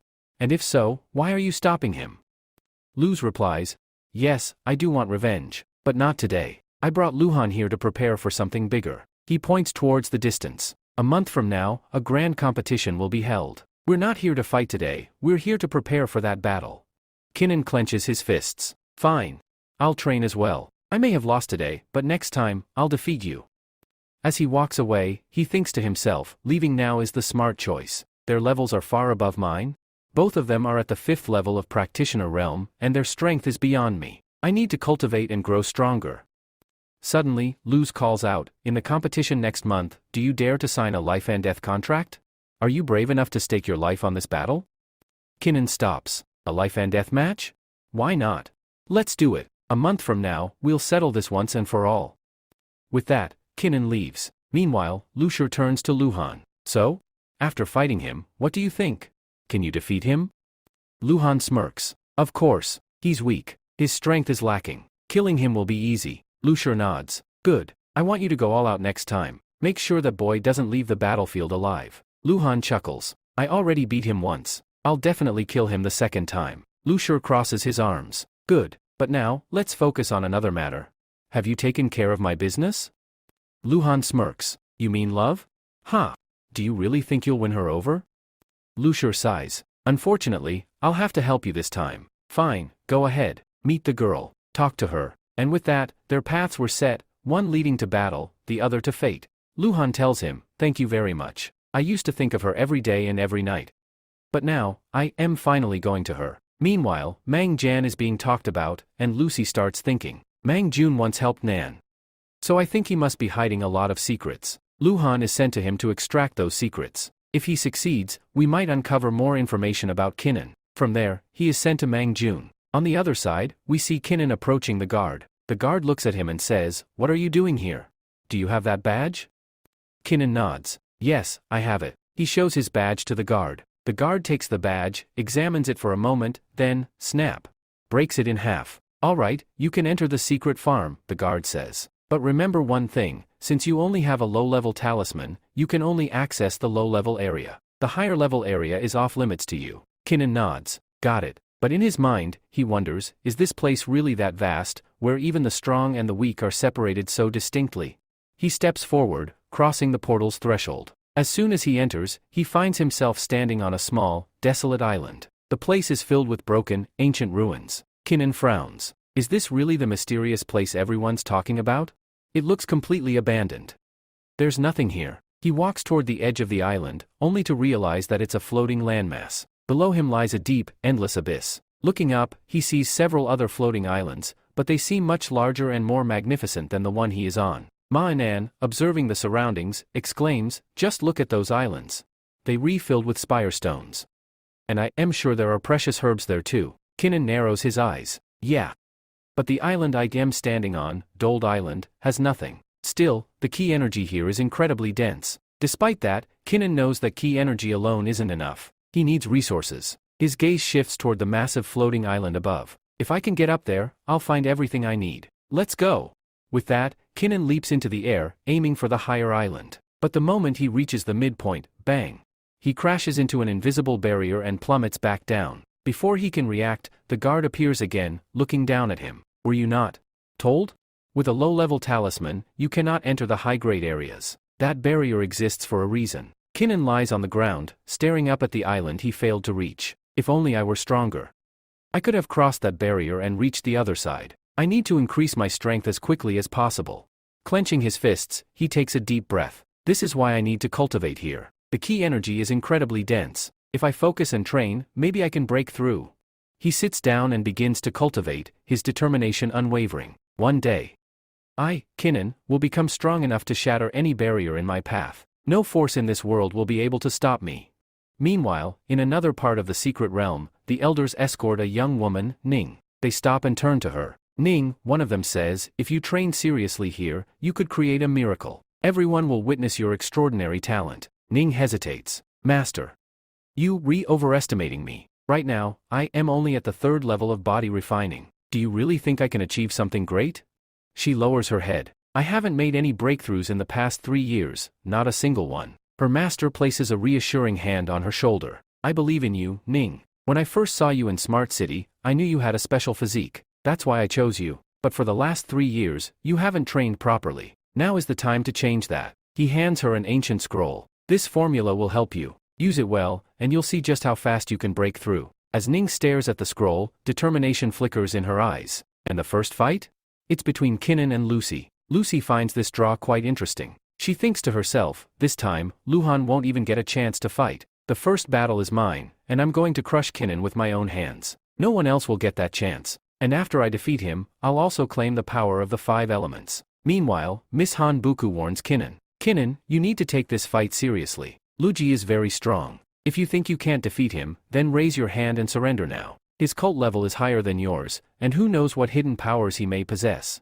He might even be using pills and other enhancements." Then, Mang Shan adds to it, "She's absolutely right. Be careful, or you could lose your life." But Kinnan remains calm and confident. "You both don't need to worry. I'll defeat him, and after that, I'm going to the inner gate. I'll show them I'm worthy of being an inner disciple." As the match begins, the signal is given. The announcer calls for both Lucy and Kinnan to step onto the stage. Kinnan looks back one last time and says, "All right then. Goodbye for now. This is going to be my final battle, because I'll soon be stepping into the inner sector." Miss Han Buku, however, is visibly worried. She fears that Lucy might seriously harm him. On the other side, a secret scene unfolds with the elders working to elevate Princess Ning's cult status. One of the elders says, "I'm going inside to consult with the senior elders for a while." "That doesn't mean you're free to leave. You promised me you'd wait here." so stay seated, and wait until I return. As the elder leaves, Princess Ning quietly mutters, he's gone to the inner gate to meet Patriarch, and he won't return soon. Before that happens, I can sneak out and fight Kinnan. If I fight and return quickly, no one will even know I left. Master's master won't see me. With that, Princess Ning slips out and makes her way to the battle arena, just as Kinnan's fight is about to begin. Lucy smirks and says, Kinnan, finally, we meet on the battlefield. It's time for a good fight. Kinnan replies, back in SWA City, you started causing problems for me. You treated me like an enemy. But now, it's time to end this rivalry, once and for all. Just then, young Master Li signals to Lucy from above. He informs her, young Master Fi has returned, and he's brought Master Kultura, who can transfer his powers into your body. Lucy's face lights up with excitement. Perfect. All that's left is to destroy this boy's cultivation. Then, his powers will be mine. Turning to Kinnan, she taunts him, since I'm stronger than you, I'll give you the first move. Go ahead and attack, I won't strike first. Kinnan nods, why not? He lunges forward, using his fire powers to attack. But Lucy blocks it effortlessly. So weak, she says coldly. These powers are nothing. Unfazed, Kinnan grits his teeth. If that's the case, let's see you block this. He draws his Shura sword, the burning sword, and activates his Shura bloodline. Lucy, still confident, laughs to herself, does this boy really think he can defeat me? No matter what technique he uses, our cultivation levels are worlds apart. The gap is massive. As Kinnan closes in, Lucy suddenly vanishes from sight and reappears behind him. Kinnan is stunned. Her speed, it's insane. I didn't even see her move. He quickly spins around and strikes. Lucy blocks the attack, but just barely. She's a little shaken. Impressive? I underestimated you. You're not as weak as I thought. Maybe I should take this fight seriously now. Lucy smirks and continues, I was just testing your strength. But even now, I'm unsure of my own limits. Then, she whispers to herself, if I had crushed his cultivation earlier, I wouldn't be dealing with this now. And yet, this boy has made it to the top 10. Lucy draws her sword, a god-rank weapon. As she releases its energy, the entire crowd gasps. That's a golden sword. It's a golden rank swordsmanship technique. And the sword itself, it's golden rank too. He says to him, now watch what I do here. And with that, he unleashes his swordsmanship technique, a special move called King Lin Juji. He attacks our King Kinnan with it, using a powerful, refined motion. As soon as Kinnan sees this special move, Master King Jan appears and explains, this technique. It's a golden rank technique. Do you understand what I'm trying to tell you?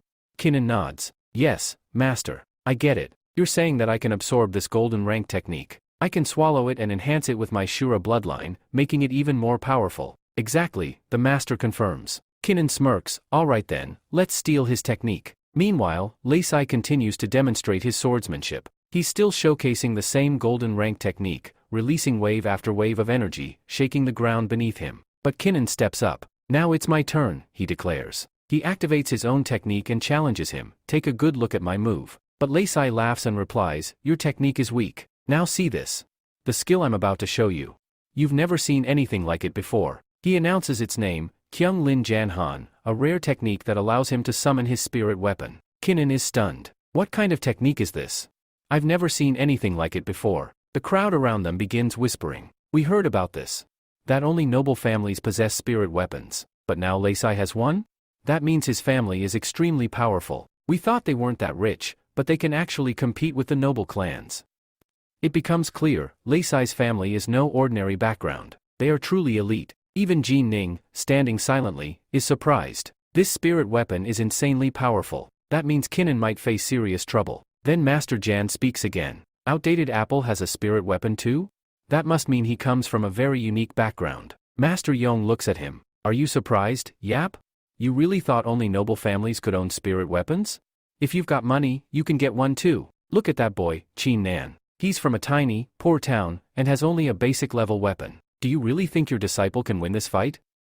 Master Jan replies calmly, nothing's been decided yet. Only a miracle will help Kinnan win. Because with such a low cultivation status, what can he do against a spirit weapon? Master King Enra jumps in, he does have a rare sword. But the technique this boy just used is only a low-rank one. His skill hasn't matured yet. That means Kinnan can still defeat him easily. But the nun interrupts, then why did you say his spirit weapon makes him so strong? You expect me to defeat that weapon using just my burning Shura sword? The master glares. You fool, didn't I just say that his technique isn't even matured yet? That means he's not that strong. You can still defeat him. He pauses. Now go. Move forward. Kinnan hesitates. Master, it feels like you're sending me to die. This is going to be very tough. That's why you're pushing me ahead, isn't it? Meanwhile, Lacey taunts him. Am I scaring you too much? You look like you're trembling. Don't even know what to say, huh? Kinnan replies, to tell you the truth? I don't have anything that can compete with your spirit weapon. I don't even know how I'm supposed to fight it. Tolu, standing nearby, swings his sword and grins. Then fine. If you know you can't win, why don't you just die quietly? He steps forward, and with his sword ready, he charges to strike Kinnan. Then, Kinnan clashes his sword with Lucy's, and a tremendous surge of power erupts from the impact. The force pushes Kinnan backward. Kinnan steadies himself and says, now watch what I do next. With that, he swings his sword and charges forward. But just as he begins his attack, Lucy vanishes from sight. Kinnan looks around and says, where did he go? He was right in front of me. At that moment, Lucy appears behind him and slashes Kinnan's shoulder. The blade lands clean, injuring Kinnan. He drops to one knee and mutters, this isn't good at all. Meanwhile, on the other side, Miao Fei turns to Master Guishe and says, Master, do you see that? After defeating Kinnan, Deacon Lu will abolish his cult tradition. He'll be expelled from the school. After that, you'll have to do your part. Master Guishe calmly replies, you don't need to worry. I'll extract the 5 elements from Kinnan and offer them to Deacon Lu. But inside, Master Guishe thinks to himself, this fool actually believes I'll give away the 5 elements? Such power shouldn't be in the hands of children. It should belong to a true master, like me. Back in the arena, Tosi strikes his sword in front of Kinnan and says, you're weak. You can't even move now. You're going to die by my hand soon. It's better if you surrender. Kinnan responds, I know you hate me. And yes, your speed is impressive. But just having speed doesn't mean you can win. If you step outside this stage, you lose. I may not be able to defeat you in combat, but I can throw you out of the arena. Lucy frowns. What are you saying, Kinnan? Kinnan starts laughing. Lucy glares at him. You've lost your mind. You really think you can throw me out? That's not possible. Kinnan says, want to make a bet? Lucy narrows his eyes. What kind of bet? Kinnan replies, let's see who has the faster attack. Lucy scoffs. What are you even saying? You don't have enough strength or speed. Kinnan looks serious. Do you know how all the houses in my residential area were destroyed?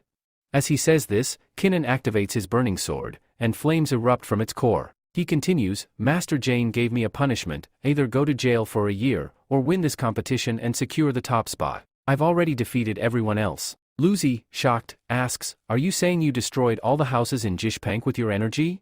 Master Jane steps in. Yes. It's true. Kinnan absorbed all the elixir and fire spirit crystals that were supposed to be rewards. His energy overloaded, and the overflow destroyed everything. A bystander boy chimes in, I saw it with my own eyes. He's releasing the same energy now that destroyed our entire residential zone. Lucy looks shaken. That's impossible. Where are you getting all this energy from? Kinnan thinks to himself, back then, I took it from the 2-fingered crystal. Even now, I still have energy stored within me. If I release this Jark energy, I might be able to scare Lucy, and maybe throw him out of the arena. With that thought, Kinnan charges forward, unleashing a special technique. Lucy shouts, no matter how powerful you are, I have my Golden Reikai's martial arts technique. I can block you. He raises his sword and deflects Kinnan's strike. Kinnan smirks, I want to see how strong your King Lihan Jianhan technique really is. Is it stronger than my blood should hat? With a roar, Kinnan swings his sword, and 3 swords made of pure energy burst out from it. Lucy's eyes widen. What? How did you do that?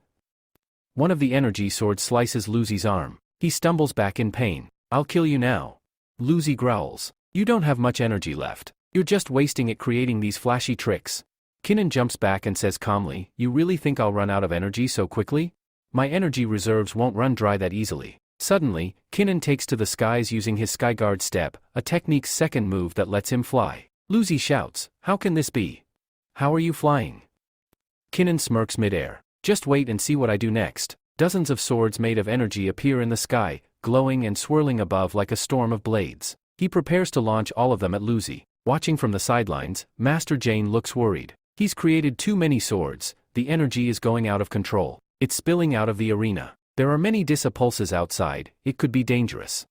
Then Master Jane turns to the other 2 masters, Master Yong and Master Bai, and says, we should go and create a barrier so that the remaining disapulses can be saved. Kinnan's energy is leaking out of arena. They nod in agreement. Without wasting a moment, all 3 masters leap out of the arena and rush to the site. There, they begin forming a barrier to block the overwhelming energy. Meanwhile, we see swords flying through the air, cutting across the battlefield, heading straight for the Disa pulses. The people nearby panic. It seems like we're going to die here, one of them says. There's no way we can survive the energy from those swords. But right then, Master Zaire steps in front of them. Without hesitation, he raises his hand and creates a protective barrier, saving the boys behind him. Back in another part of the scene, Master Jane speaks again. In Venus, where the timekeeper appeared, the sword's energy was so powerful it badly injured even his hand. Kin Nan's powers, they're incredible. On the other side, Master Gusha is shown. Young Master Fei shouts, that energy is coming toward us too.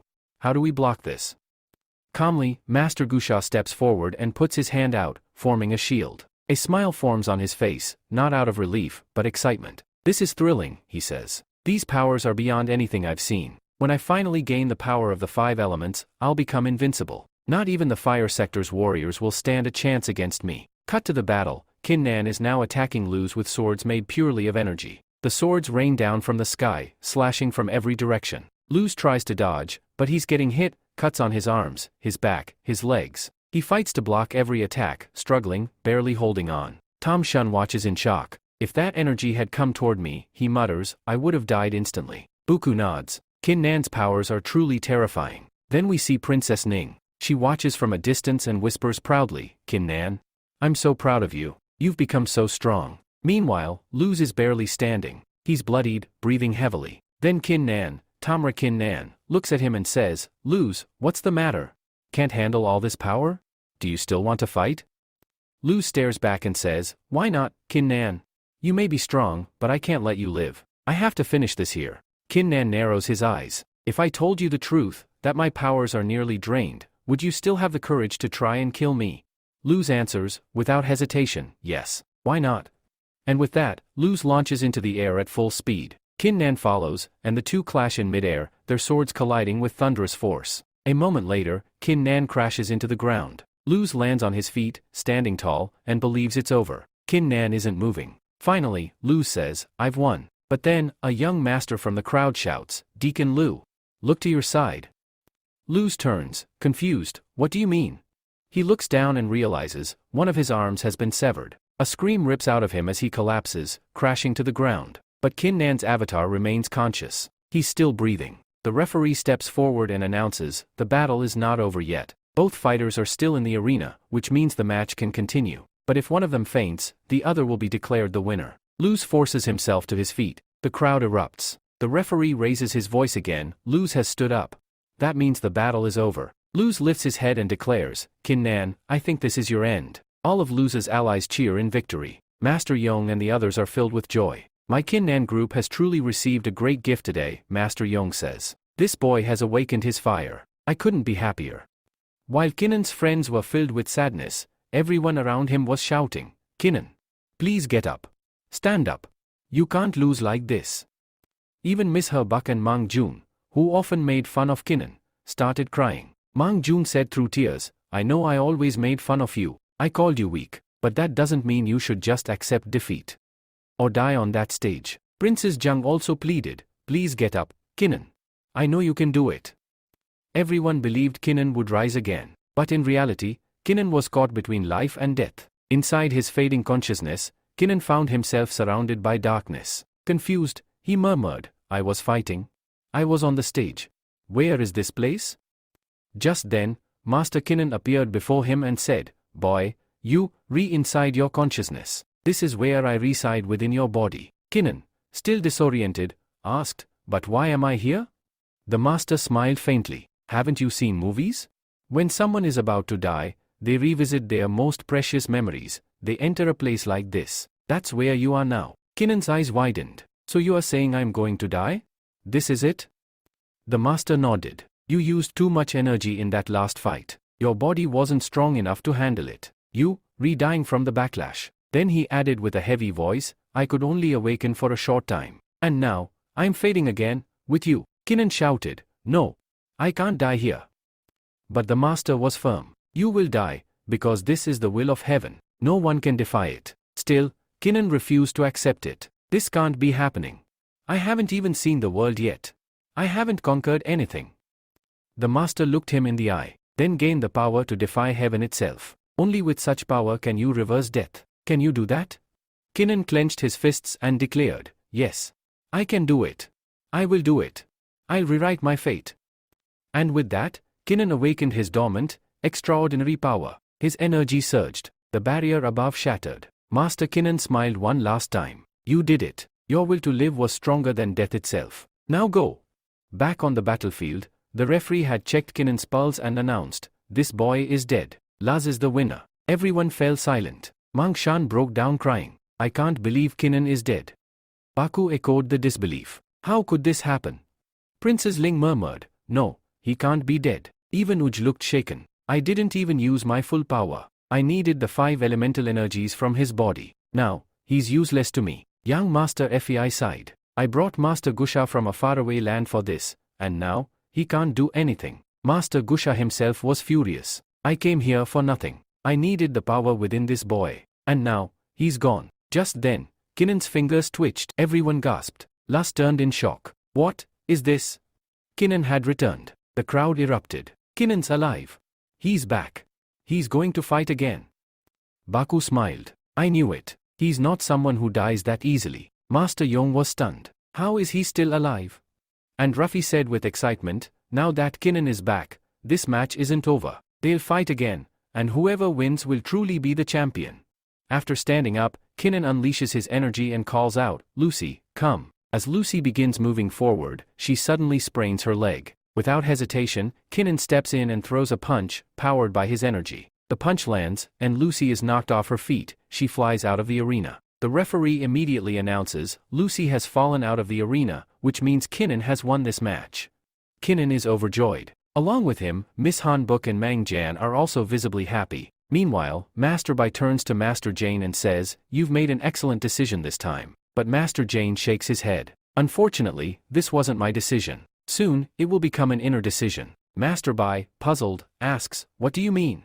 Master Jane explains, after Kinnan defeats all the deacons, he will pass the test of the inner elders. Then, he will become an official disciple of the inner sector. That means he can no longer stay in our group. The world of martial arts is vast and magnificent, and this boy has the potential to reach its peak. Miss Nink, who's also present, smiles and walks up to Kinnan. You were amazing, Kinnan. I've watched all your matches. Kinnan beams with pride. Ningru also approaches, but suddenly, blood begins to drip from Kinnan's mouth. He collapses and mutters, though I escaped death here, how can I protect myself from the internal damage within? Watching from a distance, Master Gusha thinks to himself, this is my chance. This boy's power far exceeds my expectations. He nearly died, yet came back. If I can extract the power of the 5 elements from him, how strong could I become? Without delay, Master Gusha leaps into the arena. As he lands, Kinnan, weakly, asks, who are you? The man replies, I am Gue Mei, master of the Gue Yung sector. My name is Gue Shu. He steps forward, slicing the air with his hand like a sword, and strikes Kinnan's shoulder. Kinnan immediately falls unconscious. Gue Shu picks him up and announces, you insects of the fire sector, do you really think you can stop me? End this competition now. I'm taking this disciple with me. Master Jan gasps. Who is this man? Where did he come from?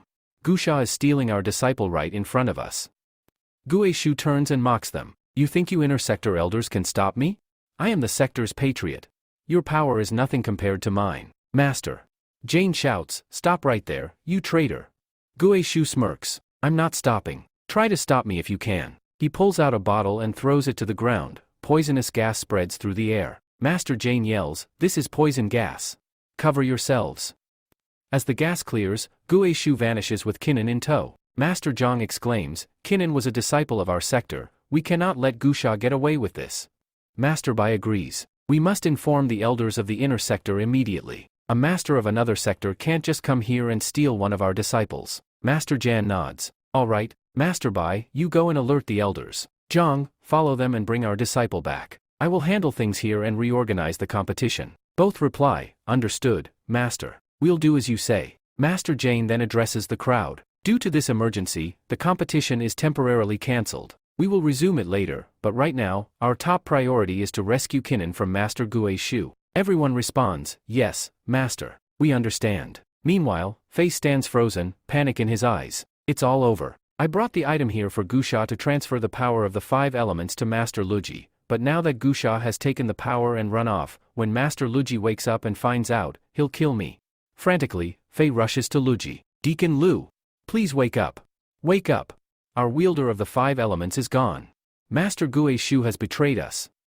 He tries to wake him up, but at the same time, Luhan arrives and says, my brother has fainted here. I don't think there's any need to revive him on the spot. Pick him up and take him to the medical treatment room. A few people step forward, lift his brother, and carry him toward the medical room. Meanwhile, Luhan starts thinking, my brother has lost one of his arms.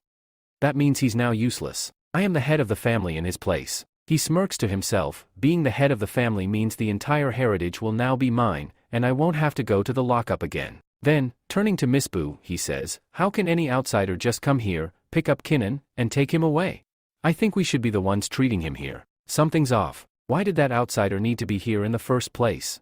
Why did Master Gusha take him? Mang Shun replies calmly, there's no need to panic, backed. That boy seems incredibly lucky, didn't you see?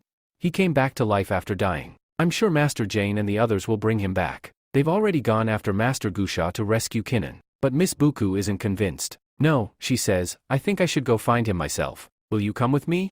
Mang Shun responds, no, I'm not going. You go alone. I'll stay here. Miss Buku nods. Fine. Stay here if you want. With that, she runs out of the sector while Mang Shun remains still. She murmurs, I think the elders can catch that boy easily. So why should we even go there to save him?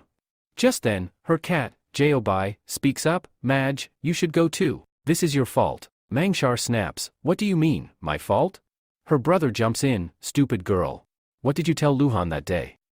Panjan tries to defend herself, I didn't say much to him. He was just talking to me. I asked where he'd been for a year. He said he had some evil power inside him and was asking about Kin Nan. Then, she suddenly remembers. This can't be possible.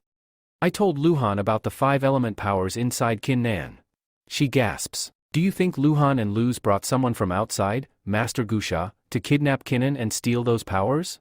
Her brother yells, exactly. You finally get it. All of this is your fault, and now, you're not even trying to save the boy? You're such a fool. Mang Shan breaks down, sits on the ground crying, and says, yes, it's all my fault. I have to find him. It's my responsibility. She turns to her brother, come with me, and sprints off. Cut to, Master Gusha is shown running toward his sector, Guam Young, carrying Kinnan over his shoulder. His face is filled with determination. Once I reach Guam Young, he says, no one will be able to stop me. No one can enter that place. Once I absorb this boy's powers, not even the Patria of the fire sector will be able to touch me. He laughs, my time has come. The days of becoming invincible are finally here. Suddenly, he senses something. Someone's following me, he mutters. Those fire sector elders are sharper than I thought. He quickly throws a bottle to the ground, releasing a thick poison smoke. But emerging unharmed from the smoke is Princess Ning. Master Gusha, watching from a distance, is stunned. She's just a girl, but her speed. It's incredible. Even if her strength isn't impressive, her agility is unmatched. As the smoke clears, Ning steps forward and declares, I am the special disciple of Master Ten Kai. My name is Ning Rujun. I've come here to take Kinnan back. Gusha laughs mockingly, you? A little girl? You think you can stop Master Gusha with that little power? She stares him down. Why not? I can try. With that, she releases her thunder power. Lightning crackles, forming a dragon of energy. She charges forward, swinging her sword. Master Gusha is stunned. What kind of power is this? She's controlling thunder. But then, with one powerful punch to her stomach, Gusha knocks Ning back. She crashes to the ground. Coughing, she says, this man's strength. It's equal to, or maybe greater than, my master's. Then Master Gue Sha turns to the girl and says, your strength is impressive, but even with all that power, you still cannot defeat me, because I am stronger than your master. I am a patriot of a sector. He continues with a cold glare, if you retreat now, I will let you live. But Ningru steps forward and responds firmly, that's not going to happen. Even if I have to give my life here, I will still take Brother Kinnan back. I will not let you take him away. She then thinks to herself, how do I defeat a man like this? Maybe, it's time to use that power, the special skill master told me never to use. If I can just stall him here a bit longer, the elders might arrive in time. She gathers her courage and prepares to use the forbidden technique. Meanwhile, Master Gue Sha throws Kinnan aside and smirks, alright then. Since you're so eager to die here, I'll play with you, and then kill you. Ningru, now determined, says, Master warned me never to use this skill. But for Kinnan's sake, I will break that promise. She unleashes her hidden power, a dragon made of thunder forms around her, crackling with immense energy. The air itself begins to tremble as her strength surges. Master Gue Sha raises his eyebrows and mutters, these thunderbolts, they're incredibly powerful. She can summon and control thunder? This girl has a rare and special body. He smiles with greedy intent. If I take this power for myself, I'll become even stronger. As the 300-volt thunder attack strikes him, there's a massive explosion. But when the smoke clears, Master Gue Sha stands unharmed. He had created a shield with his feet to block the attack. Ningru, shocked, says, How is that possible? My attack didn't even scratch you. I couldn't even touch your clothes, let alone hurt you. Master Gue Sha laughs and replies, Little girl, I told you already, I'm a sector patriot. Do you think someone like you could harm me so easily? You possess the power of 3,000 thunderbolts. It's rare, and I am very lucky. Ningru, confused, asks, What do you mean, lucky? He responds, Your powers are special. If I fail to absorb the boy's powers, I will take yours instead. Your thunder powers will make me unstoppable. Princess Ning shouts, I won't let you take my powers. Not while I still breathe. But Master Gue Sha steps closer and says darkly, I'm not asking. I'm telling you. He grabs her by the throat, rendering her unconscious, and lifts her over his shoulder. Then he picks up Kinnan as well and takes both of them to his secret base, Gue Ma Yung. Inside Gue Ma Yung, Kinnan wakes up chained and confused. He looks around and says, What is this place? Where am I? What's going on? He tries to recall, I was on the stage, fighting Luji. I used up a lot of energy, but I won. So why am I here? Who tied me in these shackles? Just then, Master Gue Sha steps out from the shadows. He smirks and says, Don't bother struggling. These chains can't be broken, no matter what you try. Kinnan glares at him, Gue Sha. Why have you brought me here? What do you want from me?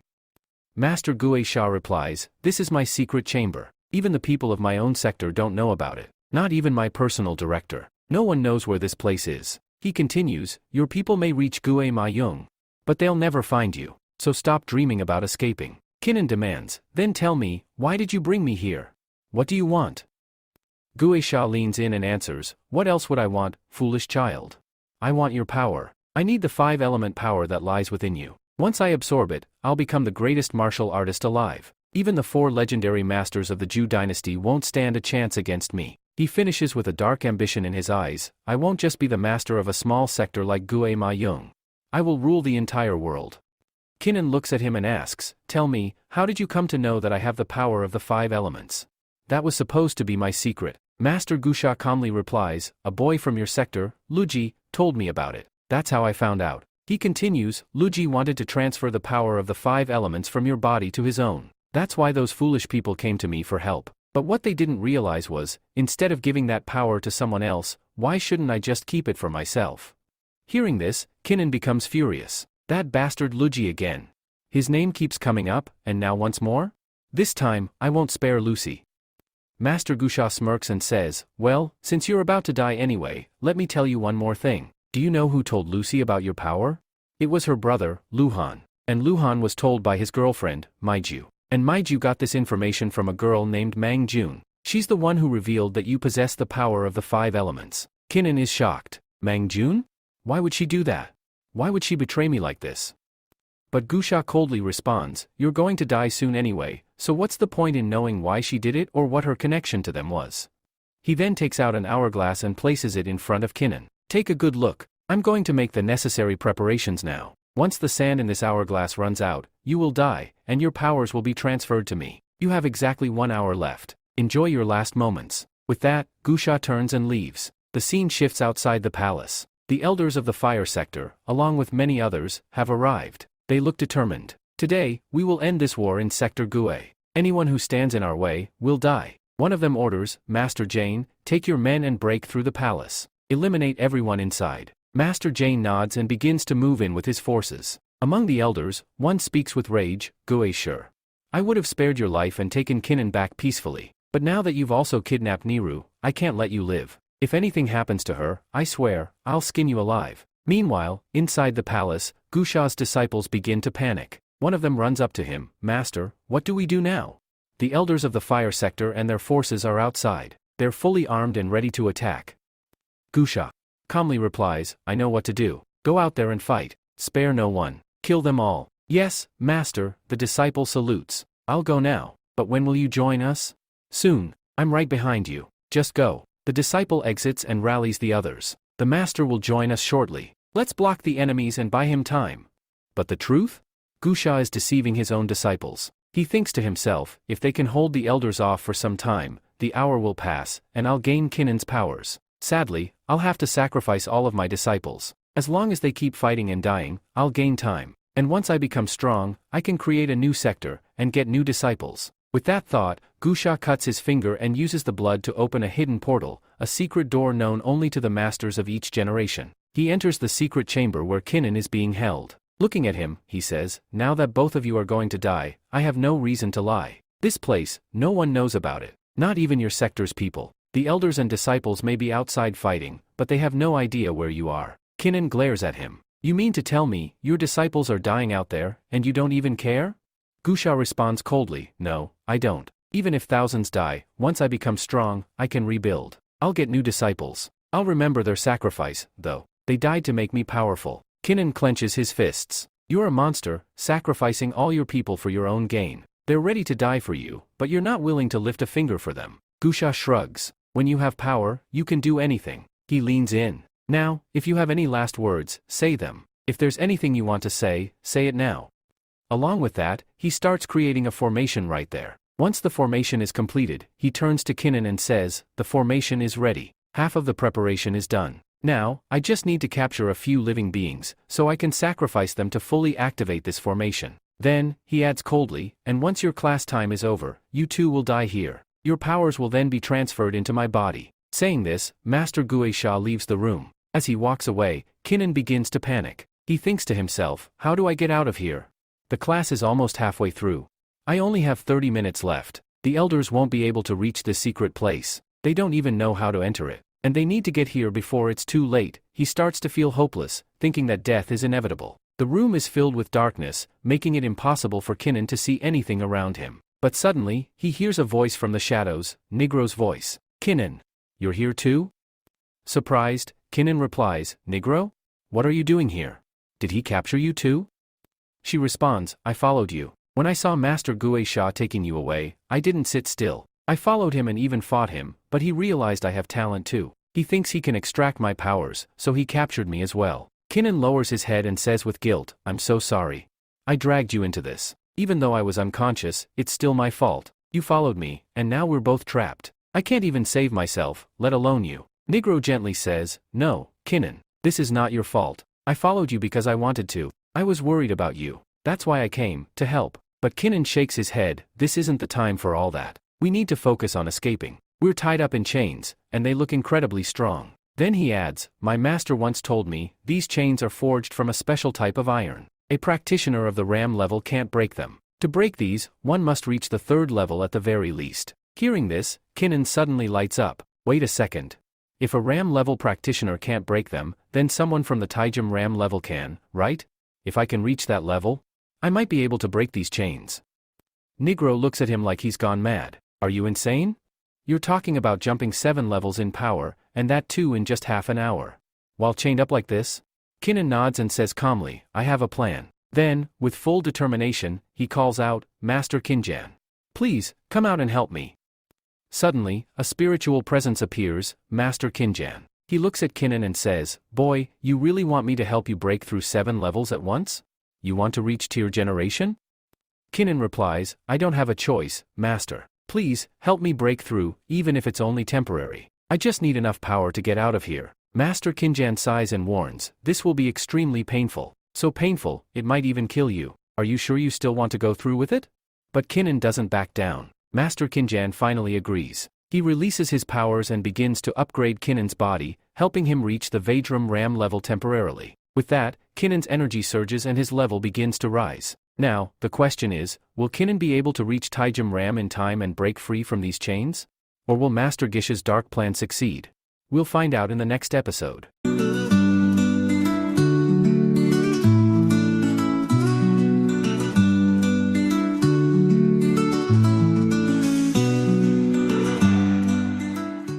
So, at the end of the last episode, we saw that Master Kinjan gives Kinnan a breakthrough of 7 levels, due to which he reaches Tanjin Ram. After reaching Tanjin Ram, Kinnan releases his powers, and the chains melt. With the breaking of those chains, Manning becomes very happy and says, how did you do this? How did you do this? You broke the chains. Kinnan tells her, yes, I did it. It seems we still have a lot of time, so let's quickly break these chains and get out of here. Ning becomes very happy and says, "You freed yourself. It seems we can escape from here." Kin Nun moves forward towards her and says, "Now I will break your chains. I'll break your chains, and then we'll get out of here." As Kin Nun moves his hand forward to break her chains, he hears a voice from outside. Because Master Gusha has returned. Gusha laughs from outside and says, "I have captured the people alive here so they can be sacrificed. You were supposed to wait here for a while." Kin Nun says, "It seems Gusha is coming back." Then Princess Ning says, "You have to leave from here. Gusha is coming back. You cannot stay here." Kin Nun replies, "I'll break these chains right now." But Taya tells him, "You won't be able to break these chains in time, boy. He's coming. You have to leave." Princess Ning also insists, "He's here. You have to leave, or both of us will be killed." Kin Nun is conflicted. He's told, "You have to leave from here. This girl is right. If you leave now, you can bring help and save her. There are still about 20 minutes left in the hourglass." Kin Nun says, "Yes, okay, you are right." He thinks for a moment and then says, "I'll definitely come back to save you. Wait for me here." While Princess Ning is thinking to herself, "I just want you to stay alive. It doesn't matter to me whether I survive or not." Kin Nun hides behind the same door. As soon as Master Gusha opens it and enters, Kin Nun says, "This is my only chance." He uses his guard step and dashes out through the door. When Master Gusha comes inside, he's shocked. Where did Kin Nun go? He looks at the broken chains and says, "That boy was in Practitioner Rama. How did he break the chains and escape? Has he broken through to Tizen Ra while sitting here?" Bertha goes to Ning and says, "Stop talking nonsense. Tell me how that boy ran away from here." Ning replies, "I won't tell you. I won't tell you anything." Master Gusha slaps her and shouts, "You bloody woman. Why won't you tell me? If you don't, I'll take your powers." He continues, "That boy's talents are beyond my expectations. If I could obtain his 5-element powers, it would be incredible. He can't have gone far. This is a secret room, and only I can open the door from inside. I'll find him soon and bring him back." With that, Master Gusha leaves to find Kin Nun. He closes the door behind him. Meanwhile, when Kin Nun escapes, he says, "Master, this is the power of Talisman Ram. But it's taking a huge toll on my body." He continues, "I think I was only able to survive because of your help. Anyone else would have been torn apart by this." He asks, "What should I do now?" Master Kin Jan replies, "You just need to find a way out of here." As Kin Nun walks forward, he discovers a secret chamber filled with herbs and medicines. This must be his alchemy room. So much stuff is lying around. Let's steal it. Kin Nun runs forward but hits a magical shield. What the? There's a barrier here. I can't get through it.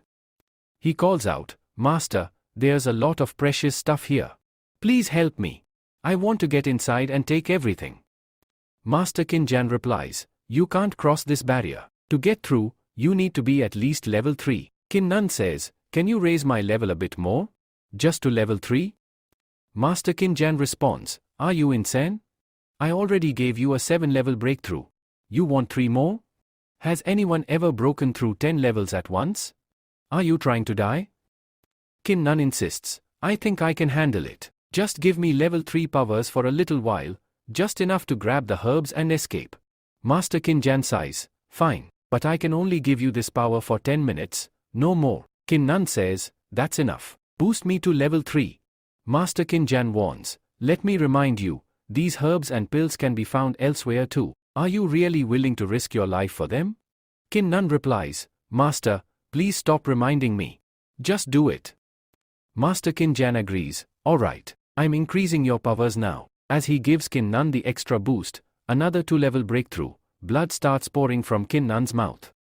Then our Kinnan says, "The cost here is very heavy. It feels as though a lot of weight is falling on my body, making me feel very heavy. But here," he adds, "I can still manage." With that, he runs inside. Kinnan then says, "Look, Gui Shub, I'm going to rob you. You tied me here and kidnapped Nigru. So, I'm taking all your herbs. There are many herbs, many elixirs, and plenty of spirit stores lying around." Kinnan continues, "It seems that for many years, you've been looting the public and storing things here." But just then, he notices a cauldron. He says, "This cauldron is impressive, but I don't have enough space to pick it up and keep it. For now, we'll leave it here. There are many other herbs, but due to limited storage, I can't take any more." As he's about to leave, Kinnan sees a button on the wall. He presses it and says, "It seems like there's another secret door here." After pressing the button to open the door, he enters. As soon as Kinnan steps inside, the master's engine warns him, "Hurry up, boy.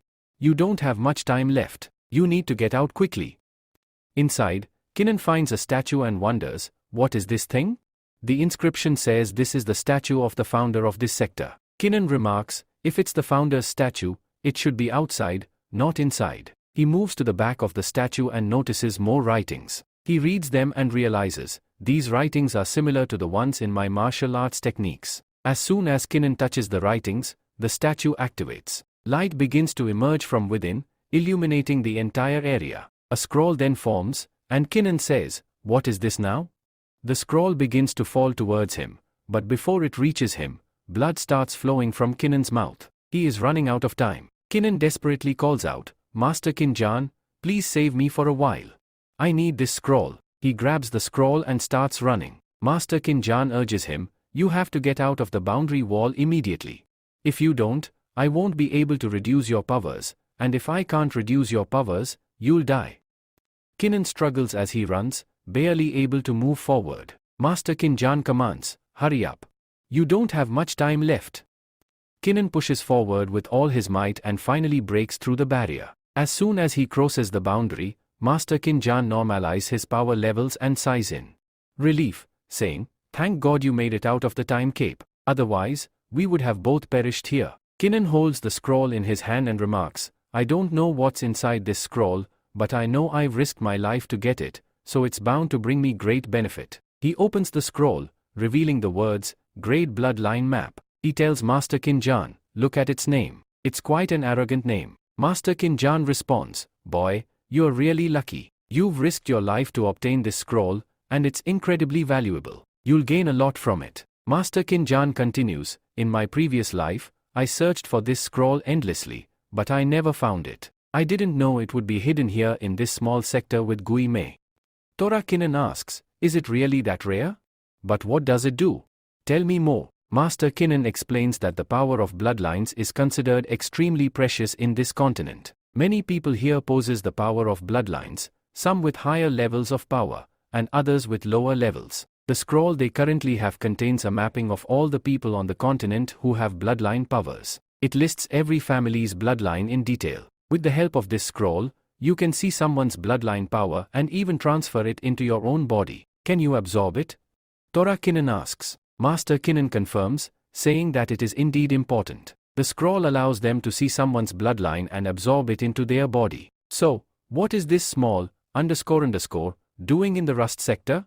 Tora Kinnan wonders aloud. "I don't know what it is, but I believe it is connected to cause and effect," Master Kinnan says. "It was written in your fate, which is why you found it here. Did you ever think you could find such a scroll?"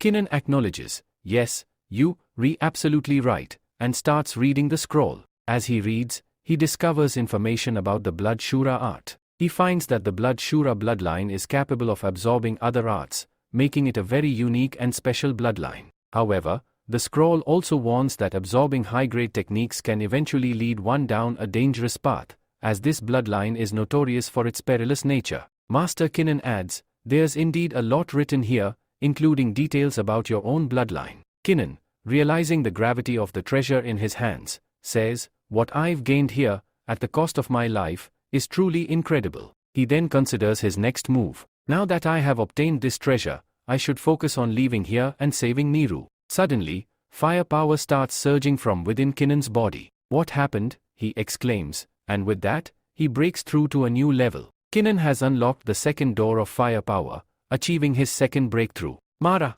Master, I'm scared," Kinnan says, now feeling the full force of his newfound power.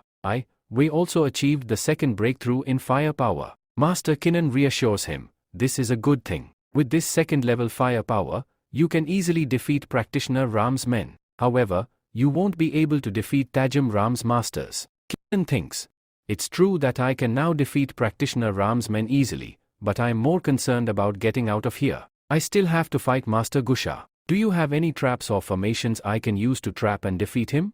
His power level is higher than mine, so I'll need a way to outsmart him." Master Kinnan considers the idea, then says, You want to use tricks like these? Alright, let me think. You can use a formation, but remember, it's not the most honorable method. I don't care about honor right now, Kinnan replies. I just need to trap and kill him. After all, the Shura bloodline we possess follows the path of destruction. The more people or beasts we kill, the stronger our bloodline becomes. Master Kinnan nods. Okay, I'll teach you a formation. With it, you can injure Master Guisha, after which you can easily kill him. Kinnan is ready. Okay, the preparations are complete. He then heads to the location and stands in front of the door, shouting, "Come out, all of you. I've come to kill you. Come out and face me." Inside, Nigru hears Kinnan's voice. What is Kinnan doing here? Why hasn't he left yet? And why is his voice so loud? Will Master Gusha hear him? Is he intentionally calling Gusha out? Meanwhile, Master Gusha is seen inside, bringing live people to his side, killing them one by one. One of his subjects asks, "Master, what are you doing? We are your subjects. How can you kill us like this?" Master Gusha tells him, "You people have no status here, but now you, going to give me power. After this, I will always remember this sacrifice of yours. Now, die quickly." And with that, they kill all the criminals present, causing their powers to increase. This happens because the powers of the dead are transferred as a sacrifice. Ningu and Kinnan's master, Gusha, steps out, looking at Kinnan. Meanwhile, Ningru runs, shouting, "Kinnan, run away from here. He's coming out." Gusha emerges from the shadows and says to Kinnan, "So, Kinnan, you come back quickly. I'm sure you, realized by now that it's not in your power to escape this place. You can't leave because only I can open it." Kinnan responds, "You, really shameless. You took too long to come out. I thought you, be a coward and never show up." Isha, looking at Kinnan, adds, "If I stayed here and told everyone you went into my alchemy room and stole my things, wouldn't that be wrong?" Kinnan smirks and says, No, you, absolutely right. I did go there, stole everything, and looted all your goods." Gusha, furious, charges at him, yelling, "Boy, whatever you took from me, return it. If you don't give it back, I'll make sure your death is painful. But if you return it, you'll die without suffering." Kinnan stands firm, replying, "I'm not giving it back. I worked hard to collect all of it." Gusha growls, "Fine, prepare for a painful death then. I'll make sure you suffer." Kinnan turns and begins running, thinking to himself, "I've thought of 36 plans, but the best one is to run." Master Gusha, hot on his heels, shouts, "You think you can run from me? I am not going to stop until I catch you and steal your 5-element power." As Kinnan runs, he realizes, there are stone walls everywhere. There's no exit, no door to escape through. This is like a bull trap. He looks ahead to see a wall. It's a dead end. Kinnan mutters, "This is it, a stone wall with no way forward. I can't go any further." Gusha catches up and taunts, "Why aren't you running anymore? Looks like your way's blocked." Kinnan snaps back, "Do you think I can walk through a wall? There's no way out." Gusha sneers, "Well then, return my things now." Kinnan, with a calm smile, responds, All right, I'll return your things." He pulls out a herb from his possession and hands it to Gusha. "Here, take your herbs. What will I do with them anyway?" Suddenly, Kinnan releases fire energy in his other hand, and says, "It's good that you finally realized you need to return my stuff." As soon as Gusha reaches for the herb, Kinnan strikes, releasing a burst of fire. Gusha easily avoids it, laughing, "Do you really think you can fool me that easily? I knew you, try to attack. Your effort was useless." Gusha then kicks Kinnan, sending him crashing into the wall. Dazed, Kinnan mutters, "I don't think I can beat you." Master Gusha stands before him, coldly saying, "Stop resisting. Come with me. If you give me the power of the 5 elements, you'll die quickly, with minimal pain. No matter what you do, you're going to die here." Kinnan, determined, asks, "Are you really sure I am going to die here?" Gusha, confused, asks, "What does that mean?" Kinnan grins and says, "Just look down." With that, Kinnan activates a formation, and Gusha suddenly finds himself trapped within it. Kinnan taunts, "It's too late now. You are trapped in this killing formation. You can't escape anymore." Master Gusha looks around and says, "What is this? What formation is this?" King responds, "Kinnan, that boy. You've made a great move. You've hurt him badly with the killing formation and the second level of your fire power. Though he's not dead today, he's a man of great strength, which is why he won't die. But you've certainly injured him badly." Kinnan, picking up his sword, says, now, you need to act quickly and free Nigru. If you don't, the sword will go through your throat. Kinnan slashes him and adds, it seems like you don't want to die quickly. I don't think you want to die so soon. But fine, listen to me. Go to the place where Nigru is. Alright, I'll go and release her, he replies, panicking. But don't kill me, I still have to become stronger. With that, Kinnan kicks him, sending him toward the location where Ningru is held. Go quickly and free her, Kinnan tells him. As he reaches Ningru, she asks, Kinnan, what's happening here? Kinnan reassures her, don't worry, now that I'm here, I'll definitely save you. This old man Gusha won't be able to harm us. Just stay calm. Kinnan moves toward the chains binding her. Aren't you going to open the chains? He asks. Master Gusha, holding a knife, begins to think, once I recover my energy, I'll kill this girl and take the power of her bloodline. He draws the knife to Ningru's neck. After freeing her, I'll slit her throat. Throw your sword down, or I'll kill her. Gusha warns Kinnan, are you crazy? You are badly injured. If you try to stop me, I'll kill you. Kinnan responds coldly, no, you won't kill me. If you kill me, I'll slit her throat first. The hour's up, and now both of you are going to die. Kinnan glances at the hourglass. Has the time run out? He murmurs. The formation starts to open, and he charges at Gusha. Bastard, if you kill her now, what will happen? Let her go, and I'll spare your life. But if not, I'll tear you apart. Master Gusha sneers. You can do whatever you want. The formation is ready, and once it's activated, I'll take her powers. With her thunder abilities, I can easily kill you and take all your powers. Then, I'll crush the elders outside. Ningru pleads with Kinnan, you need to leave me here. Please, just go. Kinnan, determined, says, how can I leave you behind? If anyone is going to sacrifice their power, it's me. I'll give my powers so you can escape. Alright, Kinnan agrees, let's make a deal. You let her go, and take my powers instead. Master Gusha, grinning, says, why not? First, throw your sword down. Kinnan drops his sword, and Gusha believes, once I have Kinnan's 5 elements power, I'll easily defeat this girl. Master Gusha looks at Kinnan. If you use the second level of your fire power and your sky card step, I think your speed will increase enough to kill me in one blow. The chances are 60%, but there's a 40% risk involved. Kinnan nods, 60% is enough. He throws his sword and gets ready for the challenge. Master Gusha smirks, come at me. You can't escape now. But just as Gusha throws his knife, Kinnan moves forward at lightning speed. Using his fire power, he dodges the knife attack and charges at Gusha, attacking with a powerful palm strike. The impact is strong, Gusha falls to the ground, injured and dying. The knife grazes Kinnan's body, injecting poison, and he collapses. Ningru runs to Kinnan, asking, are you alright? Kinnan, weak but determined, says, I'm fine. Ningru, concerned, replies, but the knife. It cut you. Poison is inside your body. I'll be okay, Kinnan reassures her. You go, find the exit, bring the elders. Before leaving, Ningru hands him a vial. This is a Tok Chung elixir. It'll help stabilize your body and stop the poison. I'll find the exit and call for help. With that, she races off. While Mother Kinnan says that this girl is very impatient, I couldn't find the exit. Then, Master Kinjan, seeing all this, says to Kinnan, boy, you are really lucky. You've found such a girl. She truly loves you. Master Kinjan continues, in my time, there was a girl I loved a lot. She used to behave very well with me. But just as he's getting nostalgic, someone interrupts, saying, oh, Master, stop it, stop it. I'm not ready to listen to your love story at all. Look, I'm dying here due to poison, and you, re-talking about love? Really?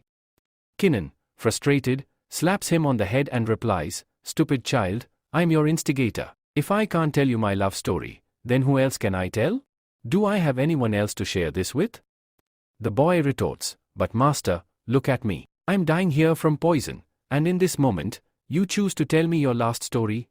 Master Kinnan gives a deep sigh, okay, fine. Enough with the drama. Quickly, bring out your great bloodline map. Take out the scroll you got from there. Kinnan pulls out the scroll and shows it to Master Kinnan. Master Kinnan looks at it and asks, can you see the fire coming out of Gusha's body?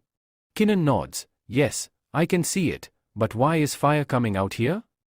Master Kinnan urges, quickly, turn your scroll towards the fire and see what happens. As Kinnan turns the scroll towards the flames, words appear, and he realizes, this is the Mingjan bloodline. Master Kinnan explains, yes, this is a bloodline power. Among many small bloodlines, this one is particularly good for alchemy and weapon making. The boy's curiosity grows as he asks, so this is the power of a bloodline? Master Kinnan replies, yes, you've understood it correctly. There are many bloodline powers in this world, and this is just one of them. You can absorb it. Bloodline powers come in different types, animal, spirit, or life state types. But the Mingjan bloodline is fire-based, a flame-type spirit. Kinnan, thinking about his recent encounter, asks, when Luz attacked me with her sword, she had spirit energy. Could that be a bloodline power too?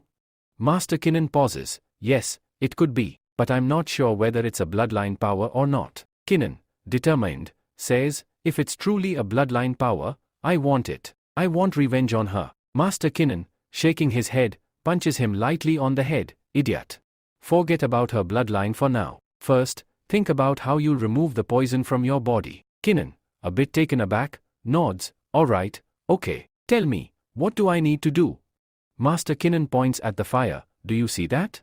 The Mingjan bloodline is so powerful, it's melting everything around it. You must absorb this power quickly. It could even detoxify the poison in your body. Kinnan, now understanding the gravity of the situation, says, okay, I understand. He moves closer to the fire, and as he begins absorbing the flames, all the power of the Mingjan bloodline enters his body. Kinnan screams, these flames are incredibly powerful.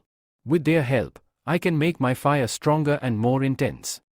As he absorbs the power, the wounds on his body heal, and the poison is flushed out. Kinnan, feeling the surge of new energy, says, now I have the Mingjan fire. With this, I feel like I can perform alchemy much better. This fire is truly special. He adds, now I must find Nigru. She went looking for the exit, but that crazy girl probably won't be able to find it. I'll have to go and find her. As soon as he stepped out from there, Alters had also arrived. Niru quickly told Alters that they needed to go to that room, behind the stone wall, where some nuns had been tied up. Just then, they turned to see Kinnan standing in front of them. The master reassured Niru, you don't need to worry. Kinnan is standing in front of us. With that, Niru rushed ahead. Kinnan then spoke, now, you don't need to worry anymore. Niru replied, I was so scared, I was really worried about this. I hope you don't die. She ran ahead and hugged Kinnan, saying, you scared me so much. Kinnan calmly responded, okay, everything's fine now. There's no need to be scared anymore. He pointed out, everyone's watching us. Niru smiled and replied, I don't care how many people see us here. The others, in fact, were all watching them, and many praised the pair. They're a perfect match, some said, while others added, they're made for each other. Altia, however, was not pleased with this at all. After rescuing Kinnan and Nigru, the group returned to their fire sector. They arrived at the same place where the battle had been raging earlier. Once there, Altia stood before everyone and asked, whose power was being used here? They replied that the damage was caused by the master of Gui Manjung, Master Gui Sha. We had taken many of our soldiers there, and during the fight with his soldiers, many of ours were killed. This all happened because of Luz. He brought Gusha here. Luz sat silently in front of them, head bowed. I know what I've done, he confessed. I did it all for my sector, for my group. Forgive me. I know the world is cruel, where only the strong survive. I wanted to take his powers to make myself stronger. I didn't make any other mistakes. I only wanted to steal his talents to make myself strong. Kinnan glared at him. You are a greedy person. You brought soldiers here for your own selfish desires, putting everyone's lives in danger. Many of our disciples died because of you, and all of this happened for your own benefit. Luz sneered, Kinnan, there's no need to say all of this. If everyone knew you had the power of the 5 elements, they'd come after you, not just Master Guasha, but many others would want to steal that power from you. In the end, I think you'll die here. If you die, what's the difference if I take your talents? At that moment, the elder slapped Luz across the face, shouting, what nonsense are you talking?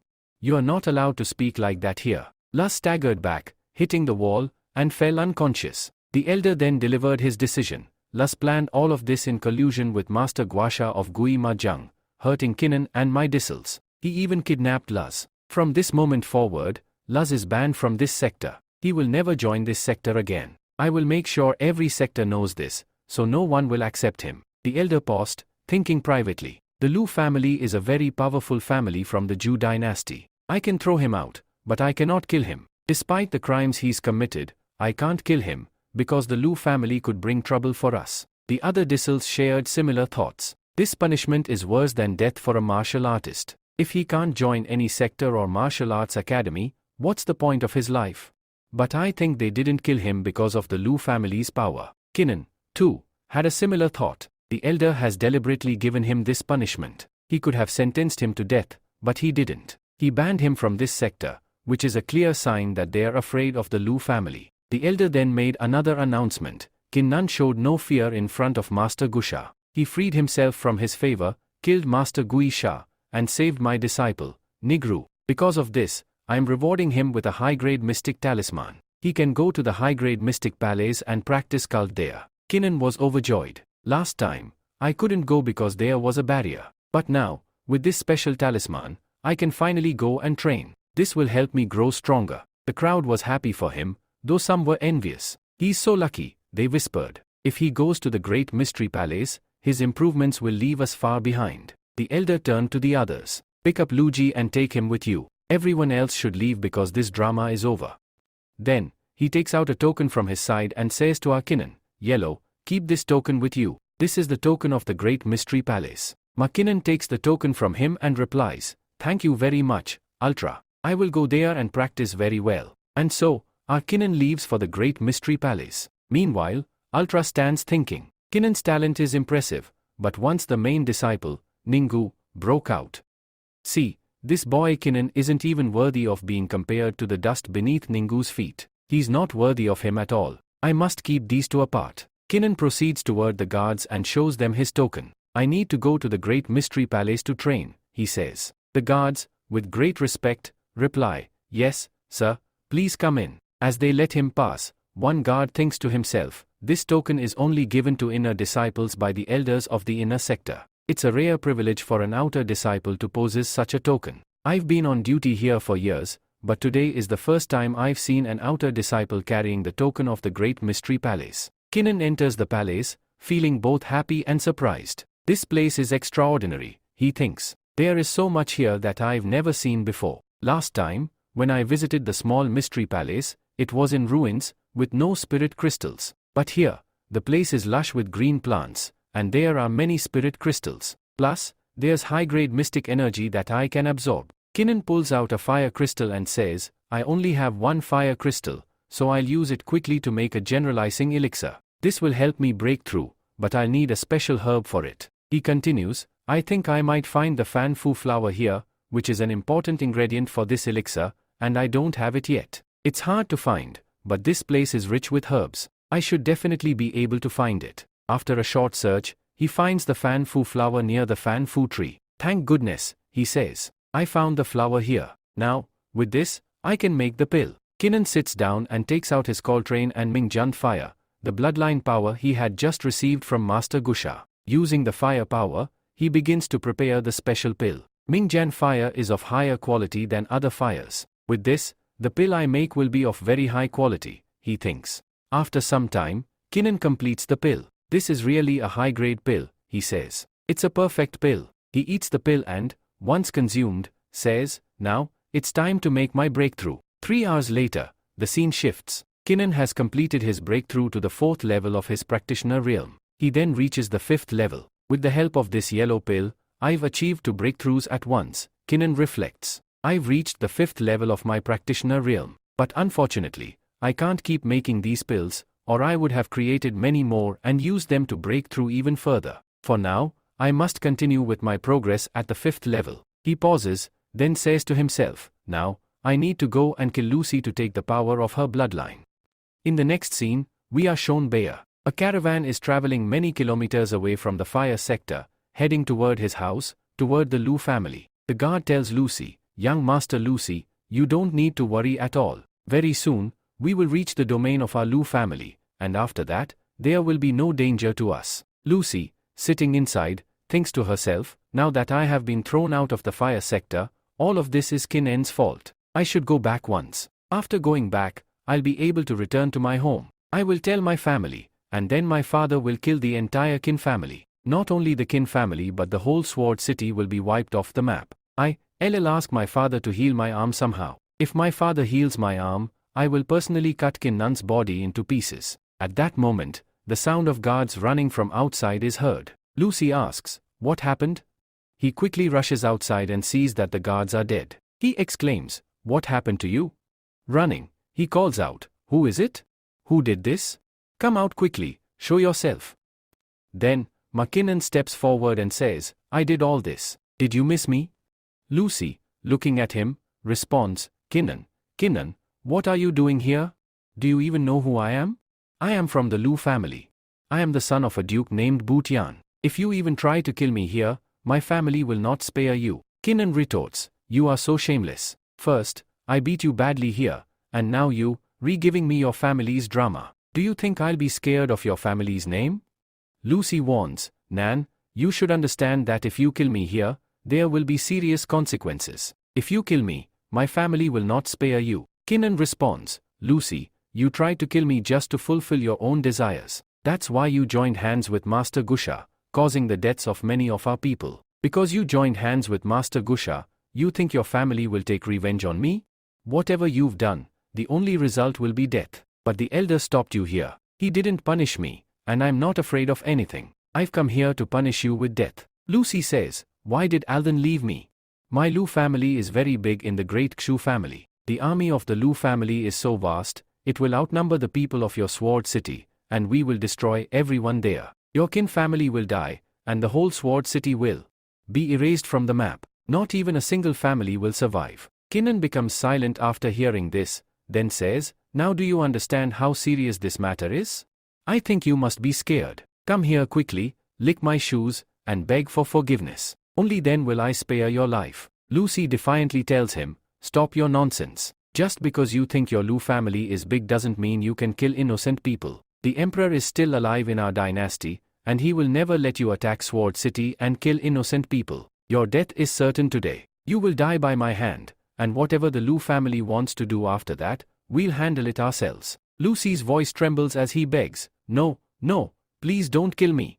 Kinnan releases his fire power through his sword and prepares to strike. Lucy starts running, shouting, "You've gone mad." Kinnan swings his sword, striking Lucy while still saying, "You will regret this if you kill me." Kinnan responds, "Whatever regret you feel, we'll deal with it later, but for now, you have to die." He jumps forward with great speed, swings his sword, and strikes Lucy. Lucy falls to the ground. Kinnan says, "Today, I have ended the hatred between us." After Lucy's death, energy radiates from his body. Kinnan notices the light and says, "Just as I thought, he had the bloodline technique of King Lia Jianhu. This is a rare secret bloodline technique, one of the 3,000 small bloodlines. If I absorb it, my bloodline power will increase, making me stronger with 3 bloodlines." Kinnan sits down and begins absorbing the power of the bloodline. "With 3 bloodlines, I will be the most powerful in this fire sector. If I gain the powers of 10 bloodlines, I will become the strongest person here." As Kinnan absorbs the bloodline, he finds a book. It's a special technique of King Lian swordsmanship. He realizes the bloodline technique he just absorbed is a swordsman technique. Kinnan's master, Kinjan, appears and says, "The Jisman technique is very special. You must grade it under the technique of your Shura bloodline, which will significantly increase your power." Kinnan replies, "Okay, I think I've gained a lot from this trip. Let's quickly return to the fire sector before the Lu family comes here and sees me." In the next scene, the night sets in. At night, the mansion arrives with Kinnan, who hands him a box and says, "Please forgive me. This is all my mistake, and I owe you an apology. I also want to give you this gift because of me, your secret got leaked." Kinnan looks at her and says, "But I never told you that I have the power of the 5 elements. How did you come to know all of this? Your cult status is very high, and yet you've hidden it here." Maz responds, No, my cult status isn't that high. Actually, that cat, Jabhai, had told me about you. He mentioned that you have the power of the 5 elements." Kinnan takes the box from her and says, "Okay, I accept your gift, and your apology too. I forgive you." "Thank you very much," she replies. "Okay, I'm leaving now." She waves goodbye and walks away, leaving Kinnan to think. Kinnan wonders, did she do all this knowingly or unknowingly? He then realizes, this is why Luji tried to kill me, because that girl told Lujan I have the power of the 5 elements. As Kinnan opens the box, he finds a jade talisman inside. He examines it and says, "This is a jade talisman, but what could it do?" Master Kinja appears and explains, this is no ordinary jade talisman. It's a very special one, an extremely powerful item. It's designed to block powerful attacks. Whenever you face a strong attack, this talisman will protect you, potentially saving your life. Kinane's eyes widen as he understands. This is a treasure. Why would Mangji give it to me? Master Kinja answers, she gave it to you because she wanted to apologize. She made a mistake, and this was her way of showing remorse by giving you her most valuable gift. I think you should forgive her. Kinane pauses, then nods. Okay, I forgive her. The next morning, we see a crowd gathered outside the square, with many disciples standing there, all eager to witness something. Kinane, also arriving, notices the crowd and asks, "What's going on here? Why are all these disciples standing outside the square? Is someone fighting?" He turns to a disciple and asks, "What's happening here?" The disciple responds, "A fight is taking place today. It's no ordinary fight. Two people are settling their personal grudges here. While we've seen life and death contracts made before, this time it's different. These two, Klusner and Juna, are fighting to resolve their issues." Kinane, surprised by this, exclaims, "What is this stupid girl doing?" He quickly pushes through the crowd and says, "Let me go ahead." He rushes toward the stage where Mang Jun and Luzon are facing each other. Mang Jun looks at Luzon and says, "Why did you do this here? I trusted you. I told you about the secret, that Nan has the power of the 5 elements, but you betrayed my trust and went behind my back, involving Luzon in this. Today, I've come to take revenge for what you did."